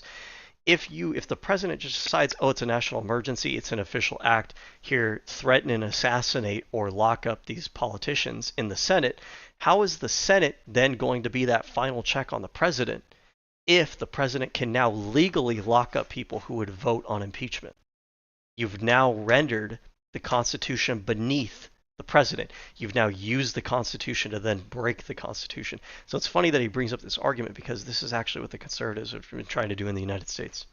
Like you were saying, in the late 19th century, our immigration law was absolutely different, including, in respect with the Irish and Chinese immigrants that were coming over. It was absolutely different. We had open borders, my friend. Some people in this room would hate it. We had open borders for half of American history. It sounds crazy, but this is actually true. And I don't even need this fact check to tell me. I'm aware of this. But part of the reason is because you didn't really have, it wasn't really a big issue. People weren't really super concerned about it at the time. But I would argue that part of the reason that people are so obsessed, and these people are so obsessed with immigration, every topic they talked about came back to immigration. They're constantly talking about immigration. It's like their number one issue. Part of the reason that we're so, we can't talk about anything else but immigration is because they've been told by so many people, so many media outlets, and they've been cherry-picked, fed information to give them the impression that all of the big issues in our country, the most important thing in our country is immigration. And it's not. The data is just not really there for it. Well, I don't think that's very true. It's 100% true. Well, hold on. If you're comparing the open borders, which I don't concede to, but if you're comparing the open borders prior to 1910 and prior to the Hart-Celler Act, and you look at the amount of immigration and who was coming over. Nice deflection. Amount is irrelevant. We did have an open border. It is absolutely relevant. Why? Because the Constitution, like the founding fathers. Hold on. Your argument is we had open borders, but there were fewer immigrants. I was about to answer. Okay. It's important to analyze the context wherein these laws and parts of the Constitution arise. The original founding fathers said the Constitution was made only for immoral and religious people and is wholly inadequate to the government of any other. Ooh, I don't know if Mehdi Hasan is going to bring up this point, because I feel like he's being intentionally leaving out something there really important. thing that he's leaving out there, which is that at the original founding of the Constitution, he's saying, oh, it's only for immoral people or whatever. There's another proviso that they had literally in this part that he's bringing up is something that they just said offhanded. It wasn't written into the documents. What they did write into the documents was that the right to vote, the right to be a fully fledged citizen, only applied to white land-owning males. So I wonder, does he leave that out intentionally? Because he's trying to make an argument for, hey, you know what, these rules that we had, the way that we did things in the past, they applied because it was applying to the correct kind of Americans. But he's being a little bit vague about what he means by that. He's saying, oh, immoral, unjust people. Okay, but if you're going back to what you're saying is like the original intent of who the founders consider to be citizens, you surely know that the founders only considered white land-owning males to be fully fledged citizens. So it makes me think that you're intentionally being misleading about that in order to kind of you really think only like white males should be fully fledged citizens, but you're not actually saying that. You're just kind of leading people to it. Which means the people that wrote this document understood that it would not be able to properly... Super secular people, let's just be clear on that. Oh, no, that's not true. They were deists. A lot of them were super secular. No, the majority were deists. But they were secular. Secular doesn't mean atheist. You know what that means. I understand that, but deist doesn't mean secular or atheist. It means they believe in a God. They quite literally were secular because their writings talk about being secular. A lot of people don't know this. I think it was George Washington invited Muslims to live in the country. I think Jefferson did too. And it says it right there in the First Amendment, freedom of religion. Congress shall make no law towards the establishment of a religion. They had the opportunity to craft the United States as a religious country with an official religion. They explicitly decided against it. I'm sorry, we're pretending we're dumb here and everything, but it's really this simple. That's what secularism means. Secularism means that you're not officially forcefully putting a religion on top of people. You're allowing different kinds of religions. You're being secular. That's what the word means. So for him to say oh, they weren't secular, bro, they were secular. What are you talking about? They wrote the First Amendment to the Constitution.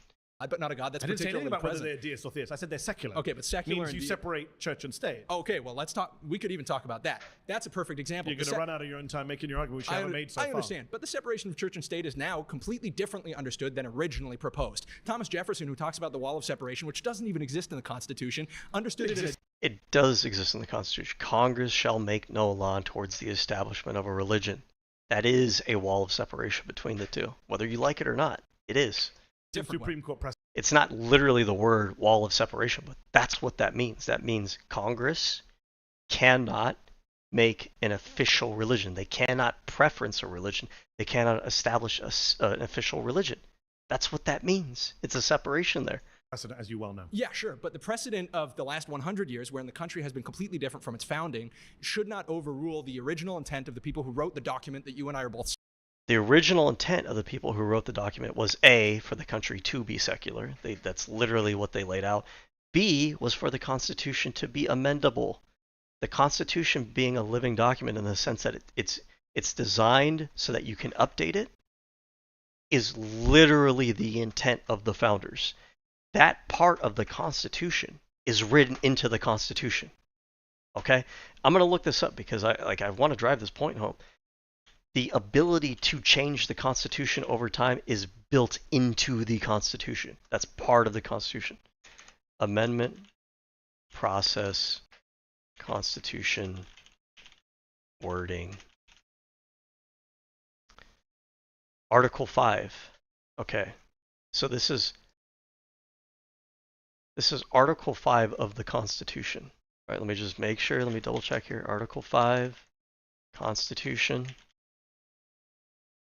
The amendment process wasn't something that came after. The amendment process is literally written into the Constitution. It's part of the Constitution.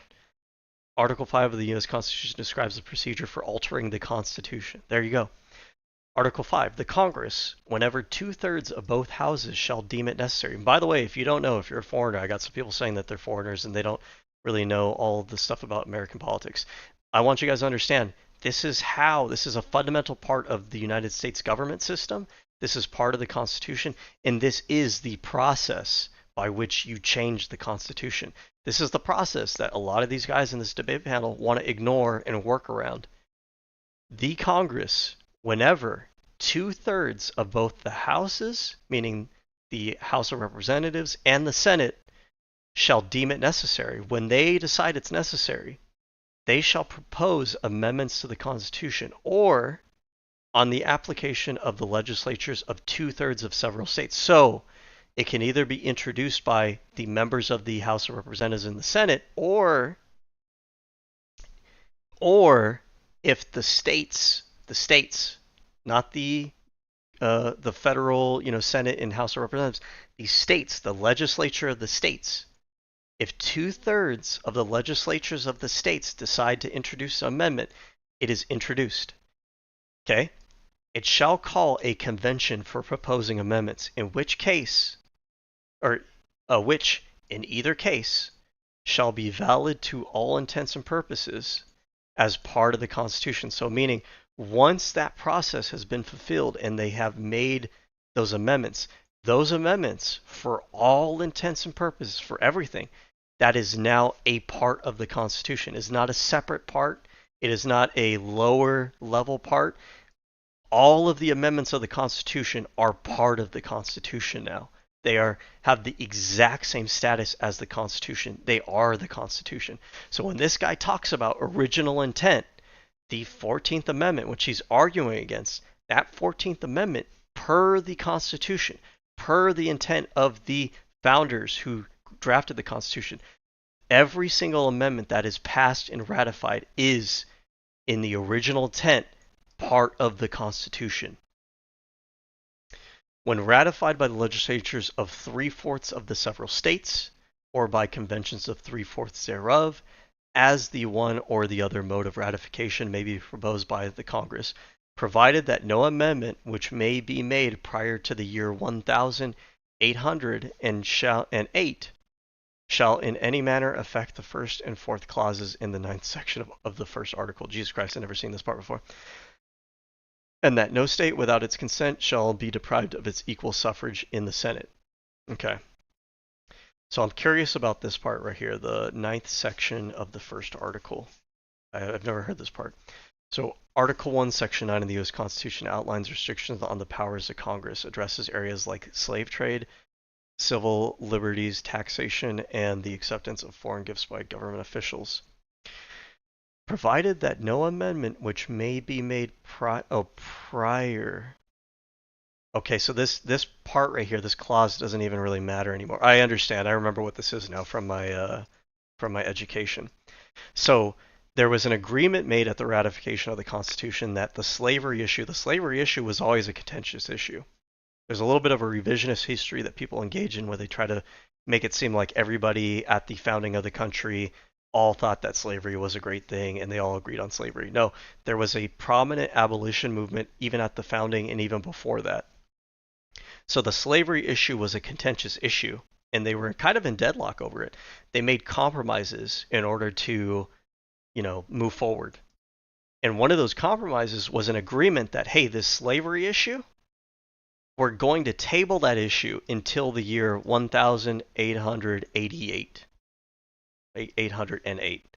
So basically, we're going to table that issue for, it was 1808. The Constitution was ratified in 1786. So 1808, let's calculate this. 1808 minus 1786. So we're talking about 22 years. Basically, they said we're going to table this for 22 years. An amendment cannot be proposed within those 22 years that will change, these provisions in the first and fourth clauses of the 9th Amendment of the first article, blah, blah, blah, right, whatever. Point being is that this little clause, it sunsets after 1808. We're well past 1808. Not to mention, we had the Civil War in, 1865, which fundamentally changed kind of some of these things. But that was like a war. We had a civil war and things were restructured after that point. siding, which means. But I'm not locked into what the people who wrote that. We've had amendments to the Constitution. You know that, right? I understand that. And this is our fundamental disagreement. Is that the fundamental disagreement is that these people don't agree that the amendments to the Constitution are part of the Constitution. And when they talk about original intent of the Constitution, what they're really saying is they want to go back to the way that things were, and they're trying to make up these like flimsy arguments for that. But the reality is that the original intent of the Constitution was that it could be amended, and that any amendments made to the Constitution are literally the same status. They are officially part of the Constitution now. I don't believe. You think you can read the minds of people in the 1770s? That's not true. And I'm stuck. I just believe this country ought to be more like the country we originally had, and I don't think that's your opinion. You're entitled to it. I understand that, but there's a factual basis to it. Well, let me try to see what you believe. Okay. If we are voting on these constitutional amendments, if we are interpreting them, and our interpretation becomes absolutely, let's say, a 180 from what the original intent of the authors of that document is, are you in favor of that? I guess it depends on the issue. That is, genuinely speaking, an interesting question. There's a lot of legal philosophies when it comes to this. I'm not 100% sure what my response to this would be either. This is genuinely a good question. All things that I've said about this group of people so far, I like this question as a thought-provoking question.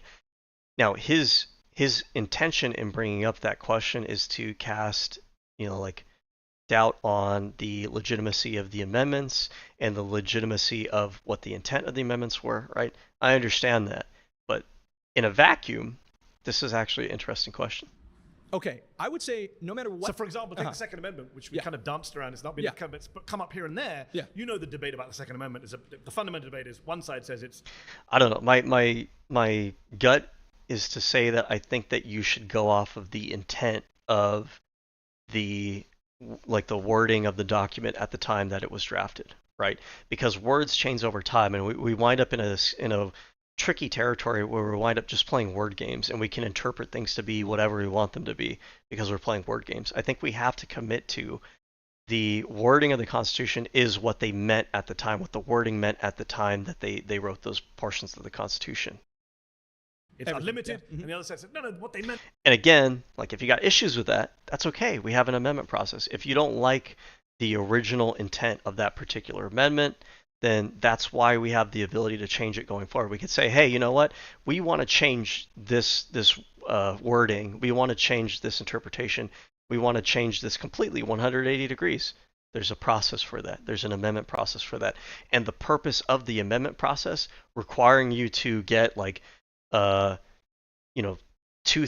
of states to agree and 3/4 of the states to vote to confirm it, and 2/3 of the Senate and the House to bring it up. The whole point behind that is that no one group, these guys, these Christian nationalists, these Republicans, these conservatives, these MAGA people, don't get to decide for the rest of the population. It means that this process for amending the Constitution, you have to get broad buy-in from a wide variety of people across the country. It means that we have to have a general agreement before you change the Constitution. You don't get to just decide for everybody else that you're just going to force this on them. Was the militias. They didn't, and they had muskets. They didn't mean AR-15s, right? So we can have that endless debate, which I really don't care for about that. But to come back to your point about the constitutional principles, the 14th Amendment comes along in the 1860s, so it's pretty old. It's not as old as America, but it comes along, and it's been around for 150 years. So if you want to get away with it, it was around before 150 million Americans. And I'm saying it was around before the United States was even created. It's part of ancient English common law. If you're born in a place, you're a citizen of that place, unless you're the child of a foreign diplomat or on a Native American reservation. English common law did not exist simultaneously as millions of people coming across the border in a year. Just to get to principles, your argument is numbers change everything. Because we've got so many more people. Not solely, but absolutely. Okay. The demographics of your immigration absolutely change it. Yeah. Can I ask you a question? If you got rid of I mean, here's an interesting question to ask: is when the people drafted the 14th Amendment, do you think they didn't consider the possibility that demographics would change over time? I find that incredibly hard to believe. Right? I think that they talked about it. The Supreme Court precedents from the past also considered these kinds of questions. Right? If you want to make an argument from the position of precedence, you lost on that battle. If you want to make an argument from the position of legality, you lost on that battle. If you want to make an argument for, what was the context and the intent that they had at the time that they drafted, you're probably going to lose on that battle too, because they probably did talk about this issue. It's not like they wrote the 14th Amendment and they didn't think, oh, there's going to be different people that come in and get birthright citizenship. If you want to make an argument on the basis of merit, notice he's not making any arguments on the basis of merit. He's not actually telling you why it should be a good thing that we get rid of birthright citizenship. And it's probably because he doesn't feel confident that he can make a strong, compelling point on that topic. So like, on what angle is he making a good argument for getting rid of birthright citizenship? I think the issue is he's probably used to so many people that he talks to agreeing with him and just like intuitively thinking, yeah, we should get rid of it, that he doesn't think he has to make a legal argument. His argument for like intent doesn't really hold up. His argument for the context that the words are written probably isn't going to hold up, and he doesn't even bother making an argument on the merits. Why? Why are you guys obsessed with getting rid of birthright citizenship? Why does it matter? Why do you think that's even a good thing to begin with? What is the issue? Maybe there is an issue, but like, why can't you guys point to one? What would be in its... And it makes me think sometimes that they're just being dishonest about the real reason why they're against X, Y, and Z thing. Place. I think a citizenship test would be fantastic. What age? I wish. What age? I think we could administer it in high school. The issue I have with this is, does he apply this standard evenly? Because your average American, him for example, born in this country, I don't think he's doubting his own citizenship. But did he have to pass a citizenship test in order to be, get a U.S. citizenship status? Is he applying this to everyone, or is it just applied to children of immigrants for no reason? Why do you think that you need to have this extra step on children of immigrants? To everyone? Sure. Or just the immigrants? No, everybody. Okay. He's consistent about it. I give him that. And then if you fail it, you... Part of the issue, and I think these guys don't anticipate this, is I think that it's going to get rid of that would get rid of a fuck ton of Americans. A metric fuck ton of Americans. We're talking hundreds of millions of Americans would not be able to pass a citizenship test. What are you going to do with all those people? And that includes a lot of white people, that includes a lot of Christian people, that includes a lot of people in this guy's political camp. I don't know if these people don't realize that, or if they just don't think that would be the case, but I guarantee you it would be the case. Your average person does not really understand how the United States is supposed to work. They don't understand the history. They don't understand like the amendments. They don't even know. They just don't know much about it. Do you denaturalize white American native born? Maybe you can't get a government job. Denaturalize that dude? I think there's plenty of benefits that the government offers people. You can't get a government job. Why? Like, all this shit is so arbitrary. You can't get a government job. Why? Why does that matter? The government has a job to fill, okay? The job that it's filling, the question is whether or not you're qualified for that job. Whether or not you know, like the Supreme Court precedent from 1793 regarding this specific law that has nothing to do with the job that you do for the government, why does that matter? If the government is hiring you to be an IT guy for their servers in some of their office buildings, what does it matter whether or not you can tell me what is the text of the Fifth Amendment of the Constitution, or the Third Amendment of the Constitution, or the Third Article of the Constitution? Why does that matter? Like, this is so arbitrary. It doesn't really matter. It's all like a virtue signaling over who is more American, who has more citizenship, who is better, right? People that you should not be able to receive. I'll tell you. Because behind this is like this childish mentality that everybody who works in the government is like, their job is related to interpretation of the Constitution or interpretation of law. A lot of people who work for the government, the things that they do have nothing to do with their ability to like know the ins and outs of constitutional law. And it's such a weird standard to have. It's like you going for a job at an engineering firm, and the job that you're going for is a job in the HR department, but they want to know whether or not you can design a gearing system with the proper gearing ratios, and whether or not you know the correct geometry for the teeth on a gear. Just because it's an engineering firm. Bro, just because it's an engineering firm doesn't mean everybody in that engineering firm needs to know engineering. The HR department doesn't need to know engineering. All of the people that work for the United States government don't need to know the ins and outs of the constitutional law. It's a silly restriction to put on there, and it's funny coming from the party of like deregulation, because that kind of regulation would actually be a lot of is it blue tape or red tape? Red tape. That would be a lot of red tape, a lot of unnecessary red tape, a lot of it, like it would hinder our ability to hire people efficiently for no fucking reason. This, right? This might sound bad, and I think don't think people care for me anyway. So let me say something you might not like. Nobody would pass it. If you have a high school immigration no one would pass citizenship test for everyone, I think people will take citizenship more seriously. I'm guessing the immigrant kids are going to outperform the white kids, and you might actually end up. He's probably right about that. As crazy as it might sound, because they kind of have more of a reason to know what the law is because they're trying to live within the law so they could stay in the country. We take our citizenship for granted because we are like natural born US citizens. We take it for granted. And that's a big part of why we're so flippant with it. We're so flippant with what we do with our country. We take the institutions and the freedoms we have for granted. These people do, right? They're so willing to blow up the system and turn it over to like a nationalist dictatorship. We take it for granted. But like a lot of the immigrants, they have a strong appreciation for what the country like stands for. They have a strong appreciation for the law because they can't take it for granted. Denaturalizing some of the white kids, and then people here will be really upset. And well, hold on. And I like to be consistent about this. That's possible. But what I think it would do is it would give everybody a larger sense of the importance of citizenship. So you would say no one born in this country is a citizen? No one? Automatically no. Automatically no. Wow. I think we could extend that. And that's such a weird world to live in because if they don't have citizenship in the United States, who are they citizen? Who are they citizen to? What country do they have citizenship with? At that point, they become like a stateless person, which is a big issue. What do you do with those people? How does the law now apply to all the people that live here who were born and raised here? I don't know if like he's thought through the logistics of doing that. That would be so societally disruptive and chaotic. For what reason? For what reason?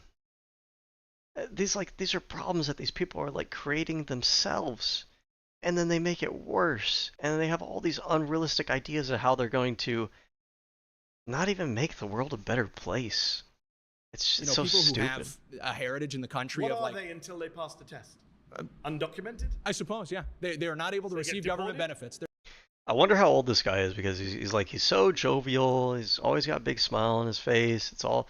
A lot of times with these extreme ideologies, it just feels like these people are so fucking sheltered that they take for granted, and they think that you cannot call this, by the way, you cannot call this shit conservatism. This is not conservatism. This would fundamentally cause massive disruptions in our society. These are radical ideas, and radical doesn't mean bad. It just means it's not conservative. I guess when you're young, it's so cool to think of like radical, extreme, crazy fucking changes without thinking through the consequences of, all the knock-on effects of these things. They're not able to receive government benefits. They're not able to apply for these jobs. But their parents are citizens. Okay, well. So is this his issue? Is that he doesn't want them to receive benefits and he doesn't want them to be able to work government jobs? Is that the whole reason why he wants to cause this massive disruption? But this kind of ties back to the whole thing of like the right-wing media has like radicalized these people because government assistance is already means tested. It's already means tested. I mean that there's qualifications for it. You don't get to be on unemployment and just leech off this. A lot of people think that there is provisions in there about you having to, if you're able-bodied, looking for work and provide proof that you're looking for work, and that if work becomes available to you, if you have an offer to work, you have to take that. That's part of, if you want to apply for like unemployment. You also, there's a cap on how much you're allowed to receive. There's a cap on how long you can use it for, right? We have some idea about how much these systems are abused as well. I think these people think these systems get abused and no one's keeping track of it. And it's one of those things where it's like, for you to have this thought, have you never thought to yourself, hey, maybe somebody in the government thought about it before? Maybe somebody who shares my political inklings in the Senate has thought about it before and passed laws related to this? And it's like this massive amount of arrogance to just think that no one's thought about it before, except for you. You're the first person to think about it. We do random audits of these programs, so we have some idea of what is the rate of like abuse, waste, fraud that goes on in these systems. It's not massive. The percentage of our budget that we spend on these things also isn't as big as these people think it is. But they want to cause all these massive disruptions because they're obsessed over the idea that maybe one person might be abusing the welfare system. or you have these government workers who may not know every aspect of the Constitution, even though their job has nothing to do with that. It's these weird obsessions that they've been given by the media ecosystems they grow up in. Well, hold on. We're talking here about the way that we would implement it. Yeah, it's pretty important. If you're trying to get rid of the 14th Amendment, I'm going to ask about the practicalities of it. And we're not, Trump's doing it right now. And I'm not going to be able to explain it to you in 10 minutes. But what I can explain to you is that right now in this country, we have a crisis of people not accept that. Hold on. We're not understanding what citizenship is. The way that you've referred to citizenship makes everybody who has... We have a crisis in this country. What is the crisis? The crisis is that you guys just keep calling it a crisis and that you're freaking out and hyperventilating about it and electing dictators over it and talking about fundamentally needing to like invalidate the Constitution and go past the Constitution, do all these radical... That's the crisis. There is no actual crisis. It's just you guys having an overreaction. It's like when your body has an allergic reaction. Your body shouldn't... An allergic reaction is when your body's its immune system's overreacting to something that really isn't supposed to be an actual issue to your body. These guys are allergic. They're suffering from allergies. They're having overreaction. We're not having a real crisis. The crisis is self-imposed because you guys are freaking out. Hasn't come to the United States, an undocumented American citizen, until the time they come over here. That's how a lot of countries are, right? You know that birthright citizenship is operated by multiple democracies around the world. I know Trump lies and says we're the only country that does it. He lies. That's not true. Multiple countries. Do you think it ought to be that way? Do you think everybody in the world is an undocumented? Do you think it ought to be that way? This goes back to what I was saying earlier. The question is, and he's never made this point. I don't know if any of them have made this point, or at least they didn't do a good job of it because the stats don't really back him up. Mehdi Hasan like quickly dispatches it. If you think that it shouldn't be the case, like my default is if people are doing things and it's not causing a problem, leave them the fuck alone. That's what it means to be a true American. These people don't have American values. These people are busybodies. These people are micromanagers. These people have an issue with everybody. These people can't mind their own fucking business. Unless these people are causing an issue, then who cares? Leave them the fuck alone. Let them do what they want to do. You're the one who wants to change it. You're the one who calls it a big crisis. You're the one who has a big issue with it. Why can't you tell me what the issue is? What is the issue? Because if you can't point to like a real issue with it, then the issue is that you just don't like immigrants. Okay, then just say that. Like the issue is immigrants. The issue is not that they're causing problems. It's not that they're, stealing our jobs. Not that it's money. It's not that blah, blah, blah. It's just that they exist. Okay. Then say that and be honest about it. And I think part of the issue is I think a lot of these people lie to themselves that it's more than that because they don't want to admit that they just kind of have a bias against foreign people. American? So, hold on. Well, or undocumented Canadian, or undocumented Brit, right? Or undocumented. Sure. Well, I'm an American, so I say America. But yeah. But I'm saying, right? The principle is you immigrate. We have free movement of people. I support free movement of people around the world. But do you believe they're all? Are you Kim Jong-un? You think people should only stay in one country and never leave and be blocked from leaving a country? I think that's a very illiberal. No. That's a little bit uncharitable of Mehdi Hasan there. I mean, there's more than just those two extremes. Conservative position. I think there's big room to move between being Kim Jong-un and saying that. Not really. Hold on. In practical terms, if you accept, I gave one side. Please. I want to give the other. There's a big room to move between being Kim Jong-un and saying that everybody in the world is an American. They're just not on our soil yet. I mean, so far I think this guy, he's not the worst in this whole group, and we're able to actually have something of a conversation. This is a little bit nitpicky, but there's something weird that I noticed with a lot of these conservative panels is and when I say they're always smiling, you might think, oh, what's wrong about always smiling? Have you ever met someone in your life that you're talking to them and then they're just constantly like, and then they're talking to you and they're like, this the whole time? And they're like, oh, I saw a guy get ran over by a car yesterday. My grandma's dying tomorrow. I think that immigrants are coming over and they're like killing and murdering people. And it's like, there's something weird about how these people are like constantly smiling. With that one guy, it was clearly like a sadistic shitting grin. I'm trying to be charitable to this guy, maybe because sometimes I feel like when people are constantly smiling like that, there's like it's like they're hiding something. It's like they're being sneaky about something. It's like they want to laugh because they know they're playing a game, but they can't contain the little smirk that comes across their face. Even if that's not the case, there is something really fucking weird about all these conservatives just like constantly. Is it like a media training thing? Is it like they train themselves to always smile in a mirror so that when they're on TV, they always look like they're smiling? What is it? It's not natural. Human beings naturally don't do this. all the time while they're talking all the time to you. It's weird. It's fucking weird. I think being an American that's a ridiculous citizen, statement, right? Because everyone in the world is not heading to the United States of yes, America. yeah, but in fact, right now, numbers of people coming in is dropping off. But the idea that you are supporting is that the moment you come to this soil and that you're born here, you become an American. And so I think, I'm not saying the moment you come to this soil, you become an American. I didn't. I had to do the test. Right? Okay. I had to do the naturalization process, which is guaranteed by the 14th Amendment. But the 14th Amendment also says if you're born here, then you automatically get it. And I'm not saying, I think the problem we have, it's a hill I'm going to die on. The problem we have is we don't appreciate citizenship. The problem is that when you talk about immigration like we did before, when we talked about everything before, what were we talking about? We were talking about products. What does that even mean, though? We don't appreciate citizenship, because if he means like we don't appreciate like standing for the principles of the country, understanding how the government, it's not like his side. It's not like his faction. It's not like the people that he supports. It's not like Donald Trump are like hugely in support of it. I mean, you had people earlier in this panel talking about how they want to get rid of the Constitution. Wasn't this guy smiling and clapping during that time period? So like when you say people don't appreciate being a citizen, it's like you think you're special and better than everybody else, and everybody else doesn't hold the values you do, therefore they're not as American as you. But like it doesn't seem like you actually stand for the principles of America yourself.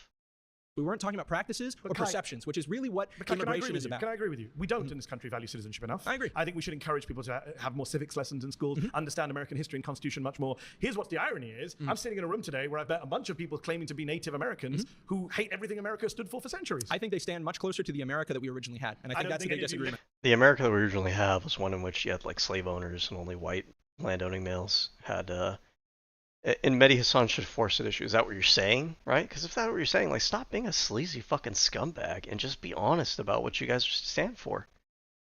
You guys try to pretend like everybody's too stupid and too... I know that your audience, you're probably used to your audience being that fucking stupid, but all of us kind of see through. Like, we see the weasel words.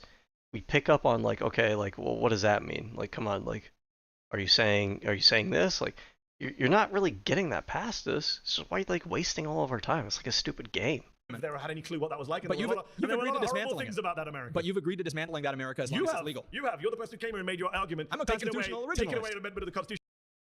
When he says constitutional religionist, does it include the amendment process? Or no? When he says he's a constitutional originalist, does that include secularism? Because it doesn't seem like that was the case for him either.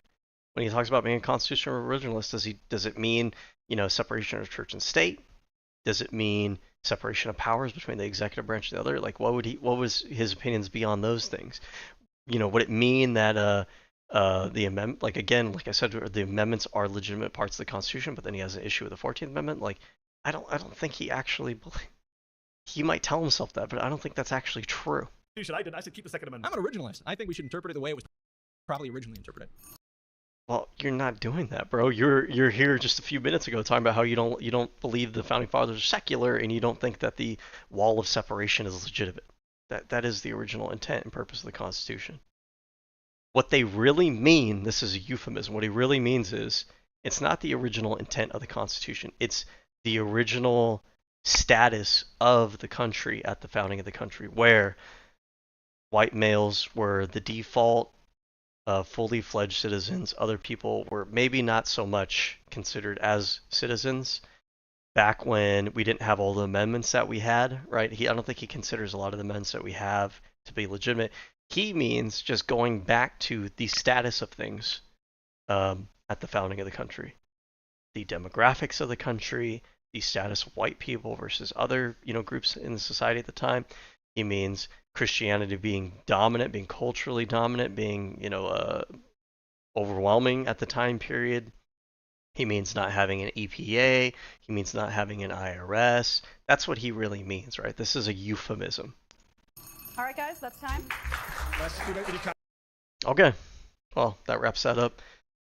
That takes a long time, dude. You could take a video that's an hour and 40 minutes and turn it into, I think, 8 hours overall of time that I just spent like breaking it down, reacting to it.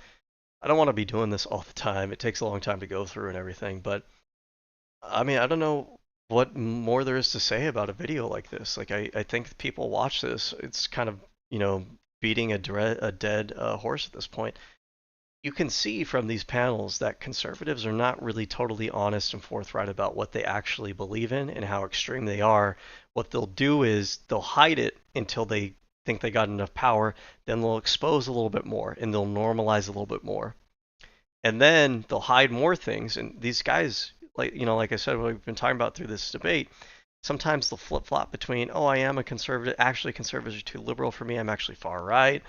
They'll flip-flop between, whether they're originalist or whether they think the Constitution is really just kind of more of a suggestion, right? They're not really completely forthright and honest about what they believe in, but the reality is that they have been, and they have been for a long time, and they will continue to be so, way more extreme than people give them credit for, way more extreme than they are being completely honest about, until they think that they're safe to take the mask off. And even then, there's still, as extreme as these people have been in this panel, keep in mind that these are the things that they will say in public. Think about how extreme they are when they're in private. Think about how extreme these people are when they're in private and they're among people that they think they could trust, and they don't have to be propagandistic, and they don't have to be rhetorically, careful and tactful. Think about how extreme these people really, actually, genuinely are. Anyways, if you like the content, like, share, subscribe. We'll have more things in the future. This channel is not going to be exclusively about politics. A lot of people like the politics stuff, I guess. Okay? That's not the main purpose of my channel. A lot of it's going to be like video reactions, gaming streams, and we'll talk about some philosophy here and there. I like to learn. I also like science. I have a list of things I want to learn about: organic chemistry, neuroscience. If you guys got things you want me to react to, if you have topics that you want me to research, those are things that I'm happy to do. So there's a variety of different things. It's not all this kind of stuff. But until next time, okay, I'll catch you guys in the next one, all right?